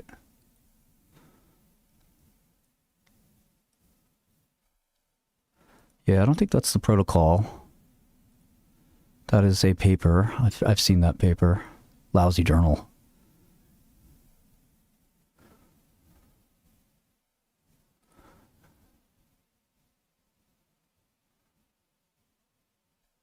I don't think you can find the SAP. Do you have it?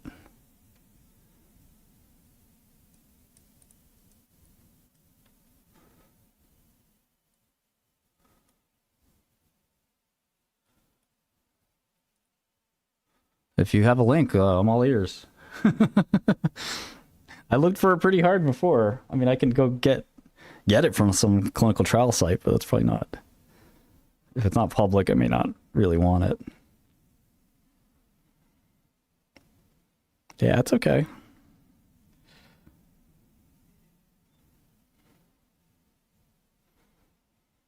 Yeah, no, I know the parts of it that are not. I need the real thing.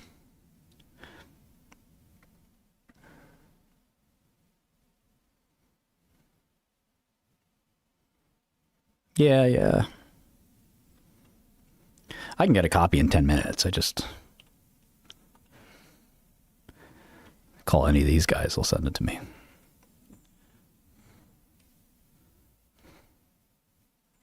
Here, the docs I called. You guys weren't around when I used to call the docs. There's only 19 study sites. It should be very easy to get these guys on the line. You want me to get them on the line?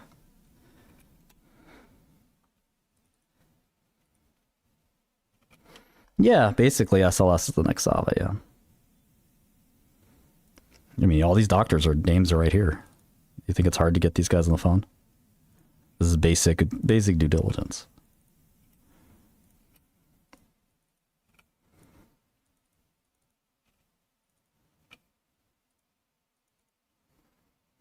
The CEO is bullish. Oh no, the Greek guy. Yeah, but the Greek guy there's some. The CEO is Greek. I think there's something funky there. I don't think he's. And he's also been paid by the company, so I don't think he counts. Here, I have their phone numbers right here.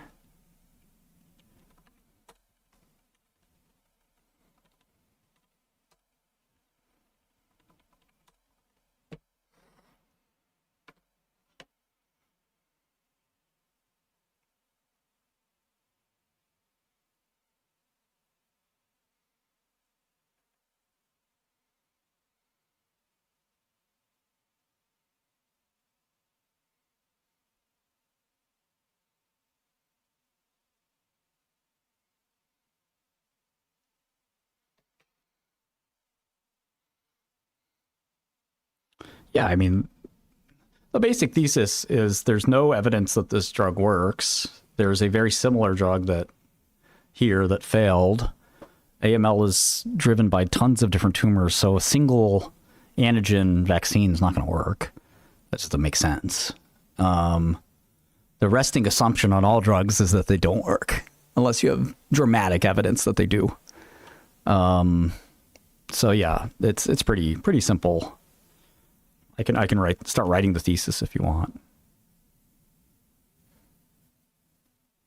09 is worth nothing. You guys are just new to biotech.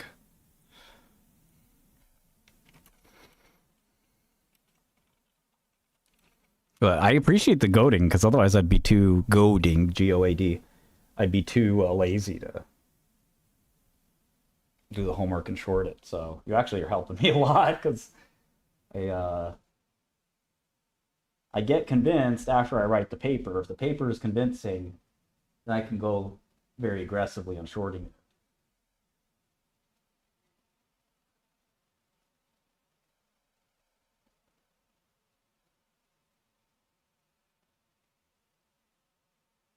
It's very hard to borrow. Okay, why SLS? Why Celis?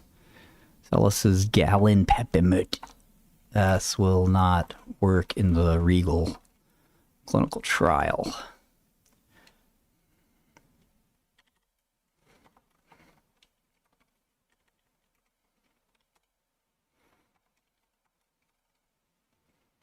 Yeah, I mean, you guys are just going to avoid biotech from here on out. This happens all the time, guys. This is... Do you think all the people, all the stocks are shorted over the years? Like, I mean, what's surprising to me is, yeah, I don't know. It shouldn't be surprising. This happens every time.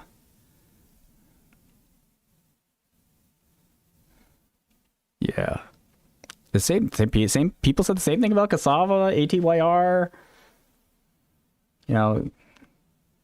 I've lost one of these, which is Capricorn, and I think Capricorn lied and is a scam. But at the very least, I've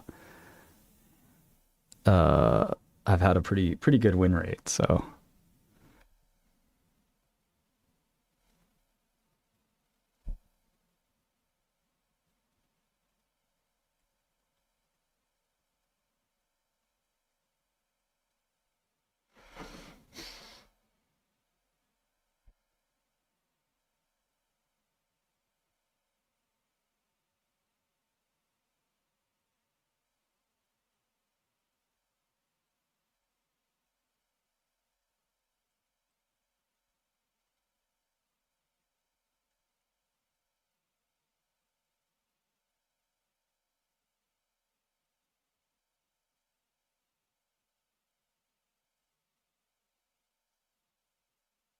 Okay, I just have a dinner tonight, so I have nothing else.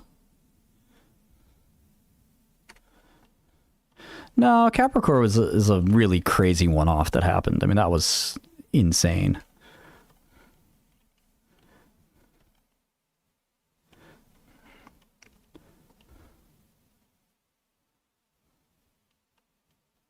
Yeah, we'll see in the briefs, but, I was very pissed off at Capricorn, man. Wow.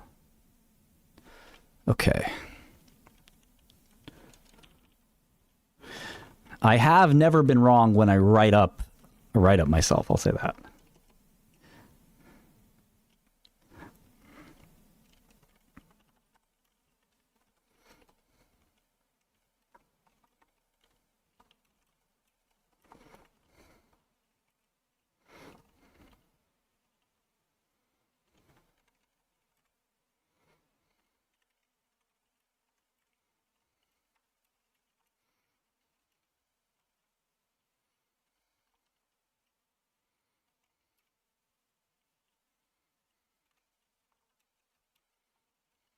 Yeah, tell me about it, Kev. Yeah, I know the MSK guys pretty well. I don't think the MSK guys will tell you this is going to work. I've been consulting with those guys for decades. You know, listen, this is just one of many investments for me that's like very emotional for you guys. I just suggest you reduce your position so you don't get run over.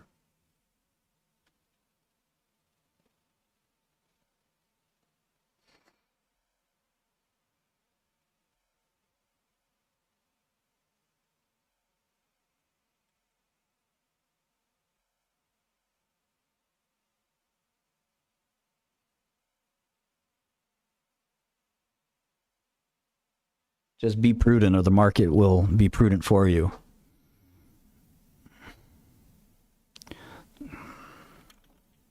Yeah, just because you're on a SAB does not mean you think it's going to work.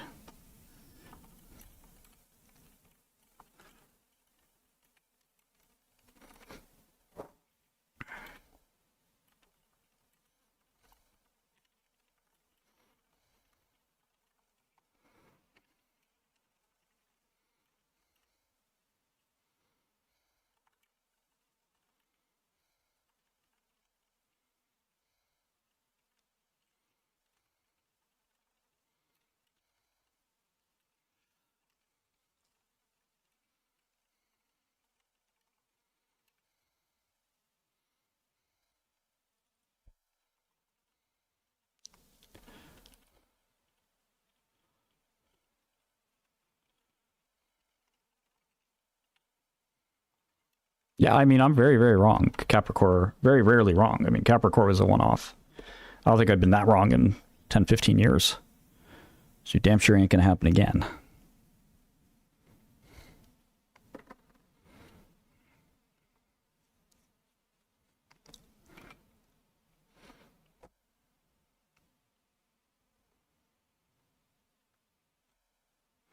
There's no there's no risk to be on SAB. You just get paid. It's very easy money.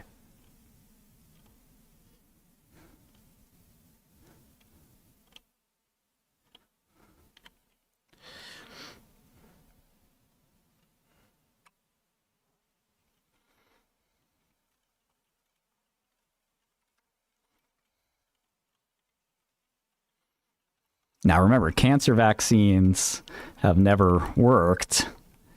The sole cancer vaccine, the sole FDA approved cancer vaccine, Provenge, is widely thought to be not efficacious.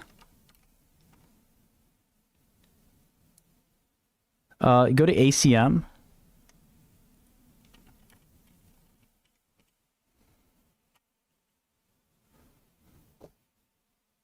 There's no reputational risk. Every one of these clinical trials fails. I mean, if there was a reputational risk to being in a failed clinical trial, I mean, everybody's hurt their reputation then. There's not that many AML trials that go on anyway, so. Okay, cancer vaccines have never worked. The sole FDA-approved cancer vaccine Provenge is widely thought to not be efficacious. The reason cancer vaccines do not work is cancer is seldom driven by a single mutation. Vaccinating against that mutation is difficult as epitope-specific immune response is difficult to engineer. And yeah.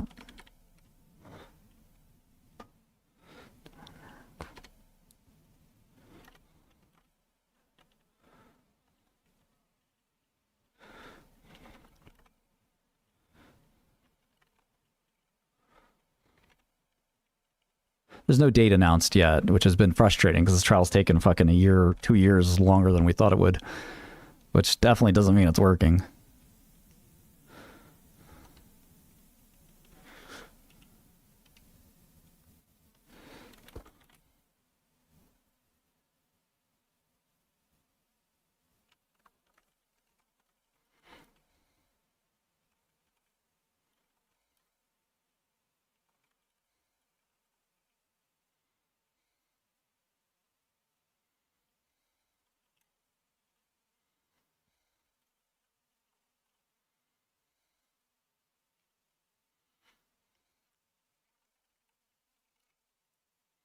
I don't know, Kareem. I don't think so. Yeah, no, I run things by wifey. She's...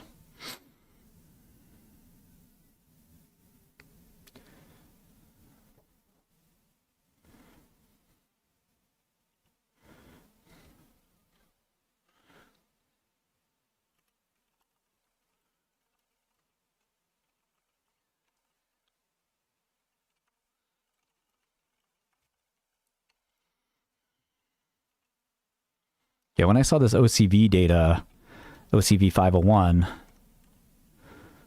I was sure it didn't work.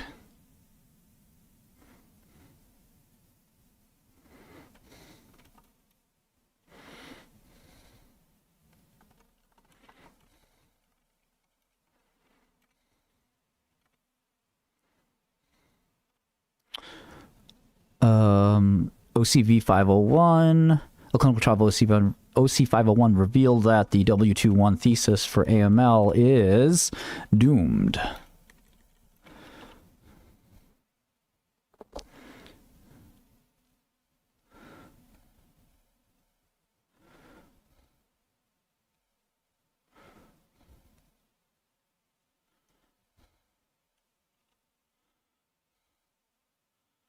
Galenpepimut S itself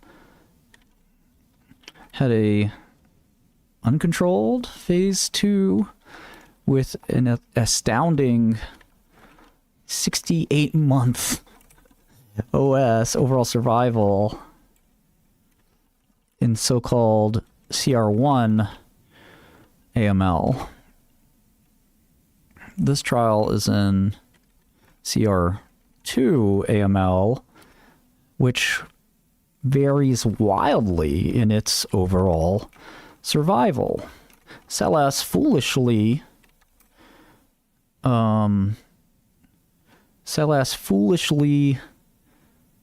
predicted or I guess assumed, an 8-month overall survival for control versus a 12.6-month survival for drug. Unfortunately, estimates on CR2 overall survival vary dramatically.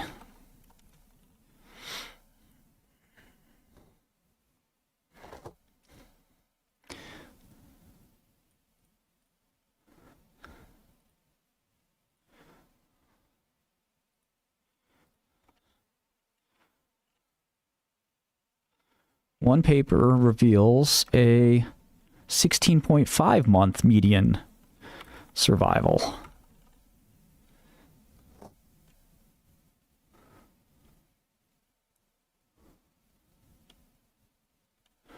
We could do a trial model too. Not exactly splashy, but that is a good question. You want to live as long as possible. That's just goes without saying, right?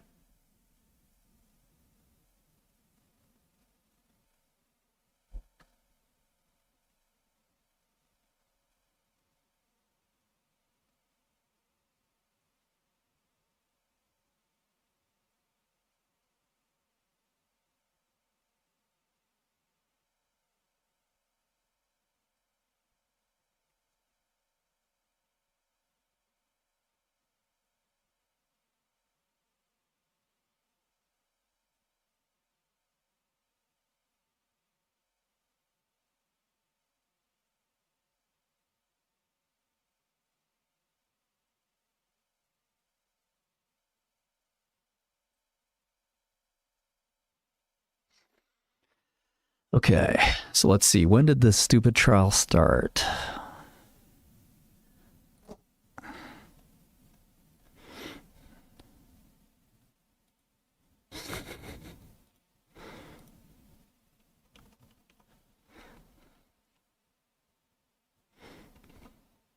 They modified this. Okay, let's see. 1/8/2020 enrollment began. Literature trial. Okay, so what we're going to do is we're going to do a month by month.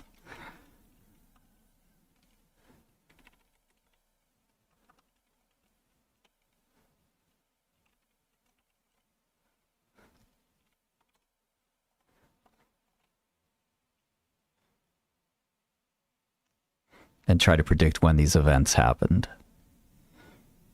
Okay, so where are we? Okay, basically, this looks right.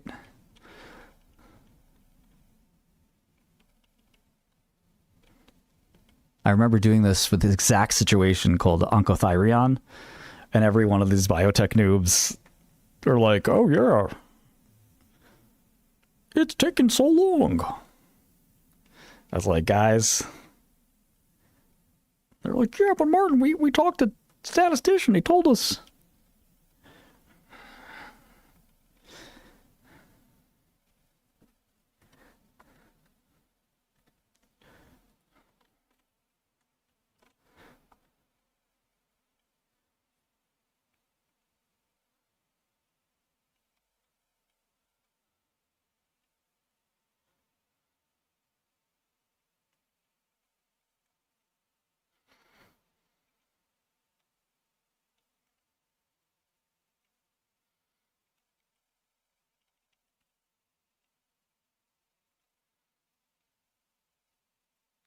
The thing is, like, no matter what I say, the baggies never sell. Ever.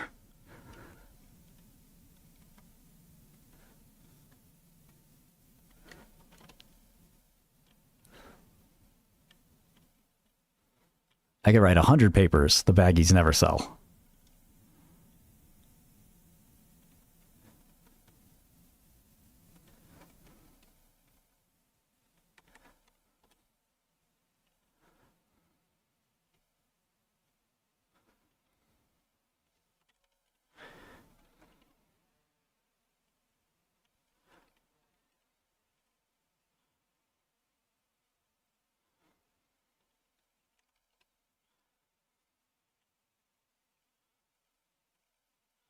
Okay, let's see here.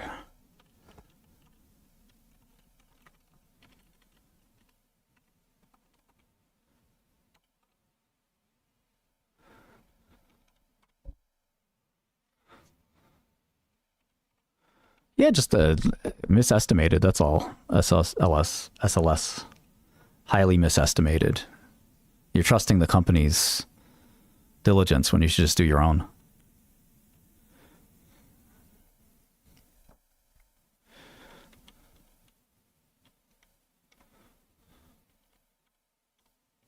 It happens all the time, honestly. You just don't have the experience in biotech.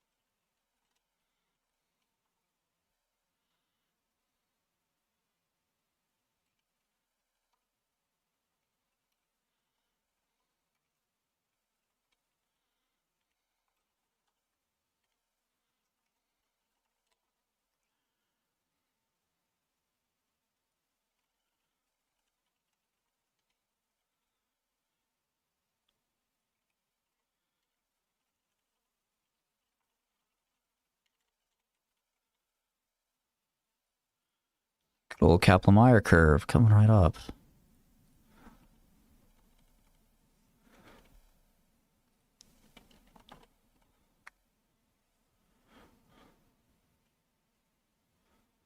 That's interesting, Dusty.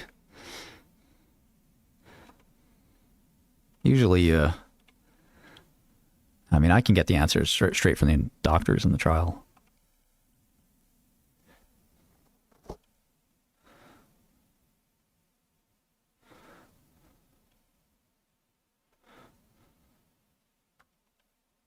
How do you, I mean, clearly they misestimated everything.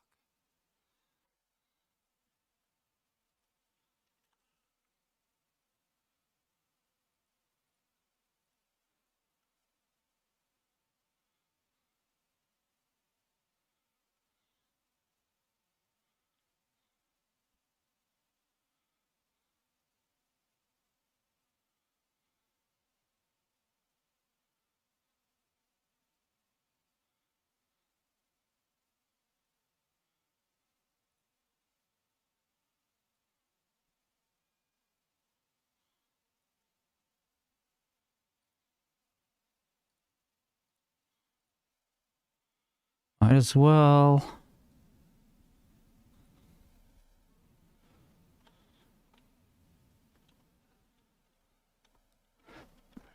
These things always end in tears.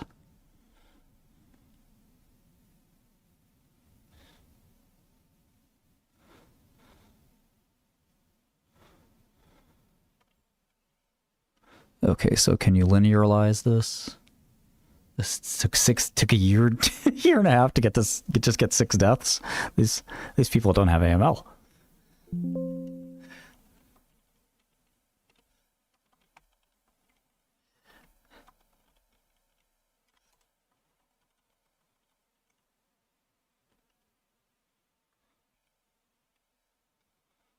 Two divided by 6, say 3, 1, 2, 3, 1, 2, 3, 8, 68, 68, 69, 69, 69, 70, 70, 70, 70, 71, 71, 71. Okay.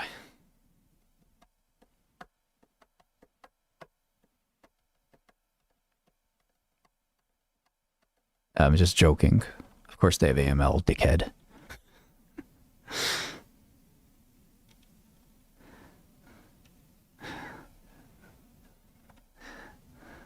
You're a little too amped up. You probably have way too much in this position.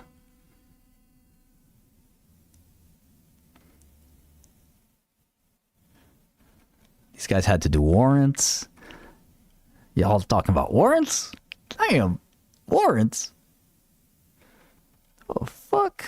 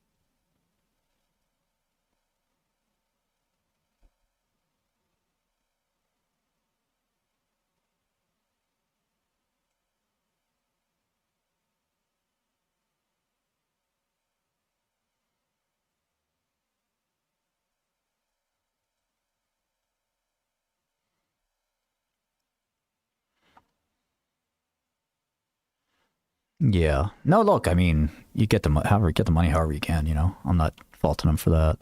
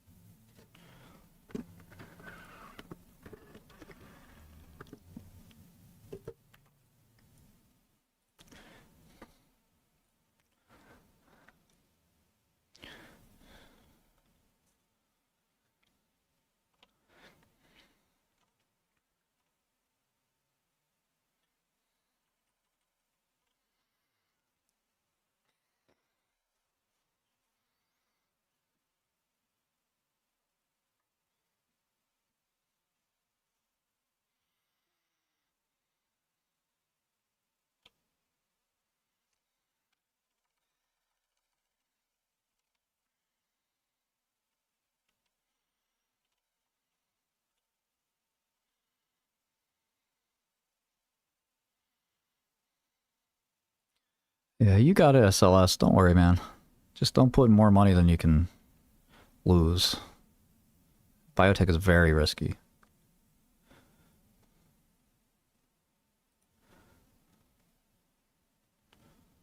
You got plenty of patients who can live 3-4 years in CR2, actually.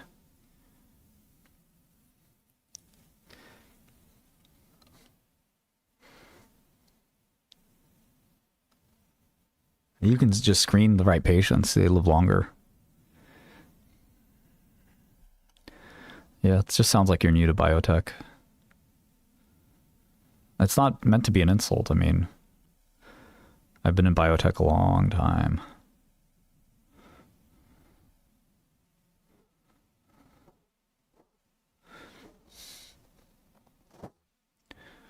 Yeah, I don't know.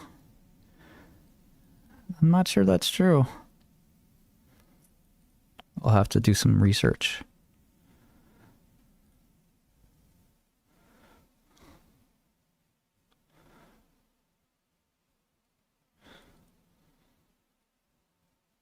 What?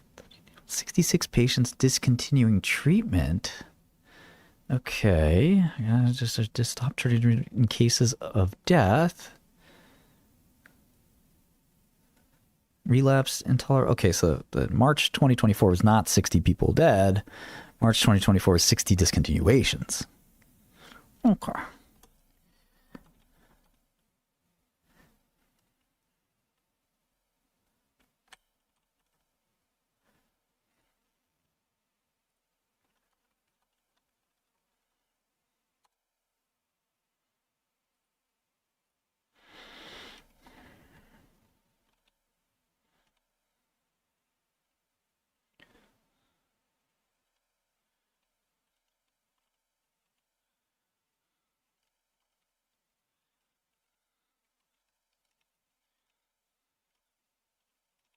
Okay, so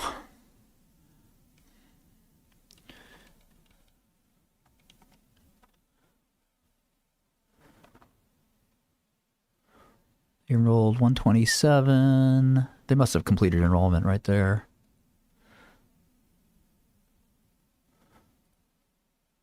What's up, ETH God? Good to see you.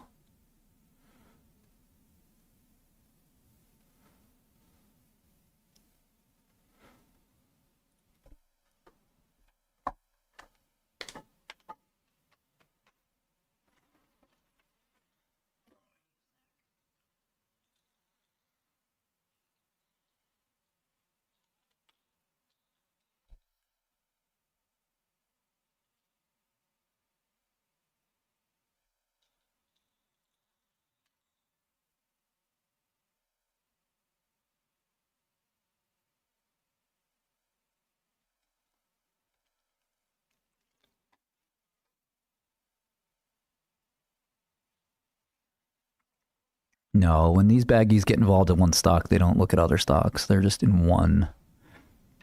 Usually just in one stock that they're like all in on.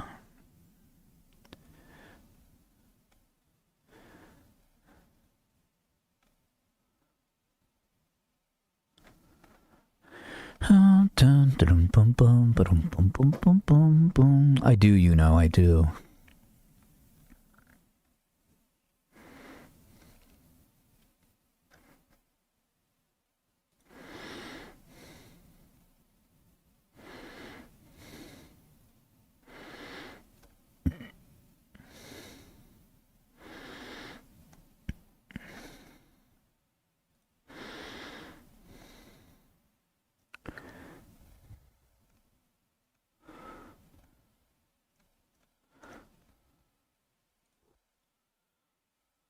It's always their first one, and they're so excited about it, and then they're like, "Oh, maybe I won't do biotech again. This is biotech's fault. This isn't my fault.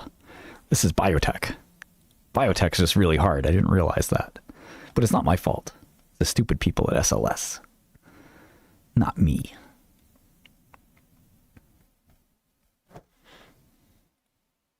I was supposed to be a zillionaire. What happened?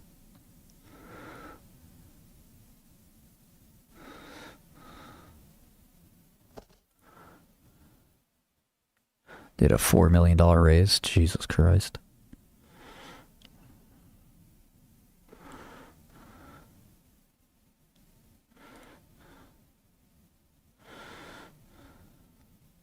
The fuck?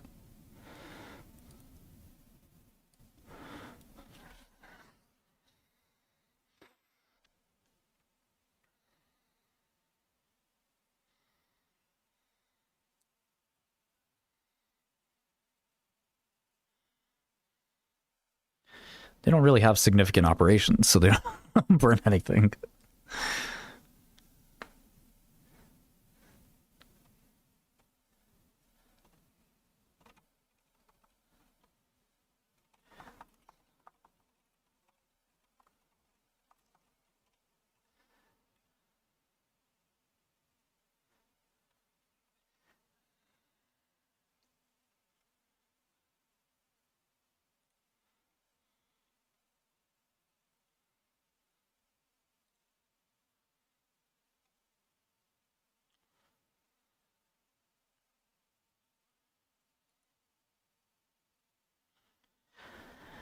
I do have nose issues. But I went to ENT recently. He said there's nothing wrong.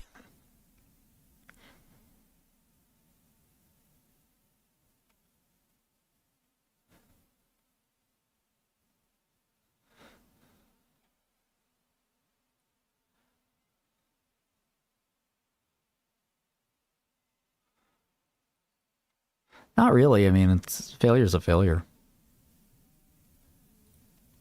Pretty obvious.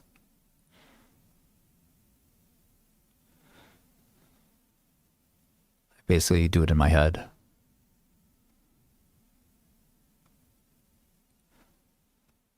They don't even really disclose anything correctly. Okay, so there's 20 more people that were supposed to be done in China. 20 to 25.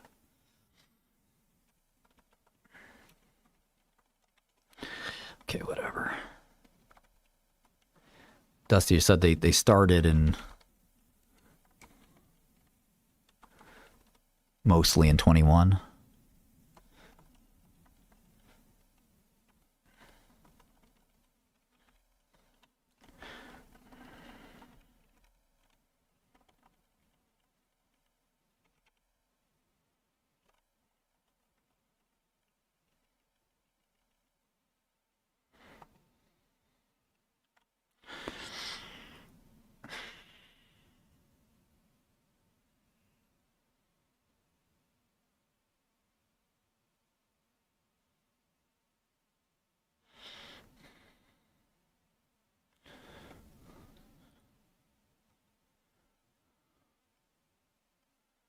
Okay.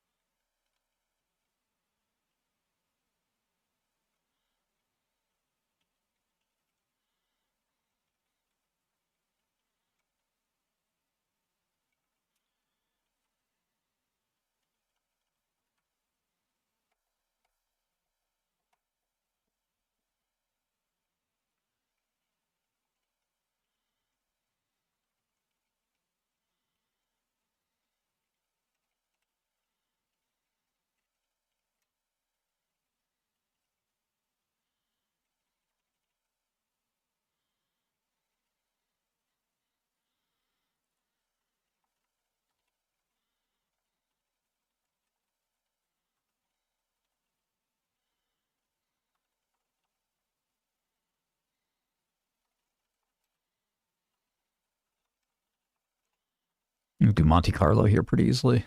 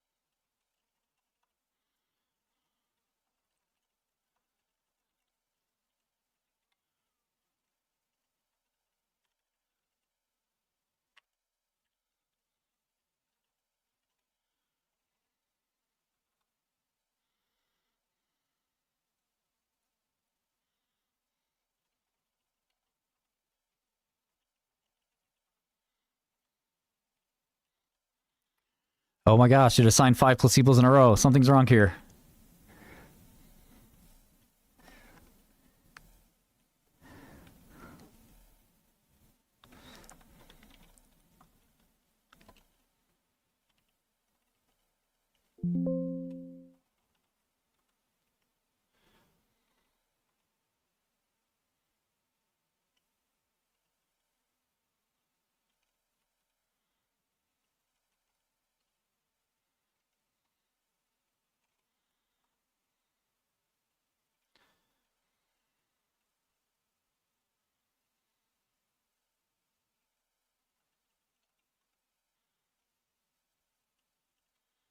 See how easy it is to get clinical trial programming wrong.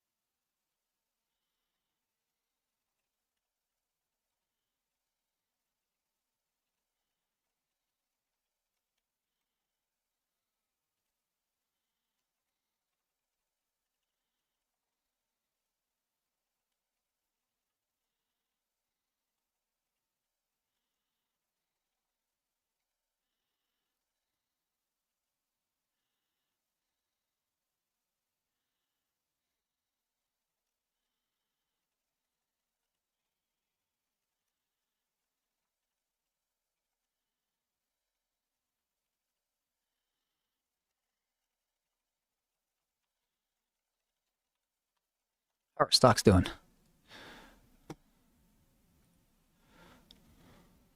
little better.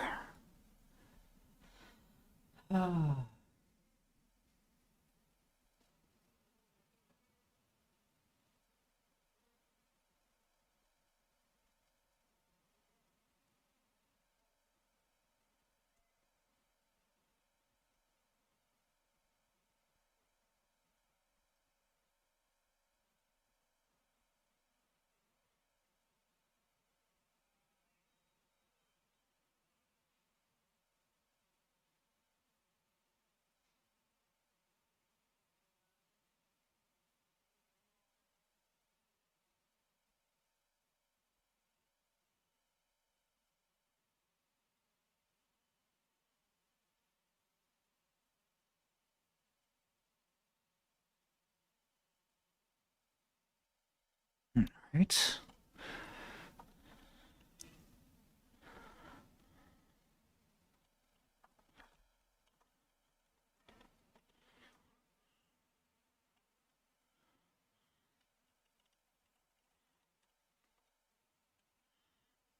Okay, this enrollment curve was probably steeper than this.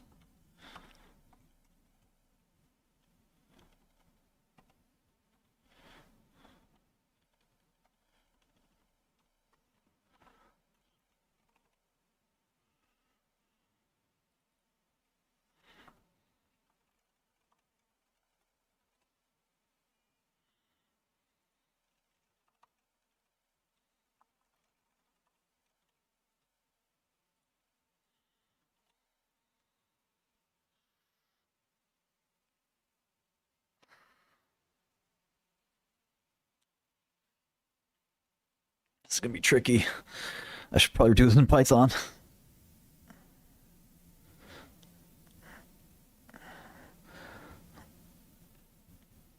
Oh.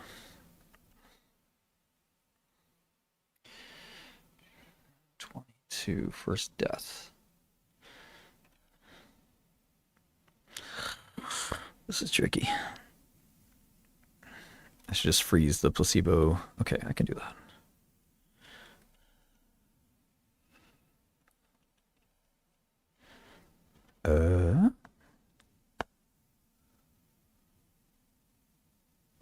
Okay, yeah, I definitely got this wrong. But we can adjust. Doesn't matter.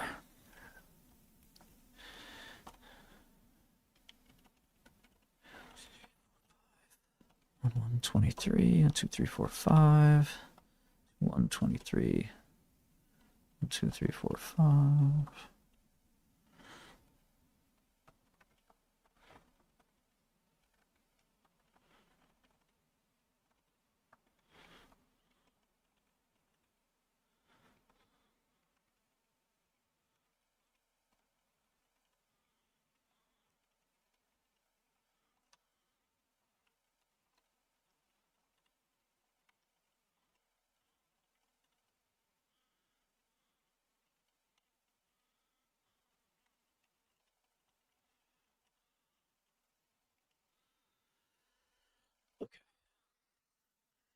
Target enrollment was reached here. Okay.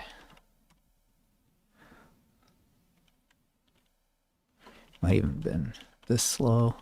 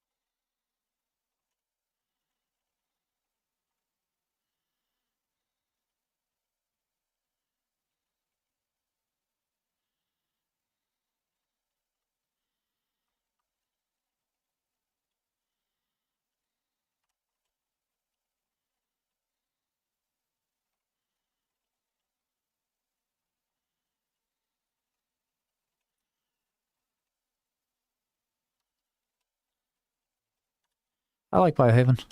I really just like management there.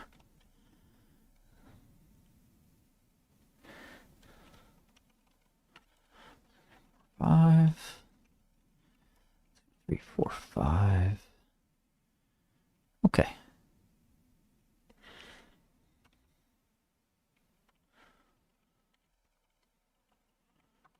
Cool.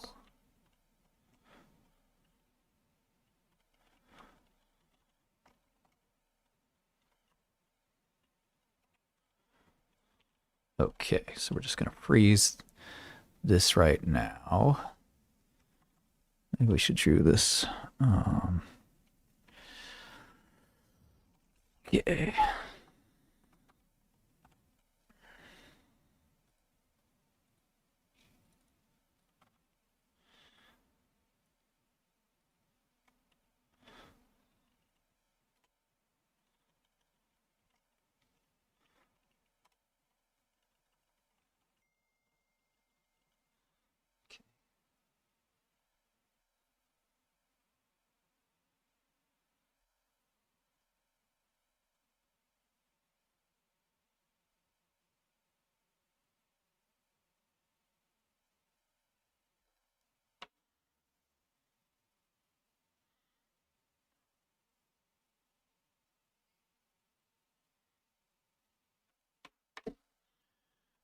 Okay, so this guy died. Sorry. At this point. So he died, he was on drug. This is the assumptions we're making. We're going to draw a Kaplan-Meier curve in a second. Nobody died on placebo yet. The next guy died here, drug group. Next guy died, he was on placebo. So it's around here. Okay. That was patient 3.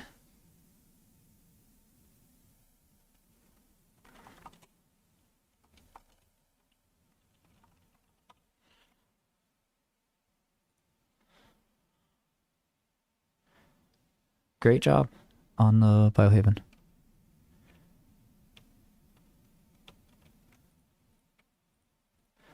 Okay.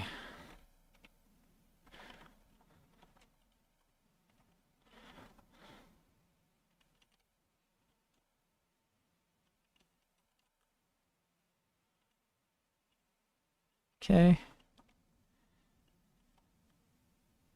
Placebo, placebo, placebo. All right. So that's 3 patients down. 4th patient dies in the drug group. 923.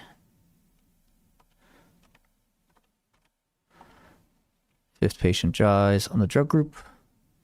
1023.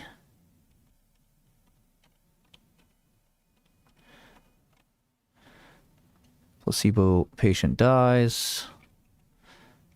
1123.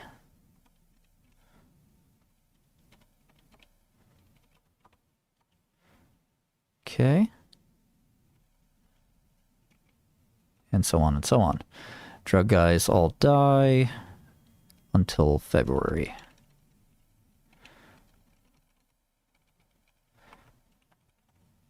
First drug guy dies in December. Next guy dies in January.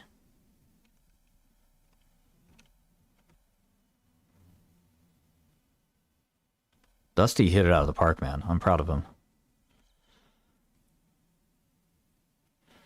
Next drug guy dies in February.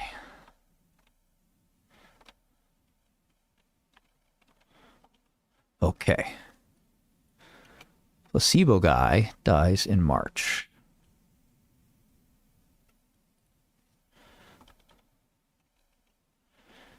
Placebo guy dies in April and May.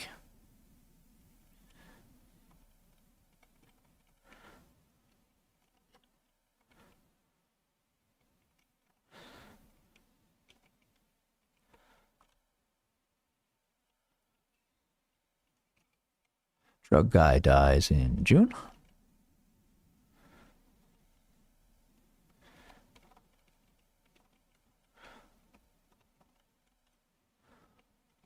placebo guys die in July and August.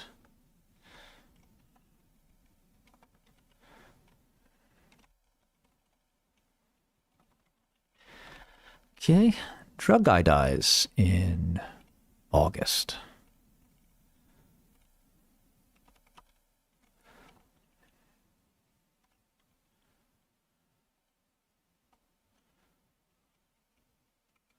Drug guy dies in September, so does placebo guy.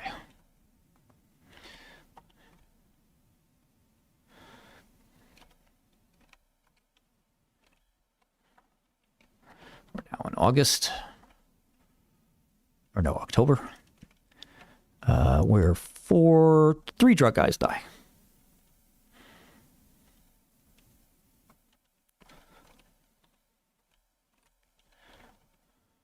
Rest in peace. Okay. 4. I get all 4. 1, 2, 3. No, there's 4 that died. That's a lot. Okay. This is a simulation. No, there's 3 and then 1 dies in November. 1, 2, 3. Okay. Then there's placebo in November.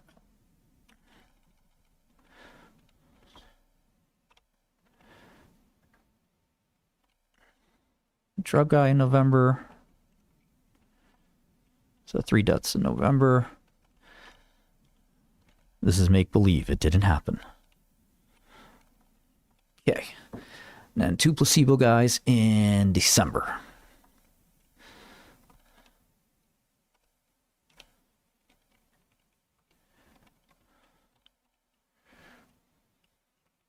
One drug guy in December.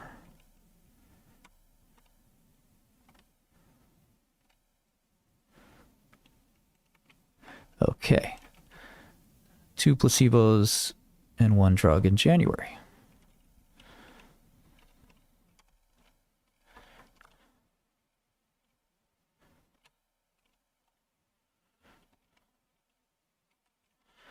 February. There were 4 deaths, 2 placebo, 2 drug. How'd they go in order? Placebo, drug, drug, placebo. Okay. 14, 18, 14, 19, 14, 19, 15. Okay. That's for Feb. All right, let's look at June. I'm sorry, March. 3 drug, 1 placebo. 20, 21, 22, and then placebo. All right, how about April? We're going to see where the 60th death comes out. Drug. February, April, drug, and then 4 placebo deaths to even the score. Drug. Placebo, placebo, placebo. Well, let's just put 2 in there. Okay, so now it's going to get interesting.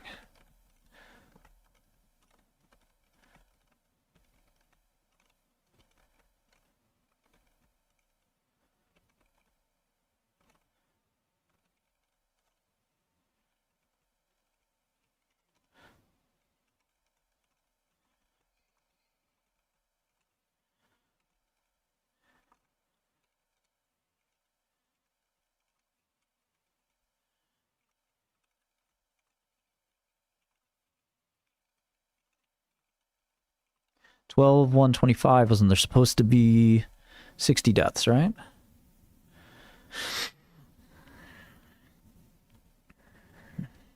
Yes. To 24. Or is that 25? It's 24. Yeah, okay. So 12 124. All right. May. May, 3 more placebo deaths, 4 more placebo deaths, and 1 drug death. So now it's tied. The deaths are officially tied. No new enrollment, of course, since that closed in April. That's funny, Turdferg. Okay. So we got May. Now June. 3 drug, 2 placebo. We're just assuming that there's no effect. The question is it plausible? Is it even plausible that this could happen?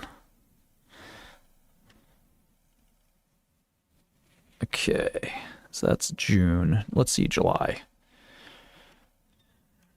5 patients died in July, 3 placebo, 2 drug.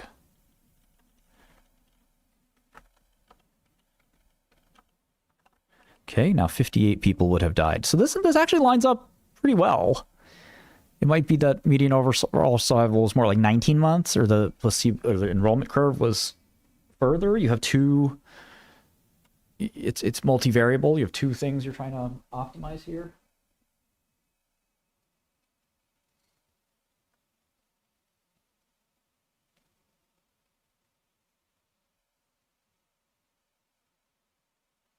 I mean, you don't know the shape of the enrollment curve, but most studies, I mean, I've enrolled clinical trials. Most studies take it's very logarithmic. It's not linear. I could explain that some other time, but I love seeing this micron green.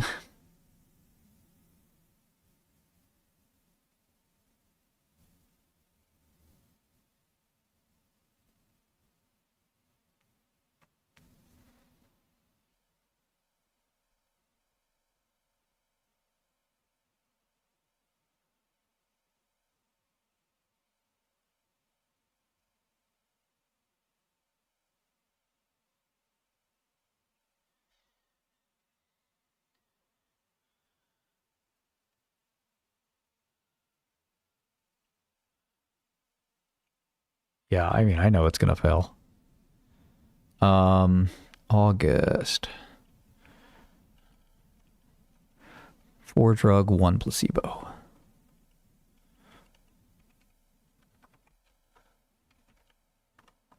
Okay, so here the interim would have occurred in August if there was 18 months.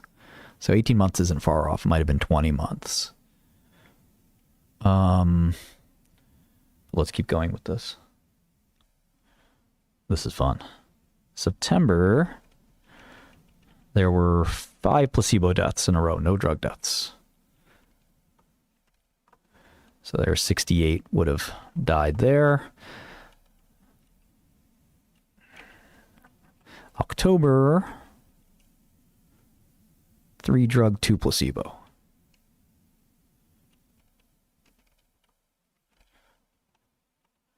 Okay.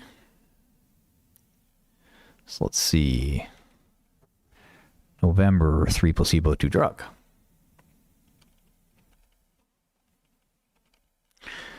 Okay, so December 1st, 2024, you would have had 80 under an 18-month survival for both groups, which clearly they underestimated the survival dramatically, no matter what.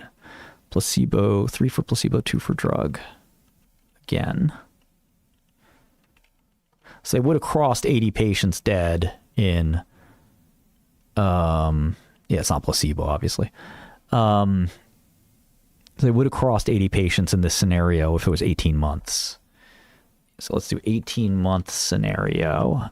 And now let's change this to a 24-month scenario.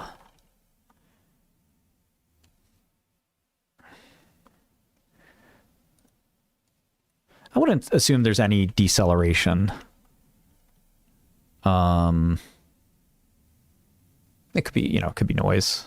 But let's see how this scenario looks. Okay. Yeah, bad placebo, same shit. Control.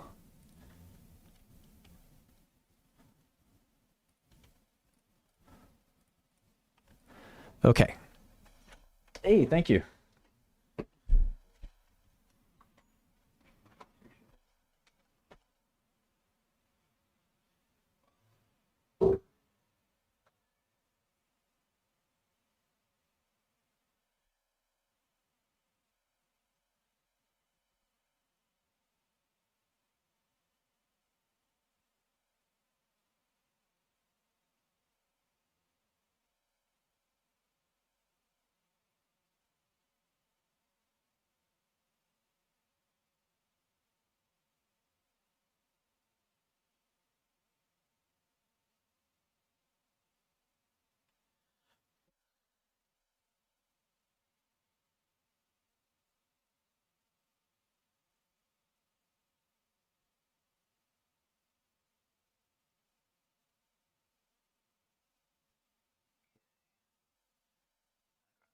Lovely. Oh. Okay, so let's see.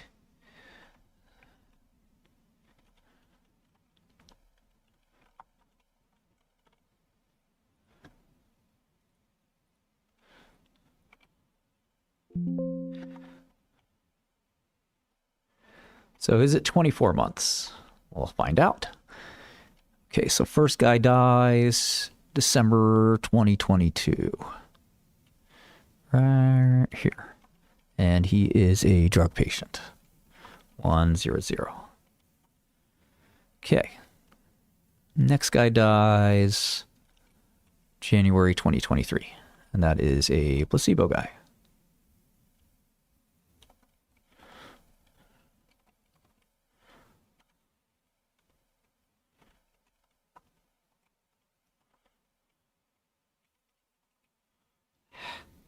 Okay.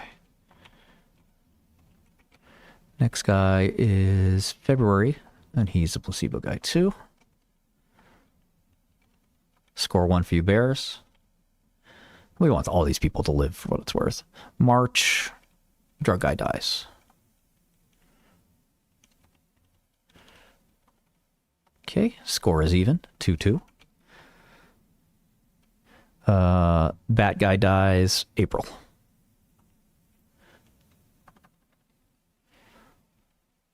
Paid bulls. Let's do bat here just so it's not confusing. Okay.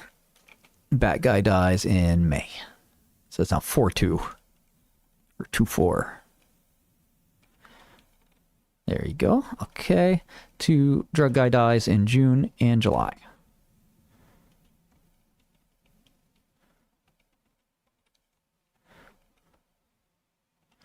It's now 4-4. Even score. Which is how this is going to turn out for anybody wondering. Now, August, there's a placebo death. Okay. And then it looks like a drug death in September. And then October, November, December, and January. Rough run there. Unlucky run.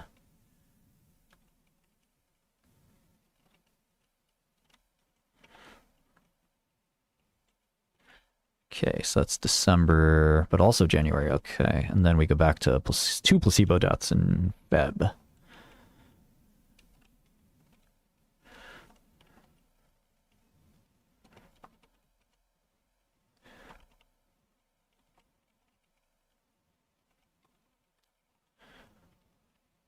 And then 1 drug, 1 placebo in March.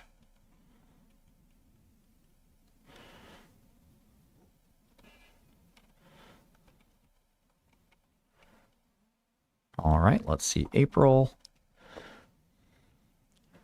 we've got drug, placebo, drug, placebo. So placebo, drug, placebo. All right, now we get to do this way, which I like.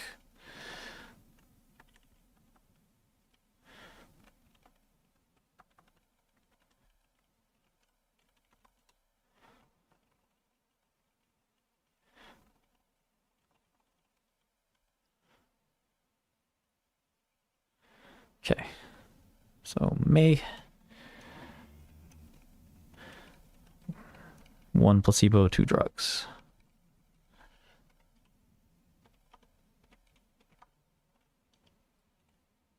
June. Wait, 1 placebo. No, 1 drug, 2 placebo. I want to shortchange you. Not that it'll make a difference. So scores tied, 12 deaths each in May. May. Oh, no, I did get May right. Okay. What am I doing here? 1 and 2. April is 1 drug, 1 placebo. Right? No, I'm looking at the wrong thing. 2 placebo, 1 drug. That's May. 10-8. So 2 placebo gets you to... Okay, that's correct. And then May, 2 drug, 1 placebo. All right, back in business. June, we've got 1 drug, 2 placebo. 1 drug, 2 bat. Placebo still winning here. I bet you placebo wins and beats drug. 2 drug, 1 placebo. This is just randomly selected, obviously. All right, 4 deaths now, 3 in placebo, 1 in drug. That's August. Tied up score, 17 dead each. Pretty moribund. Morbid. 3 drug die, 1 placebo. 38 deaths now total. So probably 20 months, 22 months overall survival is my guess. I thought it was 18, but probably going to be closer to 20. 5 deaths happened in this fictional trial in October. 3 placebo, 2 drug. Okay, pretty much a high score now. In November, in this scenario, there were 4 placebo deaths and 1 drug death. Drug is now ahead.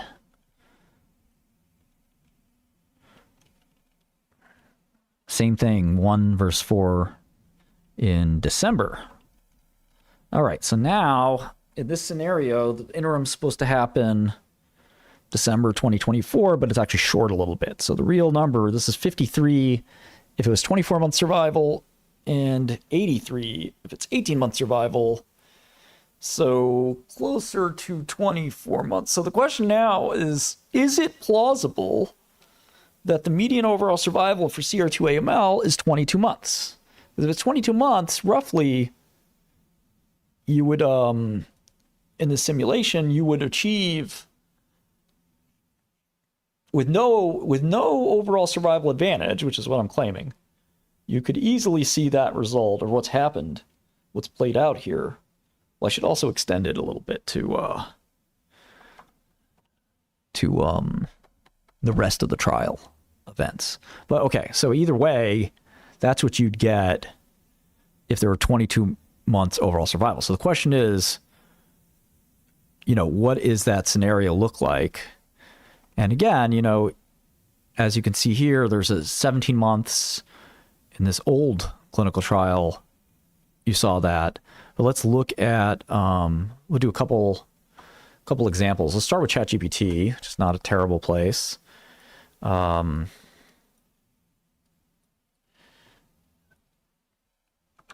patients in AML CR2, please provide references which indicate overall survival. I only want to see recent papers, last 2 or 3 years, which should show what the expected OS is in a clinical setting. Now, I expect this to be much lower than 22, but that's not the point. Is my baby leaving? First chicken nuggets for baby. That's pretty cool. Oh. Look, that's going to be what happens for what it's worth. Now, it's that or the enrollment curve is different. And the enrollment all happened at the end. You know, Dusty mentioned COVID.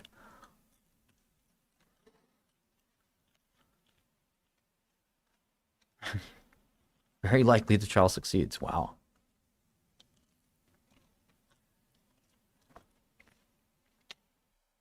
I don't think so. I don't think so.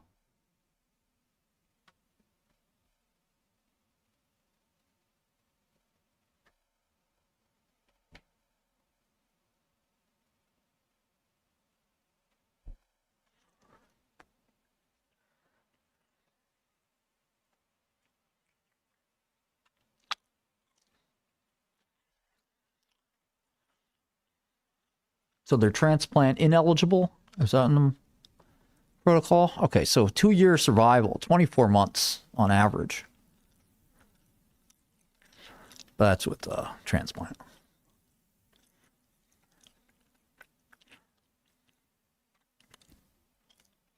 There's Regal.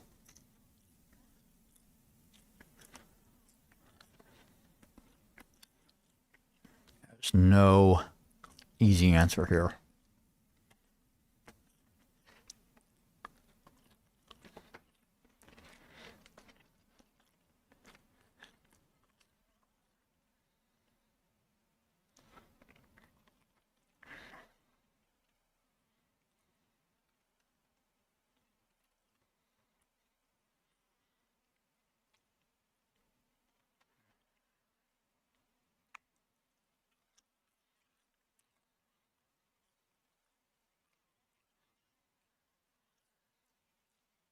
You know, you never know in these clinical trials. Some of these guys may have gotten transplants.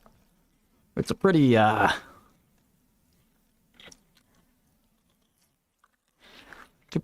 trial world is pretty fucked up sometimes.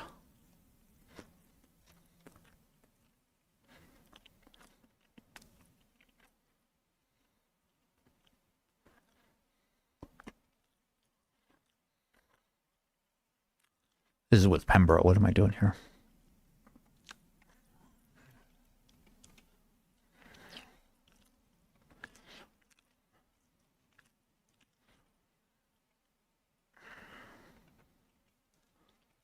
What the heck? How come this just doesn't show up?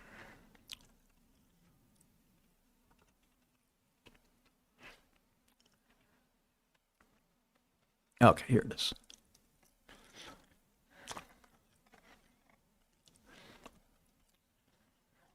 Oh, there's a lot more study sites. Oh, this changes things. 73 sites. Interesting. It's not a lot of enrollment.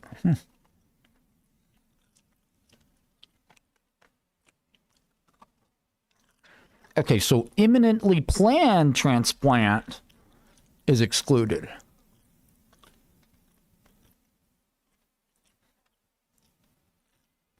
Are you sure?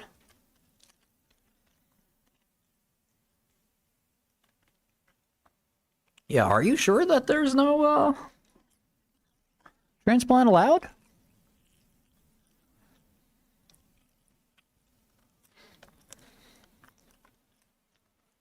Hold on, let's see.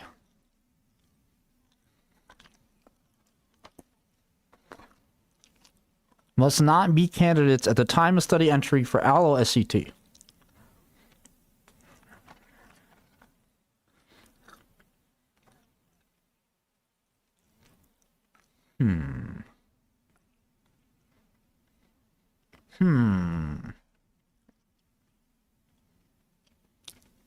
Look, what's more likely, that you have a miracle drug when you have a single antigen cancer vaccine where a similar cancer vaccine didn't work, or they're just transplanting people?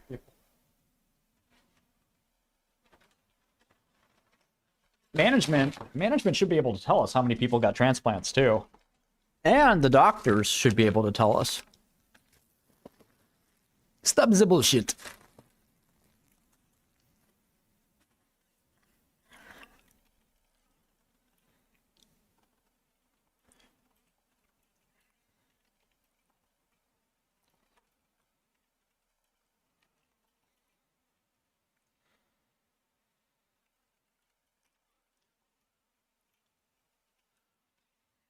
How many antigens are there? Multivariant. Multivariant? How many different proteins are you raising an antigen to? Multi? Or one?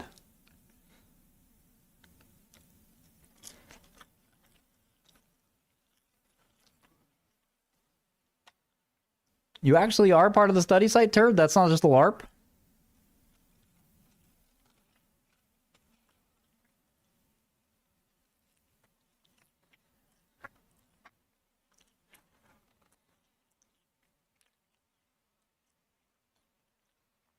But which proteins? How many proteins?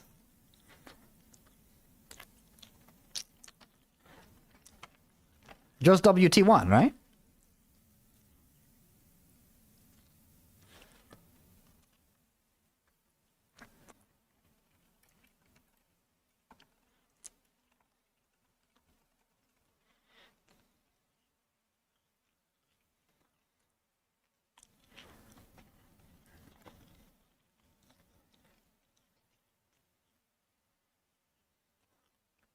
WT1 is not important to AML.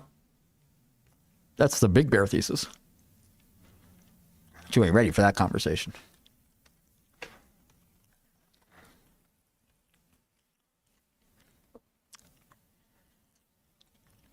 No, SLS, sorry, man. You're LARPing. This is you're clearly not somebody in healthcare. Right, so it's all WT1. It's a terrible target. Is it expressed because it's needed, or is it expressed because it's bad?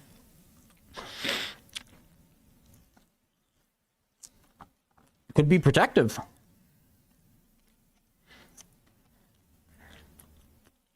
It's not been drugged yet. I don't know. You could just make an antibody to it, right? Why do? It's a terrible target. It's like saying P53 is expressed in 98% of AML. Well, no shit.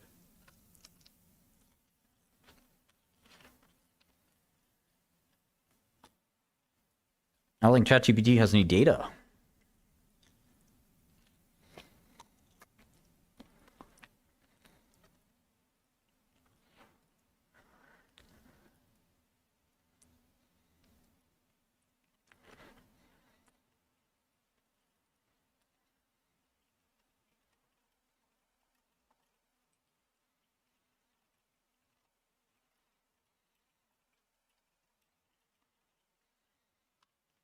Yeah, but it's obviously not true. I mean, I've been looking at AML drugs for a long time. I'm not new to this disease. It's kind of pathetic first level thinking to think that trial longer equals longer survival.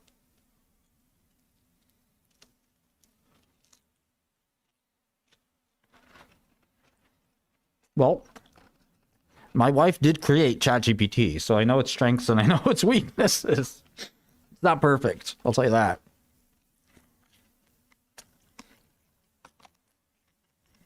He's being sarcastic, Luca.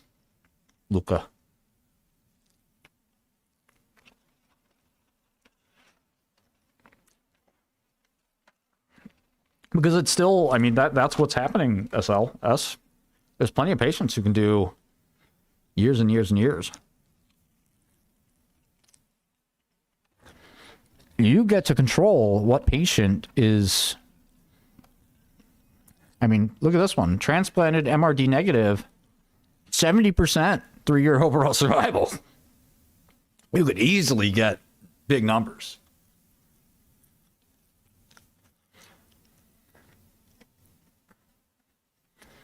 It all depends on the cytogenetics. Thanks, Turd. I don't know how I feel about saying that out loud.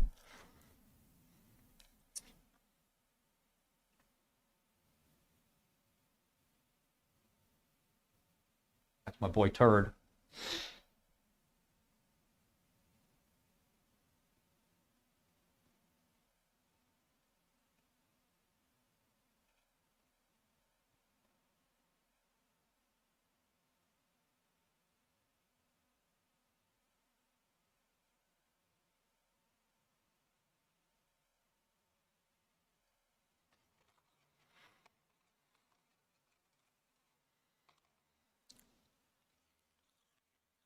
Well, you can stratify it, but that doesn't mean that you didn't enroll very healthy people. You can enroll people who are dying, or you can enroll healthy people. And most people, when they do clinical trials, they'd rather not put people who are dying in the trial.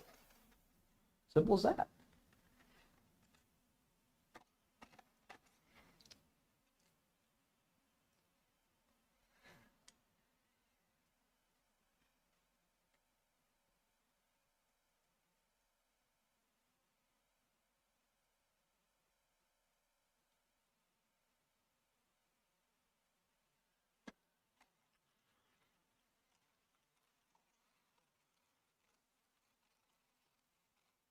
I'm very bullish on QCLS. Well, you know, if you think the alternative hypothesis is true, that they're living because, you know, you have a single protein cancer vaccine that's doing the heavy lifting here. I don't know. You must not be a long-term biotech investor. That sounds pretty unlikely.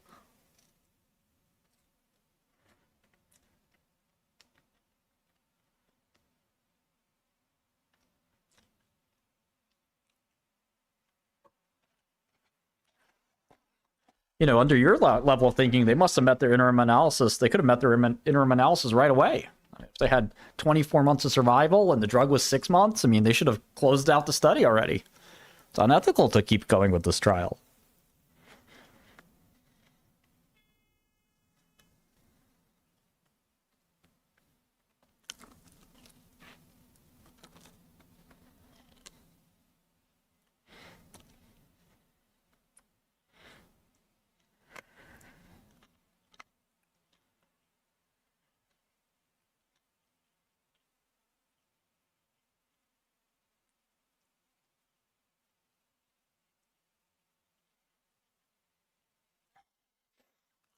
Yeah, it's going to be a tough one when you guys lose this one.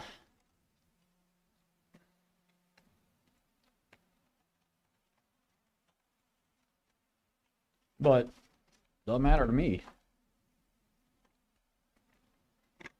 I'll be here every day, rain or shine.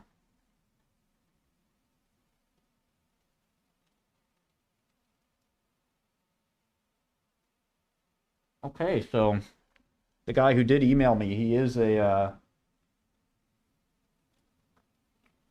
it looks like he is a real guy in the field. I see his credentials.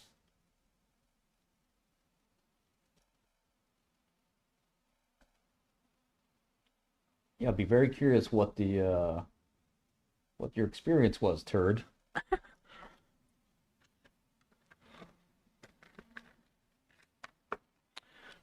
Futility requires, there's certain statistics required in futility too. I mean, look at what happened to Praxis. They were talking about futility and they changed it.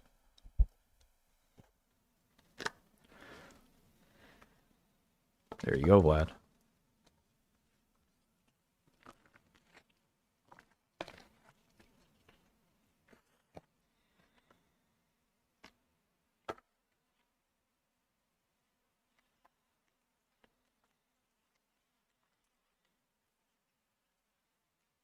Long software, short semis, a kind of uno reverso.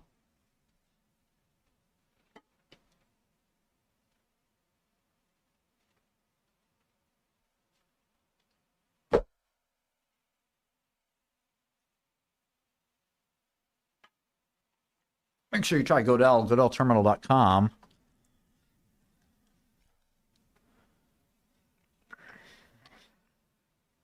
So I'm curious, turd, what you've heard out there.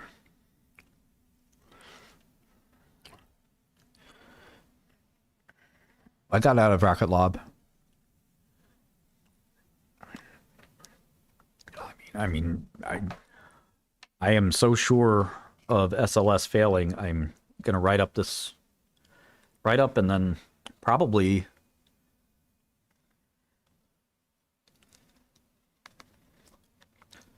bet my gender on it.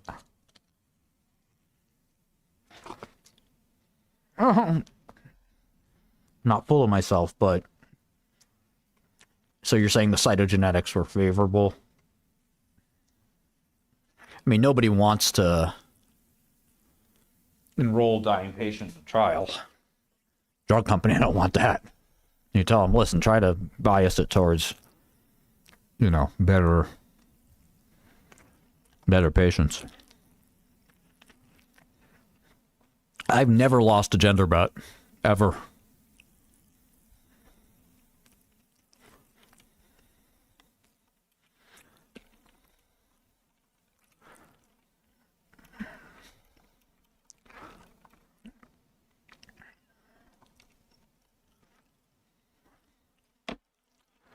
Well, there's nothing illegal about shorting the stock. That's something you got to understand.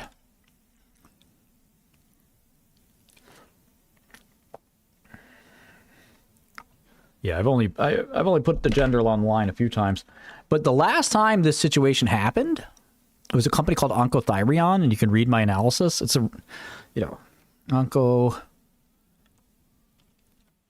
Oncothyreon. This is what's going to happen to you guys. Shkreli.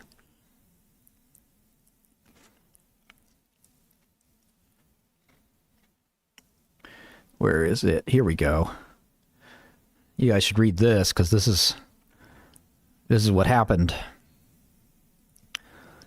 It was a 400 million market cap, and they had a thing called Stimuvax. Okay, same thing, cancer vaccine. The trial was taking 1 million times longer than expected. What do you think happened? Auntie has recently risen dramatically because there's speculation the study will succeed. It's much more likely that any extension or delay in the combined overall survival is much more likely to be a result of rising survival expectations for this tumor type and a miscalculated overall survival than it is to be a miracle performance for Stimuvax. This was 15 years ago. You guys weren't trading biotech stocks 15 years ago. Were you? I don't think so. I don't think so. I've seen this movie before. That was not even my first time seeing this exact thing play out. And it never ends well. The long trade has a very poor risk-reward characteristic. Is mathematically inept to assign a higher probability of success because the combined median overall survival is higher than originally expected. Unless you can perfectly estimate the control group overall survival of a new study by looking backwards at the literature and taking into account several new drugs approved for the disease, you're making a mental assignment error of hoping you've stumbled upon a free lunch when you've found yourself in a game of musical chairs. The enrollment curve that was released at ASCO has helped to determine the trial is exactly on schedule. The control group should register a 33-month overall survival. We think that the placebo will too. The data is backed by recent clinical results, as well as recent innovations in lung cancer. Nothing can be determined about the performance of individual arms from data released thus far. We only have 2 data points, the enrollment curve, which we don't have for SLS, and the timing of the first interim analysis. One can relatively easily impute overall survival. It is even more tempting to assume they must be on track given the 2-to-1 randomization in that case. Well, guess what happened with this trial? It didn't go good.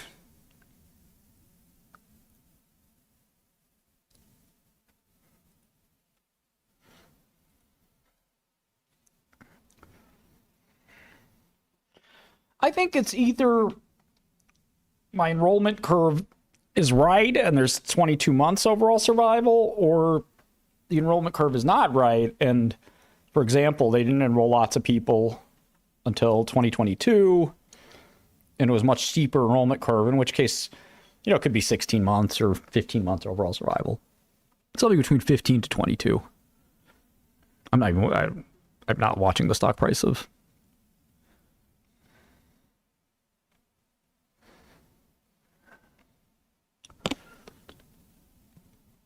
Didn't the FLT3 drugs get approved? People use drugs off label, right? No, I mean, what I'm saying is that this stupendous, improvement in survival or the length of the trial taking forever has nothing to do with anything. You guys are too young and inexperienced to know this.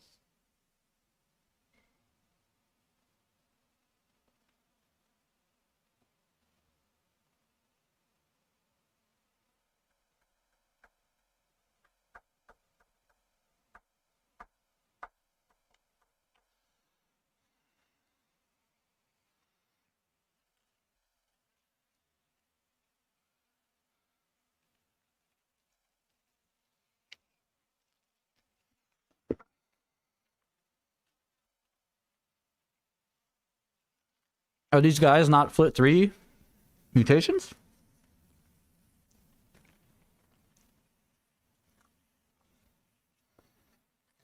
They're not allowed to have FLT3?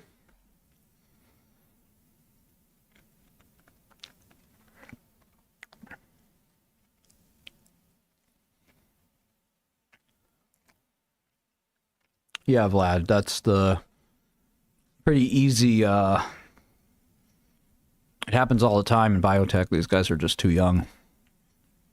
So yeah, even though I look young, I'm an old goat. I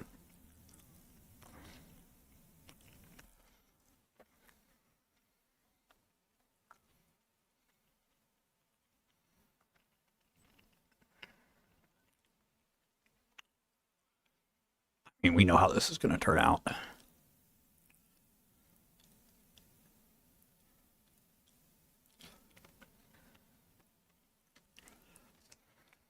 You can't spell.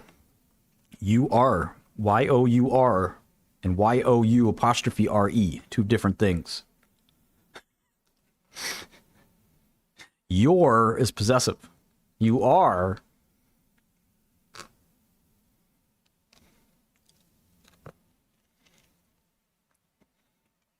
I can't imagine you, if you get that wrong, how do you get a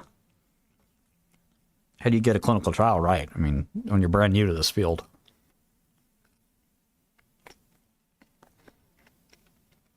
I'm sure you don't care about spelling. If you cared, do you think it would come out any different?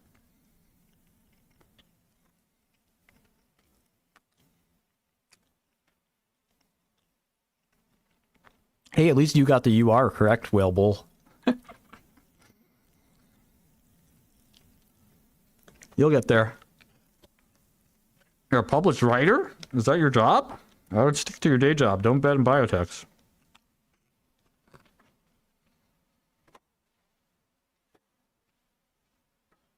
You sound pretty brand new, buddy.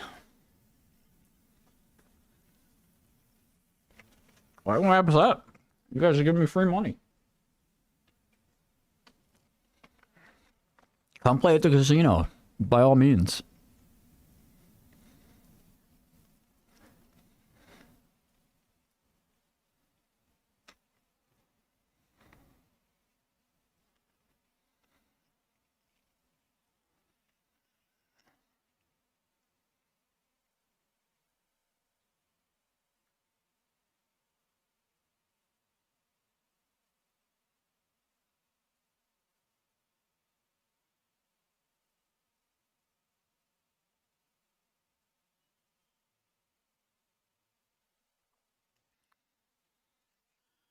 I like to have a portfolio. I don't have to pick one.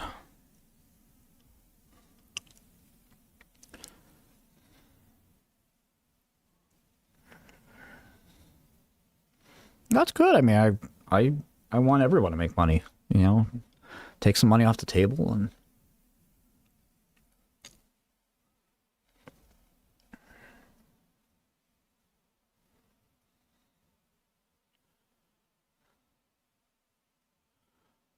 just get sad to see people get sucked into something and believe this like very elementary thesis.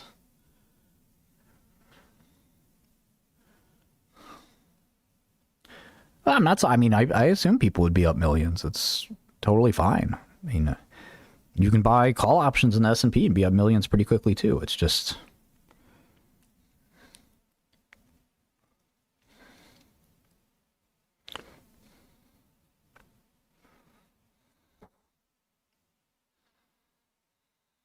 No, I disagree. SLS. No, they're not unusually long.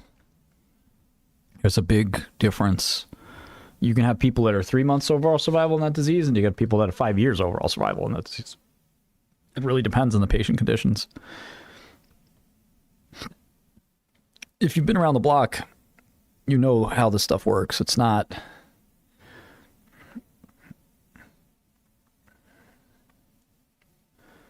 You're thinking about it the wrong way.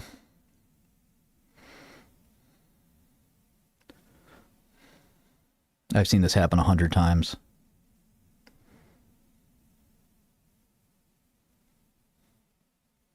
No, this drug has never had an effect in anything. That's why it was a penny stock. And nobody cared about it, and still nobody cares about it. Yeah, it's definitely all retail. I mean, good luck. We'll know in what, 30 days, 45 days?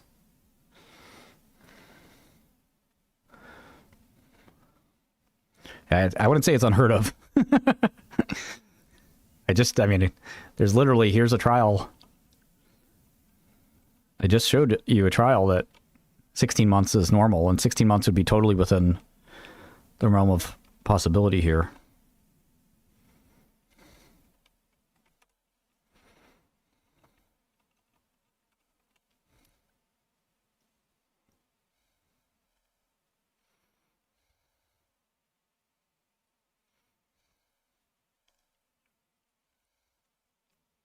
This is...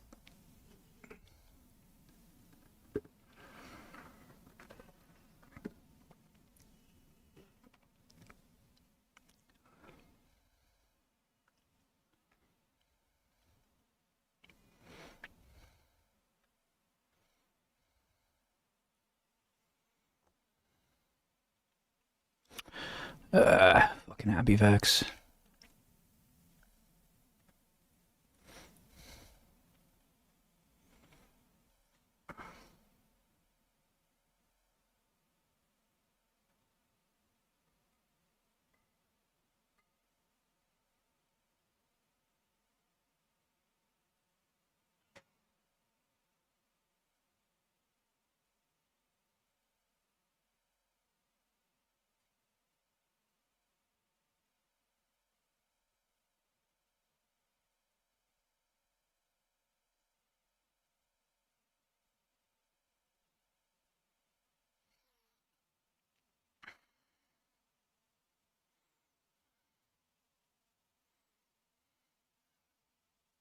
Yeah, don't assume it's 100%. That's the main thing I would do.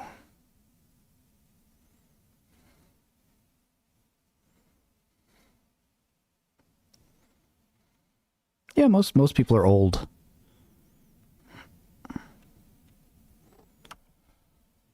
In this disease.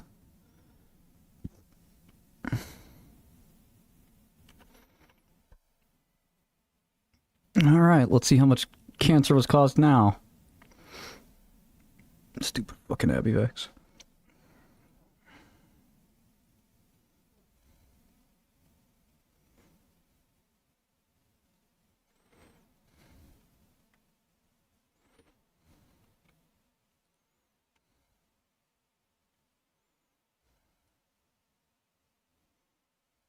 Yeah, I don't know, Lucas. How many of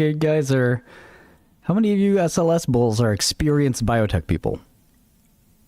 I know Dr. Kantarjian well. He's not risking his reputation. He does clinical trials of all kinds of shit. Nobody's risking their reputation when you do a clinical trial. I met Hagop 20 years ago, pal. I'm not even sure he's the best AML guy. I'm long Abivax, so we'll see. I'm pissed about this Evommune trade, man. Oh yeah, I definitely lost money in Cerebrus. Jesus Christ, I had a tiny position, but still.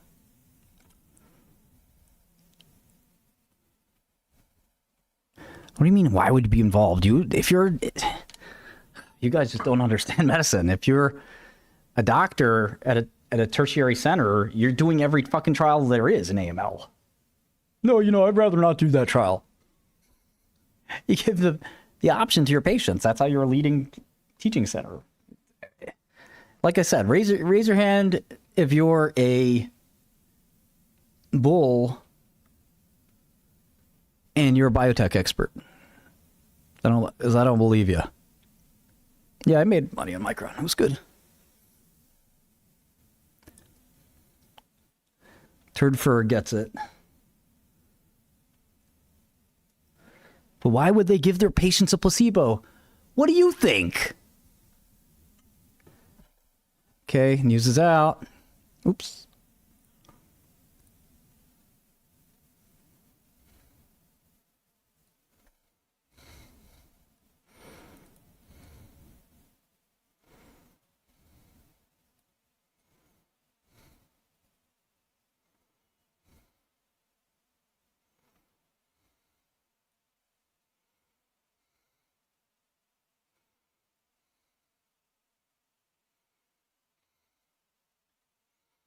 Conference call at 4:30.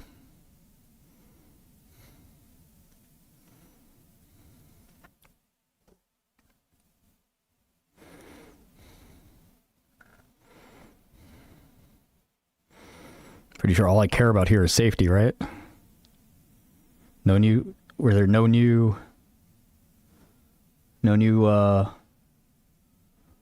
cancer?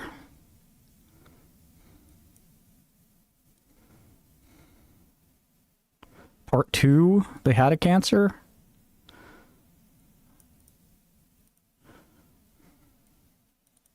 Looks like no new cancer in 25 meg.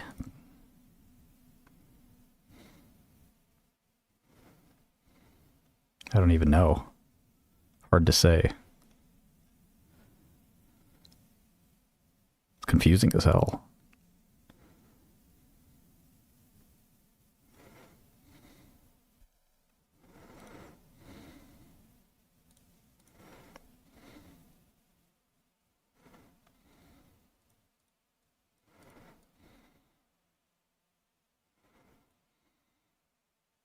Maybe we should just read it from start to finish. Look at this wall of text.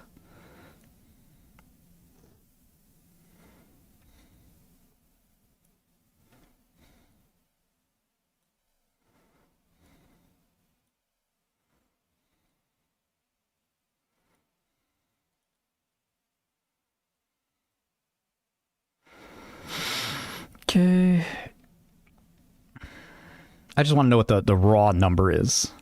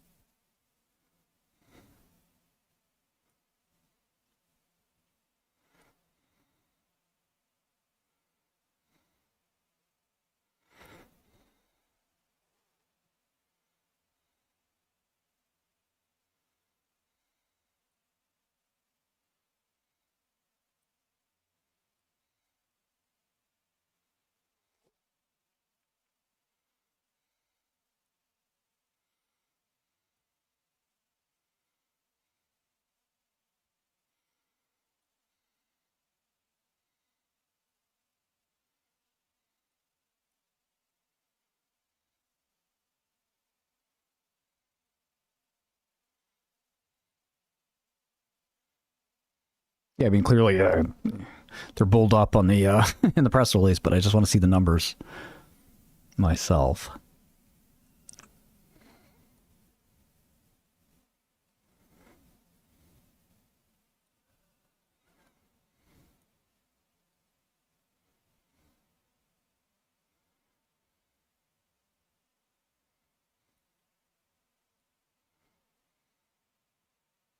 Okay, so there were 4 non-metastatic skin cancers reported. 2 and 2. Okay. I'm long.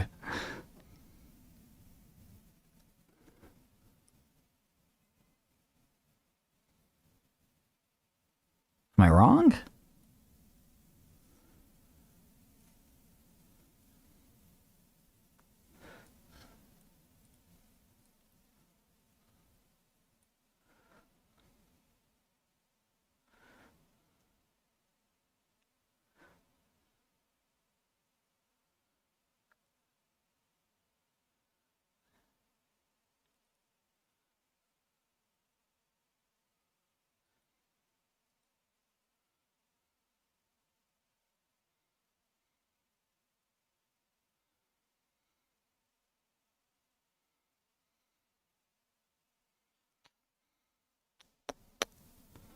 Okay. So they're basically saying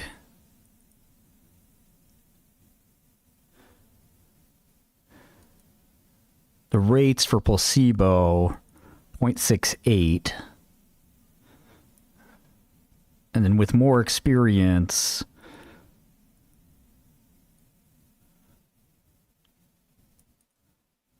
I mean, I get it.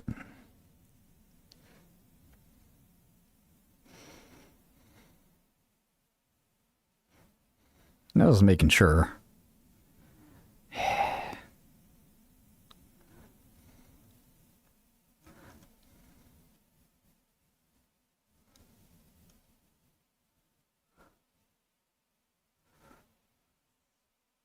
I get it, Andre, but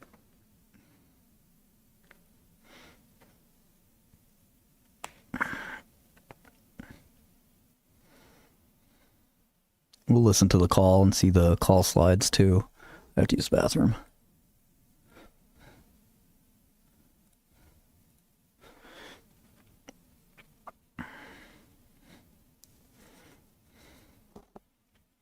Yeah.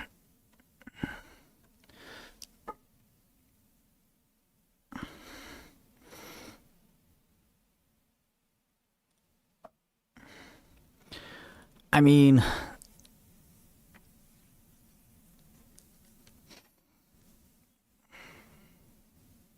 I want to see what the, like, Rinvoq malignancy looked like.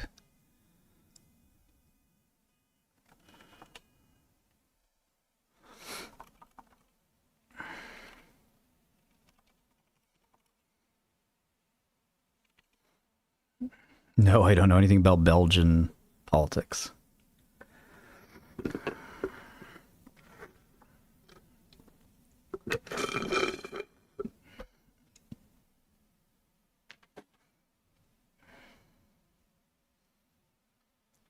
Excluding non-melanoma skin cancer, 1 per 100 patient years.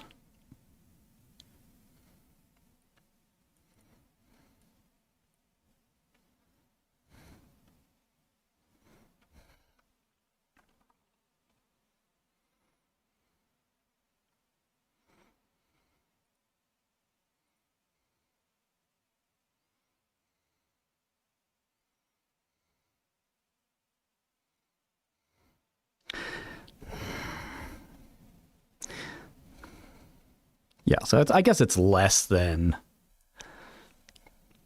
even if you took the high dose, it's less than, doesn't look like a signal.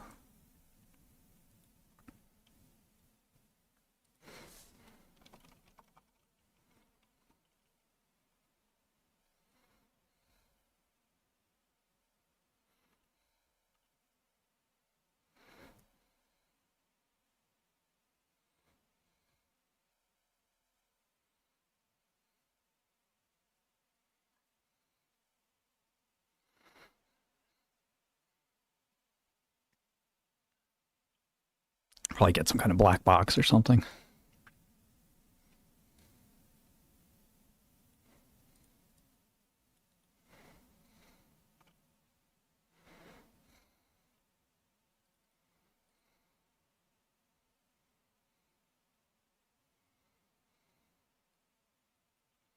Yeah, looks the same as Rinvoq.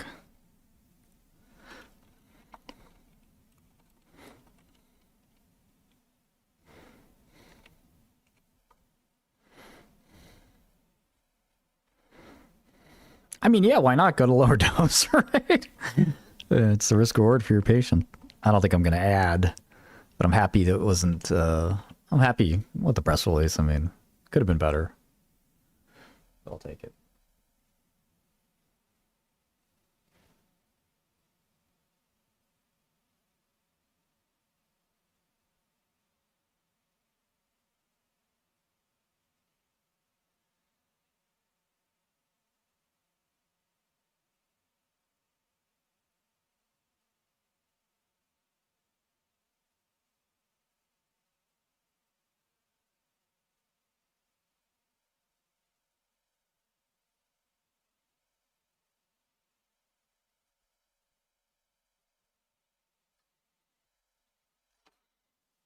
All right, I'll be back.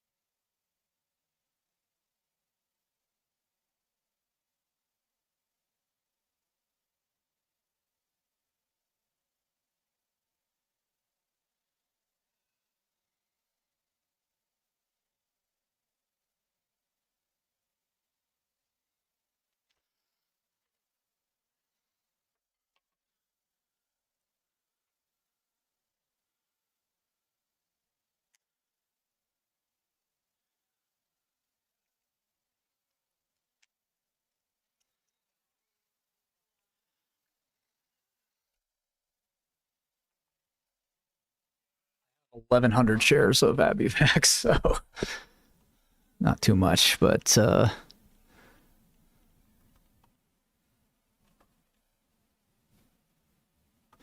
bought some more.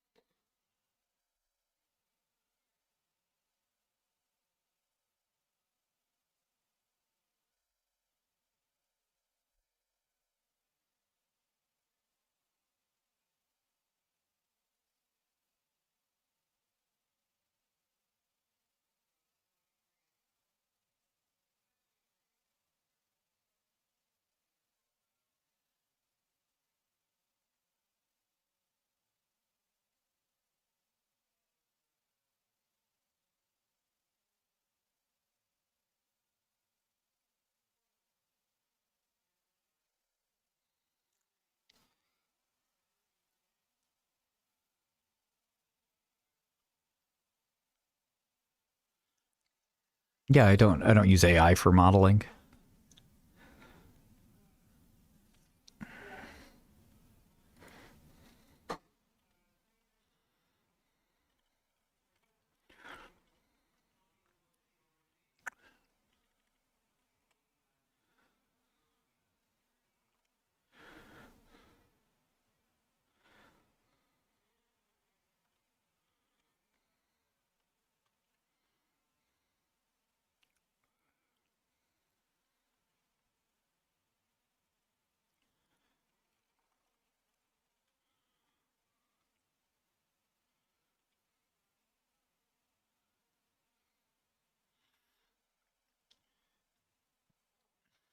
Yeah, AI just doesn't help too much. You have to get all the files together. There's just a bit of a pain. And you lose the whole plot if you're using AI.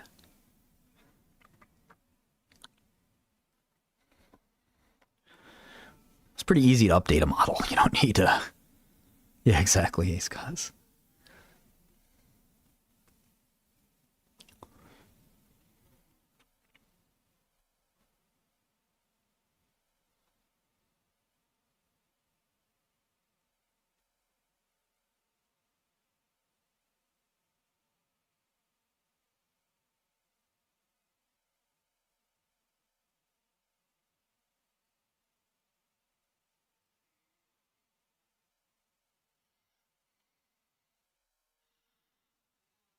Oui, oui, je peux dire le français.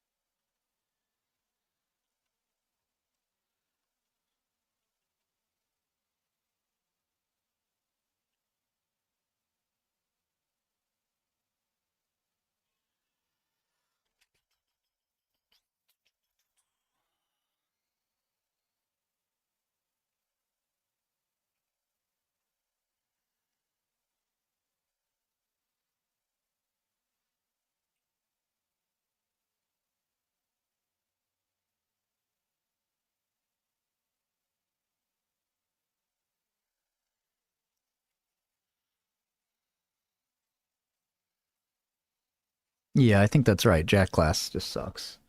But look, Rinvox selling like crazy, so.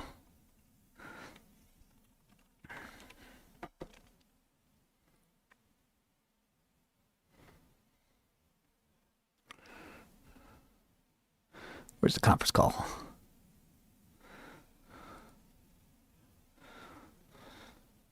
Do I know Patrick Malloy? I think I do.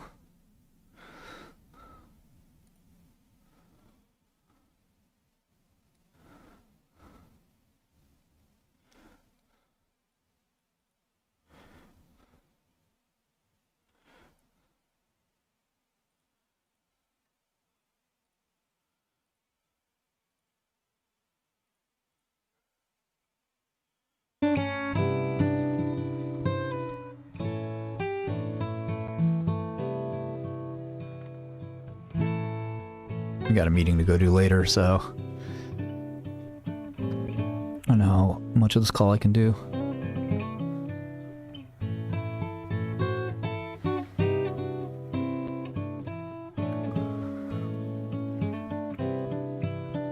Better luck tomorrow.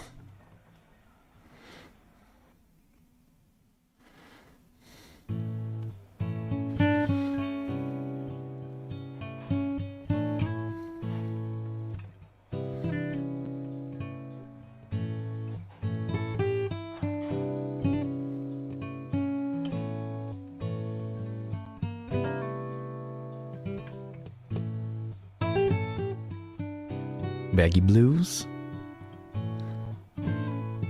I got the blues. The baggy down $1 million blues.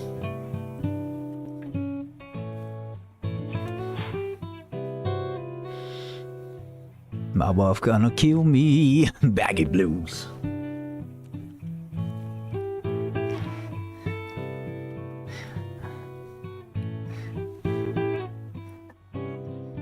On the baggy blues. Baggy blues. Yeah. Woo.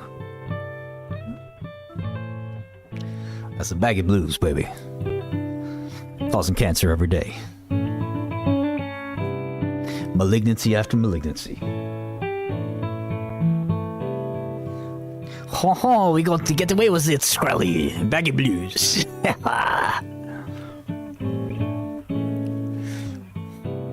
You're a bag holder like me? Just vibe to the beat.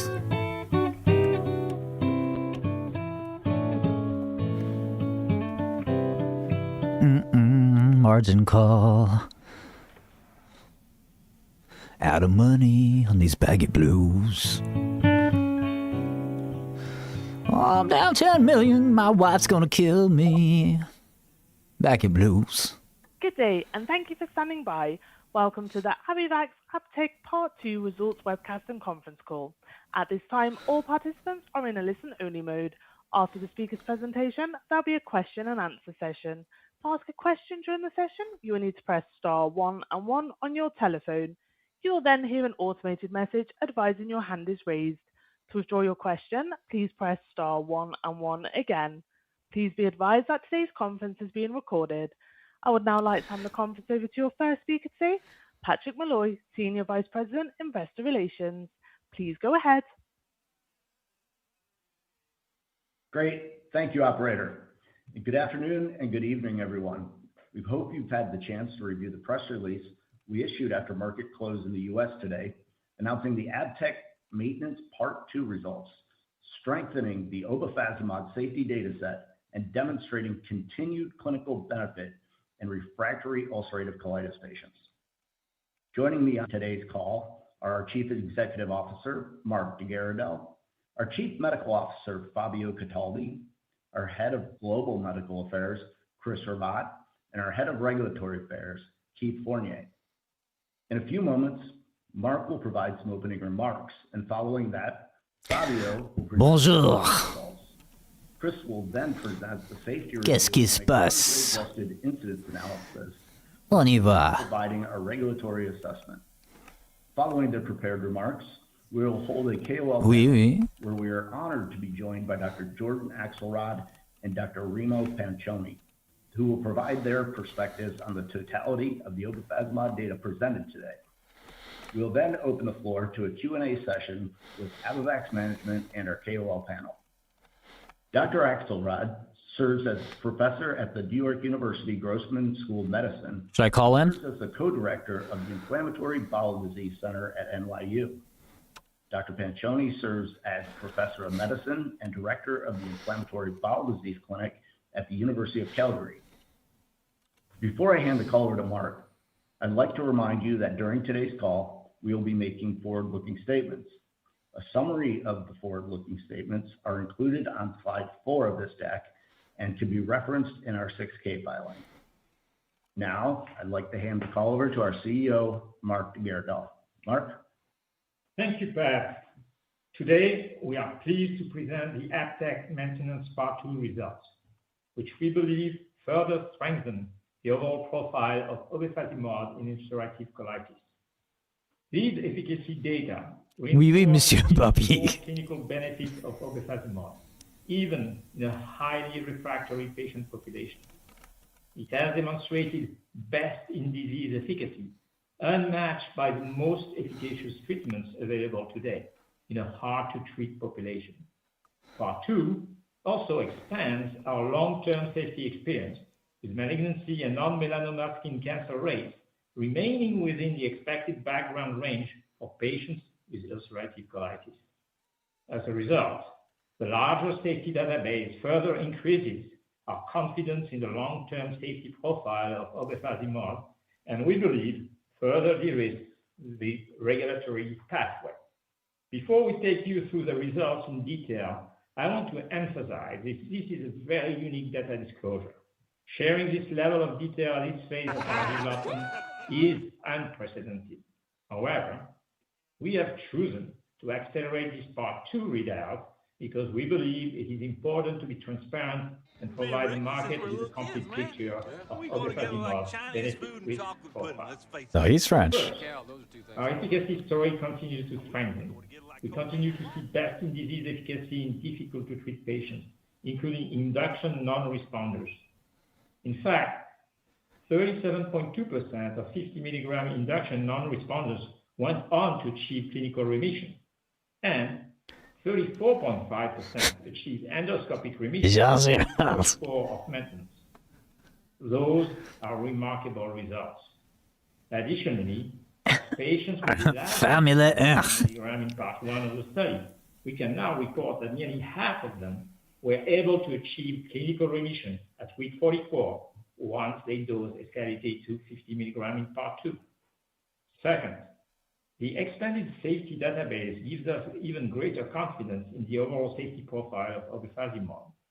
We have now accumulated more than 1,700 patient years of exposure across phase 2 and phase 3. And when these data are viewed in context, malignancy and non-melanoma skin cancer incidence remain within or below the expected background rates for patients with ulcerative colitis.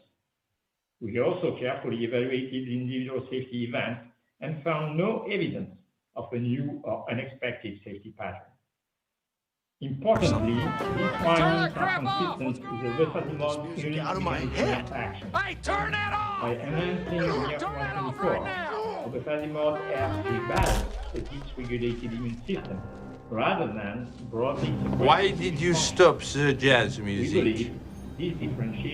Was it not pleasant for you? No one plays jazz here at the pit stop, okay? So why is the song on the jukebox? We keep it on there for profiling purposes. We also got the Pet Shop Boys and Seal.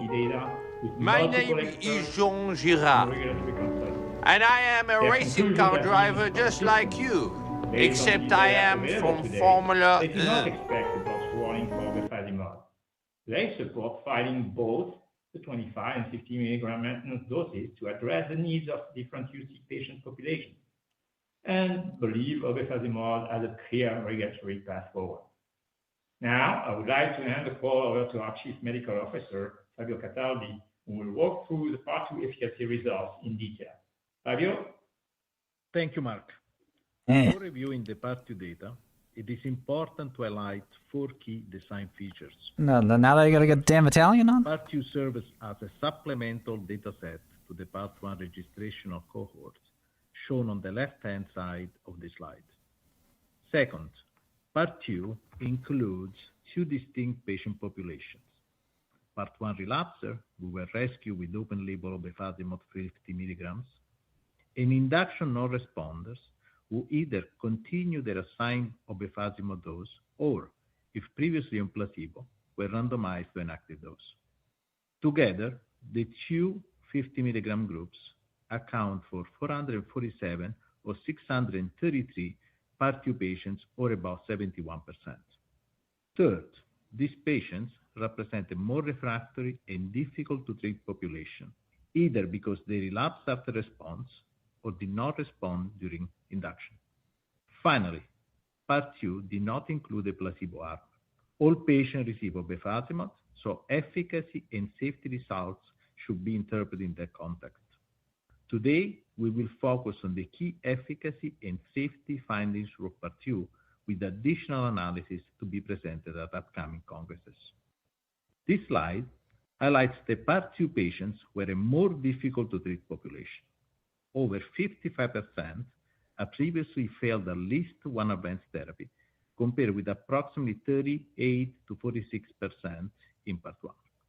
Despite this, 44-week completion rates remain high, ranging from about 70 to 86% across the Part 2 groups. This context is important when interpreting the efficacy results. Italian, French, who's next? Give a German in here. Represent a higher bar than a traditional maintenance population. It is also important to recognize that induction non-responders that enter Part 2 had only been treated for 8 weeks without achieving clinical response. This means that they're carrying a substantially higher inflammatory burden at the start of maintenance treatment than induction responders that enter Part 1. This is reflected in the baseline characteristics at the start of maintenance.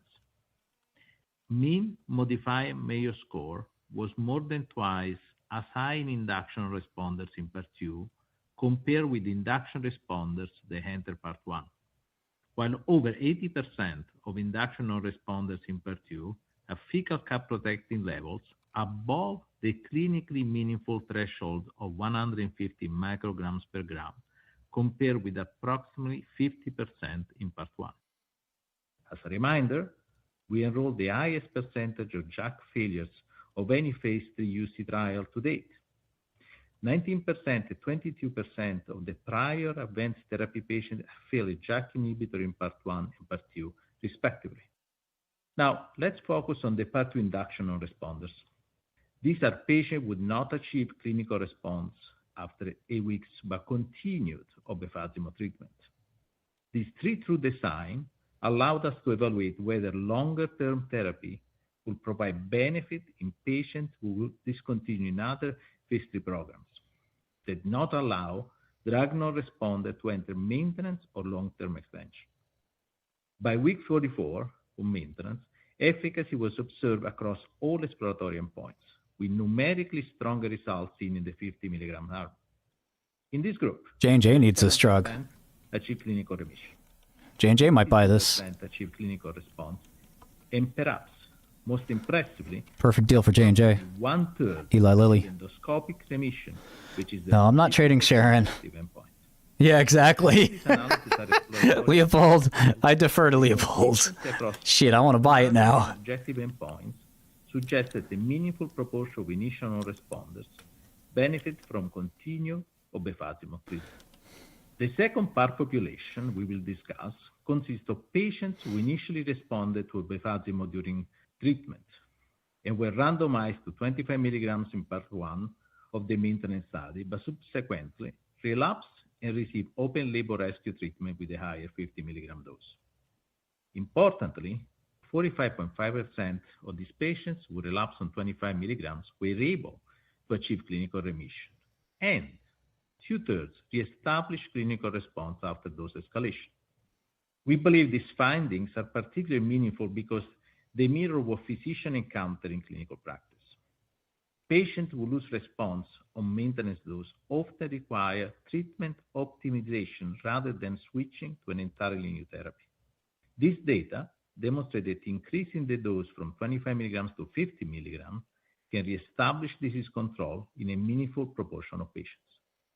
In early June, we reported that obefazimod delivered potential best-in-disease endoscopic remission among induction responders. Today, data show that this efficacy extends to an even more challenging population. Patients will not respond after initial 8 weeks induction period.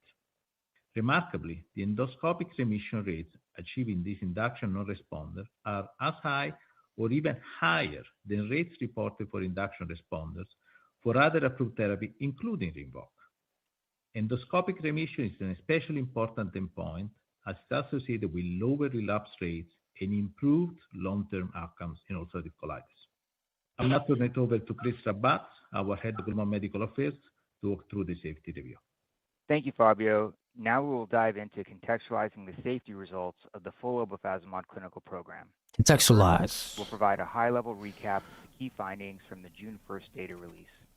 Next, we'll review the Part 2 safety data. Contextualize, my brother. Malignancies, excluding non-melanoma skin cancers, and separately, non-melanoma skin cancers. Finally, we will put these findings into context by reviewing the exposure-adjusted incidence rates for these rare events across the obefazimod program. Extremely rare. This slide provides important context from safety observed in Part 1 of maintenance. Overall, obefazimod showed a favorable safety profile with infrequent serious treatment-emergent adverse events, no signal for serious infections, low incidence of headache, with strong treatment persistence.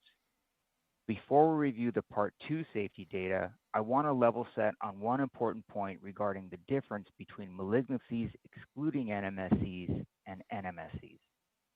Malignancies excluding NMSCs are the primary focus of regulatory and clinical safety assessments for malignancies. They have been associated with boxed warning language for JAK inhibitors and TNF inhibitors because they can result in significant impact on patients' well-being. NMSCs, on the other hand, are typically evaluated separately. They have not been associated with boxed warning language in IBD therapies or other therapeutic areas and are generally managed through routine dermatologic surveillance, which is part of standard IBD clinical practice. When identified early, they are typically treated with local excision and have low impact on patients. Keeping this distinction in mind is important as we review the Part 2 safety findings and the exposure-adjusted incidence rates on the following slides. Now let's put Part 1 malignancy excluding NMSC findings in context with other Phase 3 placebo-controlled maintenance cohorts in UC. This comparison focuses only on the placebo-controlled maintenance period, since that is the common registrational data set across programs. This table shows the percentage of patients in any active treatment arm who experienced a malignancy excluding NMSCs for all approved UC treatments since Entyvio was approved in 2014. In ABTEC Maintenance Part 1, there were 2 events, or 0.52%, placing obefazimod in the middle of the range. Both events occurred in the 50 milligram arm, with no events in the 25 milligram or placebo arms. While this is a numerical imbalance for rare events, similar patterns have been seen in other UC programs, including Skyrizi, one of the most utilized agents available, which had the same number and event distribution, with 2 events in the high dose and no events in the low dose or placebo.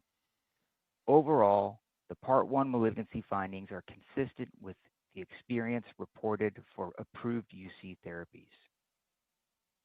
Before reviewing the Part 2 safety summary, it is important to consider the imbalance between dose groups, both in number of patients exposed to each dosing group, but also the cumulative duration of exposure. One way this is typically done is by utilizing the relative proportion of patient years of exposure for each group. In Part 2, the 50 milligram group accounted for 288 of the 420 patient years of exposure, or nearly 70%, with approximately 30% for the 25 milligram. And notably, as a reminder, 0 on placebo, since there was no placebo comparator for Part 2. Because more exposure creates more opportunity to observe safety events, especially rare events, they are more likely to be observed in the group with the largest portion of exposure, in this case, the 50 milligram arm. This context is important as we review the overall Part 2 safety on the next slide. This slide summarizes the top-line safety findings from Part 2. As a reminder, Part 2 did not include a placebo arm, so these results are descriptive and should be interpreted in the context of active obefazimod treatment. Overall, TEAE rates were similar across dose groups. TEAEs leading to study discontinuation were somewhat higher in the 25 milligram group, which was partially driven by worsening of ulcerative colitis. One death occurred in the 25 milligram group and was assessed by the investigator as unrelated to treatment. The suspected cause was pulmonary embolism in a patient over 65 with multiple pre-existing risk factors, including a prior pulmonary embolism, atrial fibrillation, type 2 diabetes, hypertension, and recent prolonged immobility. Serious or severe infections and opportunistic infections were infrequent and did not suggest a dose-related pattern. There were 2 malignancies excluding NMSCs, both deemed unrelated to treatment by study investigators in patients with pre-existing conditions and multiple other risk factors. Importantly, Prostate. both occurred in patients who were previously on placebo And in Part 1 myeloproliferative. and experienced relapse. Since the protocol indicated all Part 1 relapsers would receive the 50 milligram dose in Part 2, both cases landed in the 50 milligram group. NMSCs were balanced by event count, with 2 cases in each dose group. Acute pancreatitis was also reported once in each dose group, and there were no cardiac abnormalities suggestive of cardiac fibrosis. Before we review exposure-adjusted incidence rates, it is important to look at how patient year exposure is distributed across the data sets we will analyze. For the integrated UC clinical program, which includes phase 2 and phase 3, placebo represents only a small portion of total exposure, about 11%, while the 50 milligram dose accounts for the largest share at approximately 49%. As I mentioned earlier, this pattern is even more pronounced in maintenance Part 2, where there was no placebo arm and nearly 70% of exposure occurred in patients receiving the 50 milligram dose. Because exposure is not balanced across treatment groups, raw event counts can be misleading, particularly for uncommon events. Groups with more patient years simply have more opportunity to observe rare safety events. For that reason, exposure-adjusted incidence rates relative to the expected background rate in the patient population being studied provide a more meaningful way to compare safety findings than across treatment groups with unequal exposures.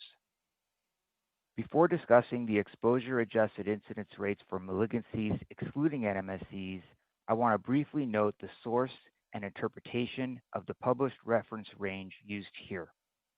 The reference range was selected based on a careful review of literature describing incidence of background malignancy excluding NMSCs in a broad UC population, including both treatment-naive and advanced therapy-experienced patients. Other high-quality publications report higher rates, in some cases more than 1.0 per 100 patient years, particularly in more refractory or heavily pretreated cohorts. For that reason, this reference range should be viewed as a useful benchmark for context rather than a statistical test of treatment relatedness. This slide applies the exposure-adjusted approach to malignancies excluding NMSCs across 3 datasets: the full integrated UC clinical program, the combined maintenance population, and maintenance Part 2 alone at the bottom. The exposure-adjusted incidence rates for the combined active arms remained within the published UC reference range across all 3 analysis sets. Because malignancies excluding NMSCs are uncommon events, incidence rate estimates become more precise as cumulative exposure increases. The ABTEC maintenance data should be interpreted using the totality of the exposure-adjusted evidence making the integrated UC clinical program analysis at the top of the slide the most relevant data set with 1,700 patient years of active drug exposure. The results in this table demonstrate that exposure-adjusted incidence rates in each individual dose and the active combined treatment arms are consistent with the UC background reference range, which again were based on published UC studies. This supports the interpretation that when adjusted for exposure, the observed malignancy rate, excluding NMSCs, that were observed in all three data sets is consistent with the expected range for this patient population. As noted on the prior slide, in part 2 of the maintenance trial, there were 2 malignancies excluding NMSCs observed, both deemed unrelated to treatment by study investigators, likely due to pre-existing and confounding risk factors. The MPN patient had pre-existing thrombocythemia at baseline with elevated platelets of 909,000 per microliter, which remained elevated throughout the study until the diagnosis. And the second case was a 55-plus-year-old patient diagnosed with prostate cancer who was exposed to obefazimod for just 3 months. Before discussing non-melanoma skin cancer, the key context is that this program used more intensive skin lesion surveillance than any of the UC phase 3 protocols we benchmarked, which included all 3 trials completed since 2016. Skin lesions were first identified as an adverse event of special interest based on a modest numerical imbalance in phase 2. Following a non-clinical photosensitivity finding, regulatory feedback led to photosensitivity being incorporated into the existing skin lesion AESI framework. The phase 3 and phase 2 OLE protocols were strengthened to include dedicated reporting, lesion photography, central dermatologist review, and lesion-specific adjudication, features not included in the benchmark protocols. That matters for interpreting NMSC findings. Before enhanced surveillance, no NMSCs had been reported in the UC program. After enhanced protocol-driven surveillance was implemented, NMSCs were detected, consistent with increased ascertainment. Despite this intensive surveillance, exposure-adjusted incidence rates for the broader skin lesion AESI were similar between obefazimod and placebo in ABTECT, with no treatment imbalance. I'll detail this on the next slide. NMSCs remained rare and were detected in patients with multiple risk factors, limiting ability to infer a causal relationship with treatment. In phase 3, 60% were identified within the first 6 months of exposure, with no increase over longer treatment duration, a finding consistent with detection of potentially pre-existing or developing lesions. Taken together, the timing and pattern of events are more consistent with enhanced detection from protocol-driven surveillance than with a cumulative exposure-related NMSC signal. Because skin lesions were monitored as an AESI, we can compare overall skin lesion occurrence across treatment groups using exposure-adjusted rates. In the combined maintenance dataset, rates were similar across groups, 10.2 per 100 patient years with placebo, 8.8 with 25 milligrams, and 10.0 with 50 milligrams. So even with robust protocol-driven surveillance, we did not observe an increase in overall skin lesion occurrence with obefazimod. This provides important context for interpreting the NMSC findings on the next slide.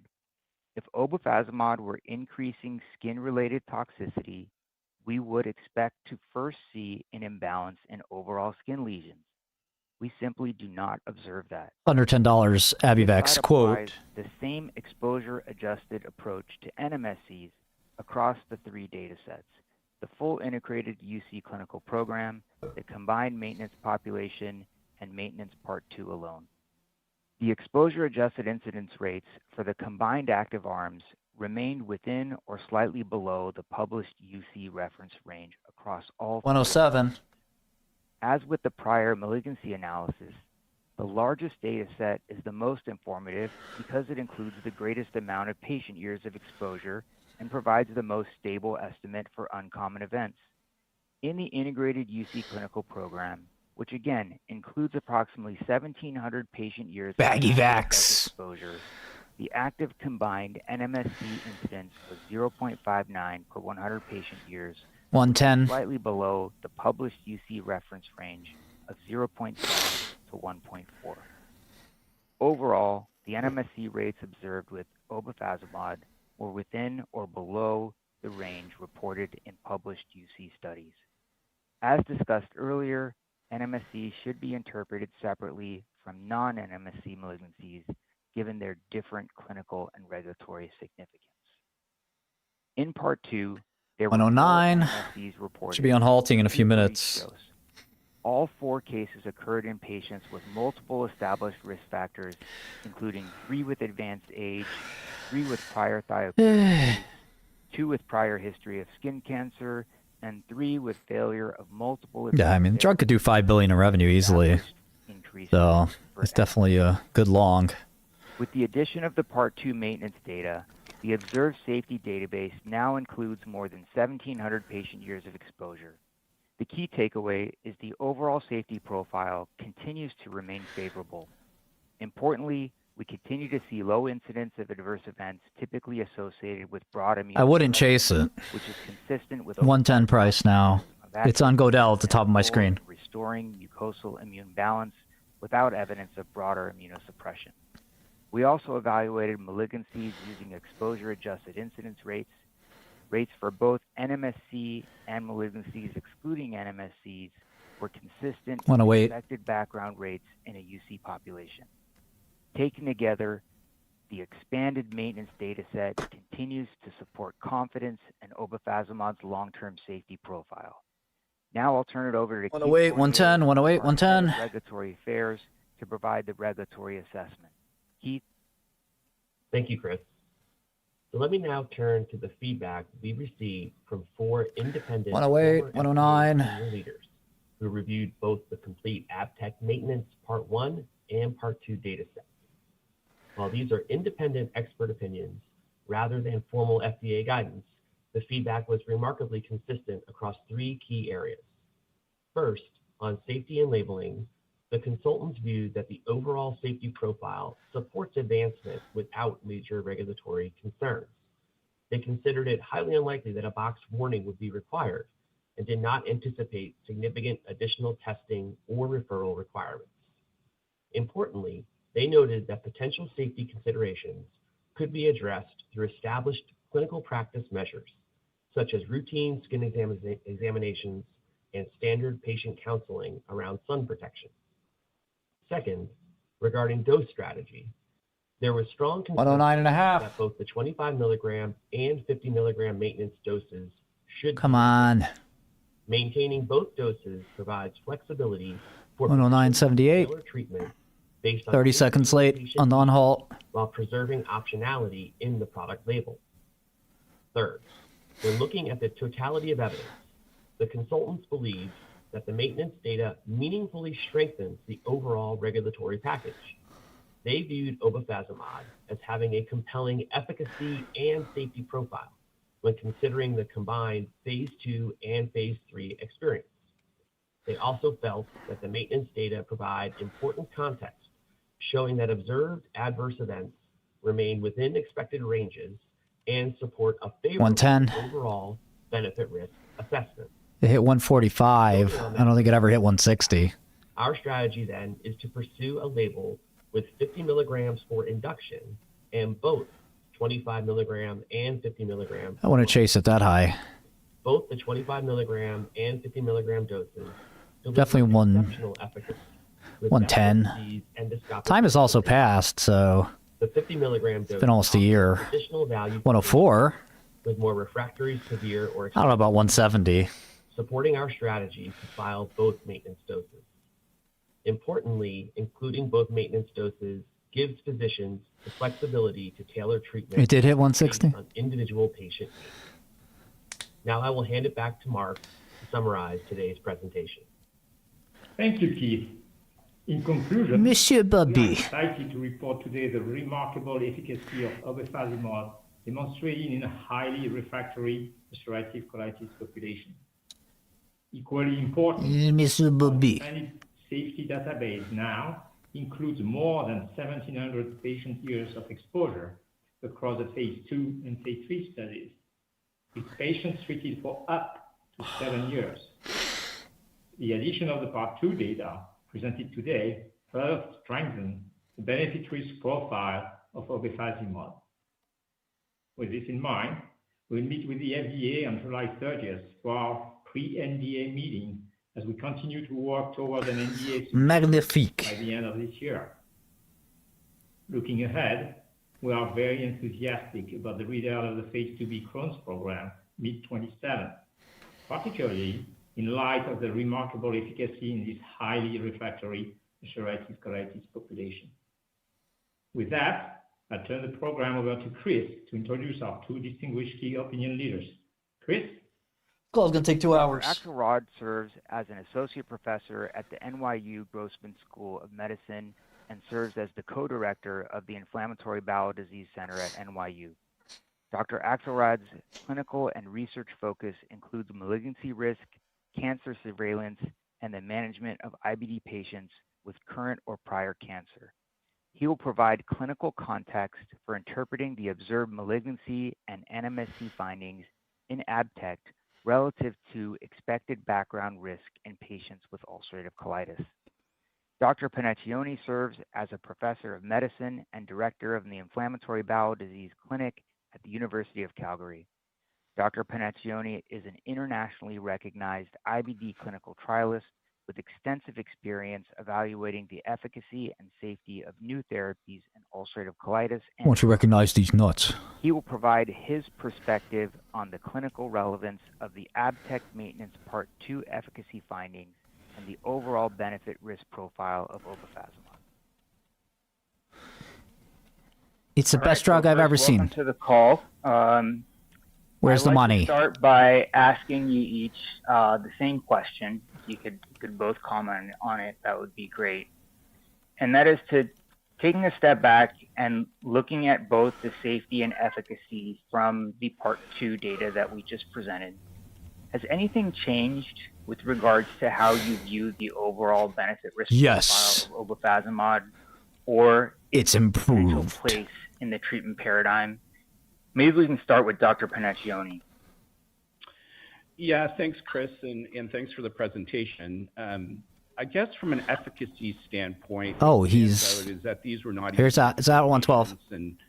I'm not chasing it up here. Did include those non-responders and patients who had relapsed during maintenance. Not chasing it. And those are precisely the types of patients who often challenge us in clinical practice. Yet, despite that, we continue to see those meaningful rates of clinical remission, endoscopic improvement, and endoscopic remission in that more refractory population. And that suggests that the efficacy signal is both durable and, clinically relevant beyond the original registrational data set. I think more importantly is, in addition, if you combine this with the efficacy in the registrational data set, the proportion of patients who are benefiting from obefazimod is amongst the highest we've ever seen in ulcerative colitis. In fact, it is the highest we've ever seen in ulcerative colitis. Having done this for over 25 years, this is the most robust efficacy data set that I've ever seen. From a safety perspective, I think, we have more than 1,700 patient years of experience across the integrated program. And importantly, the safety profile remains remarkably consistent with what we've seen previously. And I think that we need to remember that the data reinforce what I think clinicians are increasingly looking for, a therapy that combines, deep best-in-class, best-in-disease efficacy with a safety profile that supports long-term use. So to succinctly answer your question, yes, it has changed my view, but in a positive direction. The Part 2 data have really increased my confidence in both the benefit-risk profile and the potential role of obefazimod as an important future treatment in moderate to severe ulcerative colitis. Thank you, Dr. Panaccione. And he read off that. Dr. Axelrod, any additional comments on that? Yeah, thanks, Chris. No, I agree with everything Remo said. As you know, in IBD, we're really desperate for more effective therapies, particularly for our most refractory patients. And so, as was underscored, this is really one of the most effective data sets we've seen, and something that we're really looking forward to having access in the clinic for our sickest patients. I think what's also really important of the data set you showed is that we're still capturing a large number of delayed responders. We're still capturing patients who relapse on lower dose. And so there's already pathways to getting more patients into some of these higher remission rates that you demonstrated. And I think that that's really important. As far as reflecting on the safety data, and I'm happy to talk more about that, I think that these data also really underscore very good safety. And particularly in a more refractory population where our risk tolerance changes, I feel very reassured with these data that there's not really a sacrifice of safety with a more effective drug, which we have experience doing with other advanced and conventional therapies. So I think that this is a really nice data set and look forward to having its access in the clinic. Okay, I sold some much higher and now I'm buying some. So maybe I'll follow up with a specific question for you on the safety. So in the new part 2 data we presented today, I sold some 117, 116. Excluding non-melanoma skin cancer. Bought it back 110, 112. Arm, and then 4 non-melanoma skin cancers, 2 in each arm of the 25 and the 50 milligram. So based on the incidence rate and the background for the individual cases, how should investors think about this? Yeah, so I think the most important considerations here, especially when we're talking about so few overall events, is whether these exposure-adjusted incidence rates really differ from either the general IBD population or the general population of IBD patients who are exposed to other therapies. And then, of course, within that context, which you provided really nicely, are sort of the individual case characteristics that may help us contextualize some of these findings. So I think the way I really think about it is, are there red flags or are there more reassuring factors? And I think there are substantially more reassuring factors from a malignancy standpoint. I mean, we're talking about very low event counts of very common, generally experienced tumor types in the general population and in particular the IBD population. And then, of course, as you demonstrated, in a heavily pretreated, otherwise higher risk population. So yeah, I was long going into it. Data very nicely demonstrating there really was not an imbalance here after exposure adjustment as it compares with general data that we have from other data sets and from other phase 3 programs. So I feel very confident there. Things that may make me think about a red flag, which again, just underscoring, I'm not seeing that in a handful of these cases, is that if there were high rates exceeding comparable populations or a clustering around a rare malignancy. And we're really not seeing anything like that. And so from a cancer standpoint, of which I feel really confident speaking on, there's really not something that causes concern, at least from my end. Nothing more from my end. Thank you for that, Dr. Axelrad. So maybe one more question for Dr. Panaccione before we turn it back over to the operator for investor questions. So today we presented rare event data in the context of exposure-adjusted incidence rates and compared them to incidence rates from published studies to try to understand whether the overall incidence rate for patients on obefazimod was elevated. Can you comment on whether you see this as the right methodology? So why shouldn't investors expect these rare events to balance across treatment arms versus, doing the exposure-adjusted analysis that we did? Yeah, I'm happy to comment on that. Maybe before I comment, I'll make a general comment. I think first, whenever safety is discussed, the initial response is often emotional rather than analytical. And this is entirely understandable, whether you're a patient, physician, or investors alike. You're naturally more sensitive to potential harms than benefits. And really the key is to move beyond that initial reaction. Oh yeah, tell me what the key is. Of the evidence through a rigorous scientific lens. Oh yeah. And clinically, I think this is exactly the right way to look at rare events. when events are uncommon, the crude percentages can be really misleading, particularly when exposure is not balanced across the groups. And what matters is not only how many events occur, but how much time patients were actually exposed to treatment. And that is why exposure-adjusted incidence rates are so important. They allow us to take that into account by correcting for exposure. I would also not expect rare events to balance perfectly across treatment arms in a trial of this size. By definition, those rare events occur infrequently, and small numerical imbalances can happen by chance. You know, one of the prime examples in this data set, if you go back to the registrational data set, is there were 2 pregnancies, a good event when we think about IBD in the 50 milligram group, none in the 25, and none in placebo.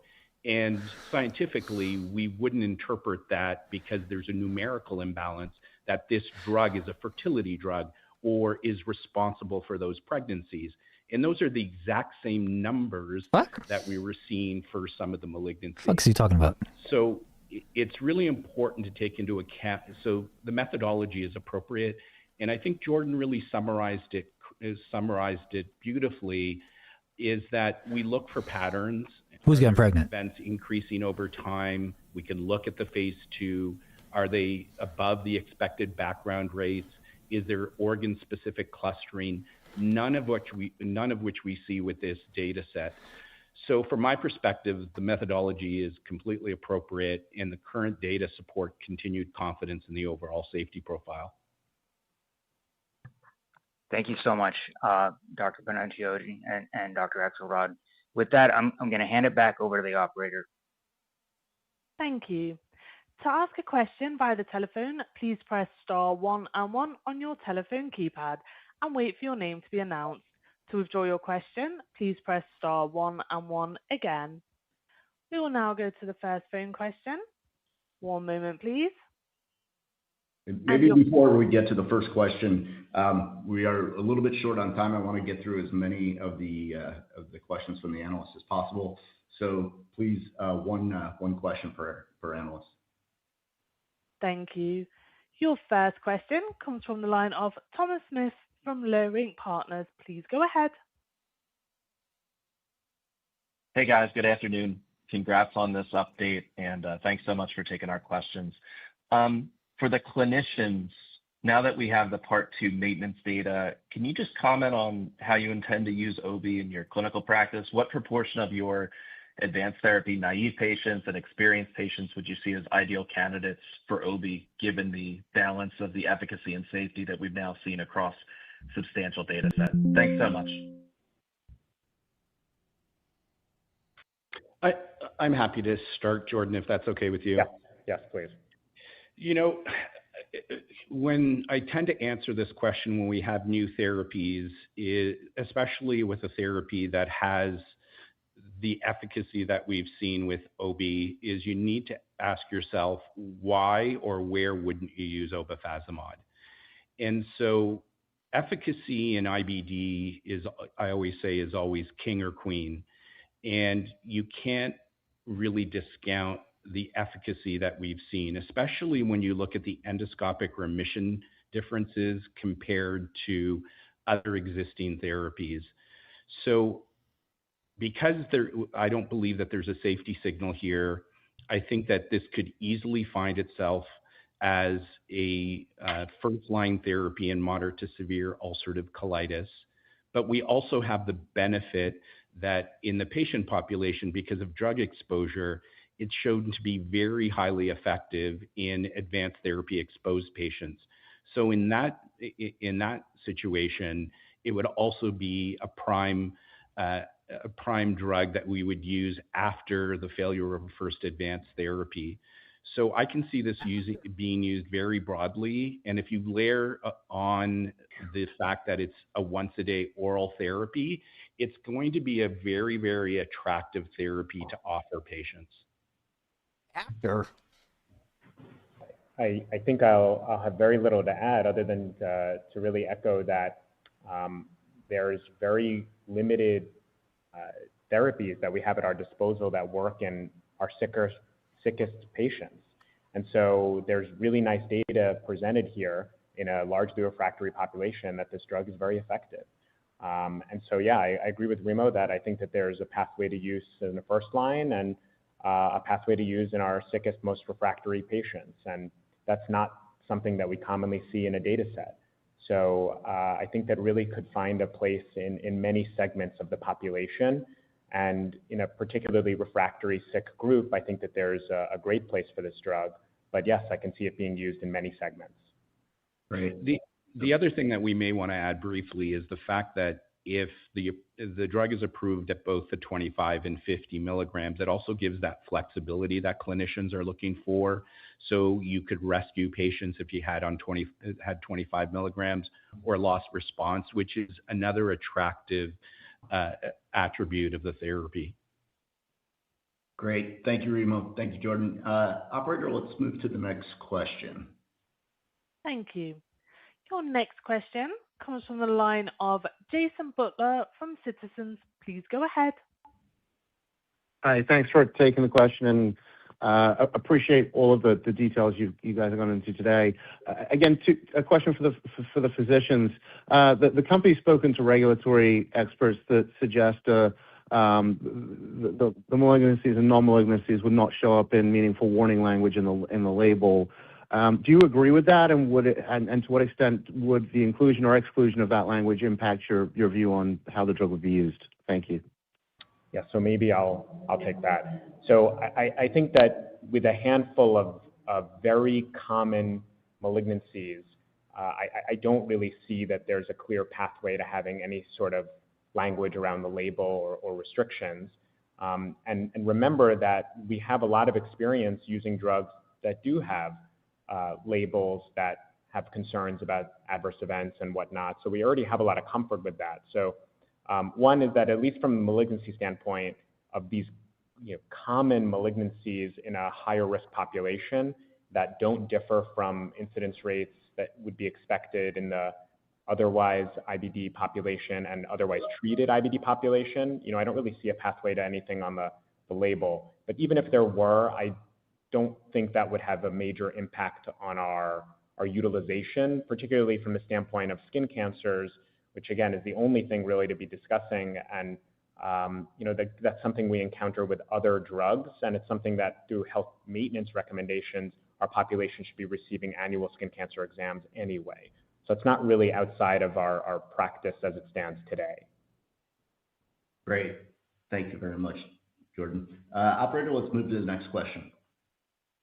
Thank you. Your next question today comes from the line of Judah Frommer from Morgan Stanley. Please go ahead. Yeah, hi guys. Thanks for the update, all the data here, and thanks for taking the question.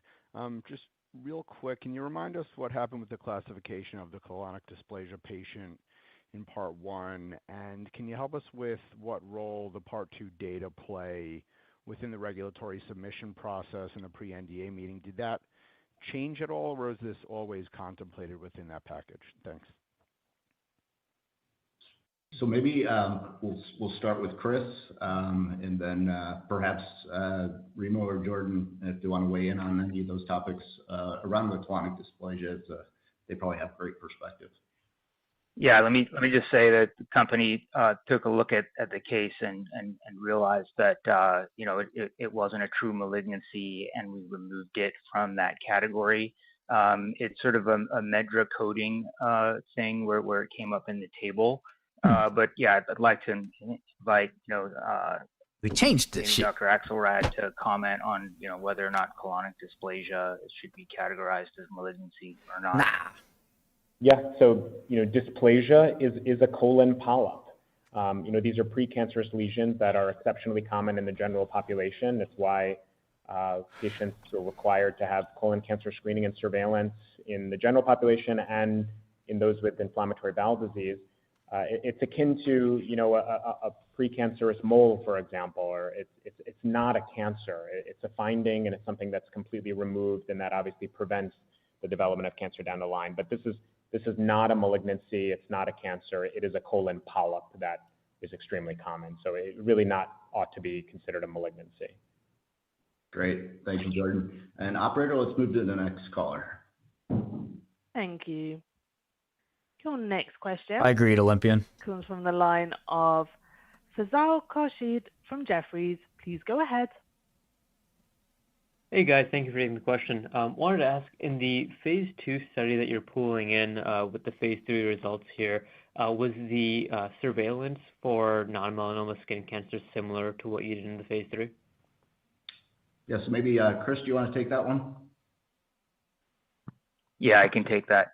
Yeah, so it depends on when you look at the study. So for most of the study, it was different, right? So we still had the AESI for skin lesions, but not for photosensitivity. So the whole protocol and surveillance program was not applied to, I would say, the majority of the phase 2 experience. But we did apply it to the phase 3 experience. And, as you saw, the number of, discovered cases went up. But, I'd point out that, even in the phase 3 data set, we're still, or within the reference range that we provided. Great. Thanks, Faisal. Operator, let's move to the next question. Thank you. Your next question comes from the line of Yatin Suneja from Guggenheim. Please go ahead. Hey guys, thank you for taking my question. Two for me, if I may. Number one, how does FDA review what do they care more about? Do they care about NMSCs? Do they care about non-NMSCs? And especially with regard to the non-NMSC, it seems like this is a best case scenario where you're seeing these two cases. They basically came from placebo and had some sort of an underlying issue. So can you maybe just confirm about these two particular cases for non-NMSCs? They were at baseline? Thanks. Yeah. So Chris, do you want to touch on that one, and then perhaps throw it over to Jordan and Remo for their perspective? All right, guys, I'm going to take off. I'll see you guys tomorrow. As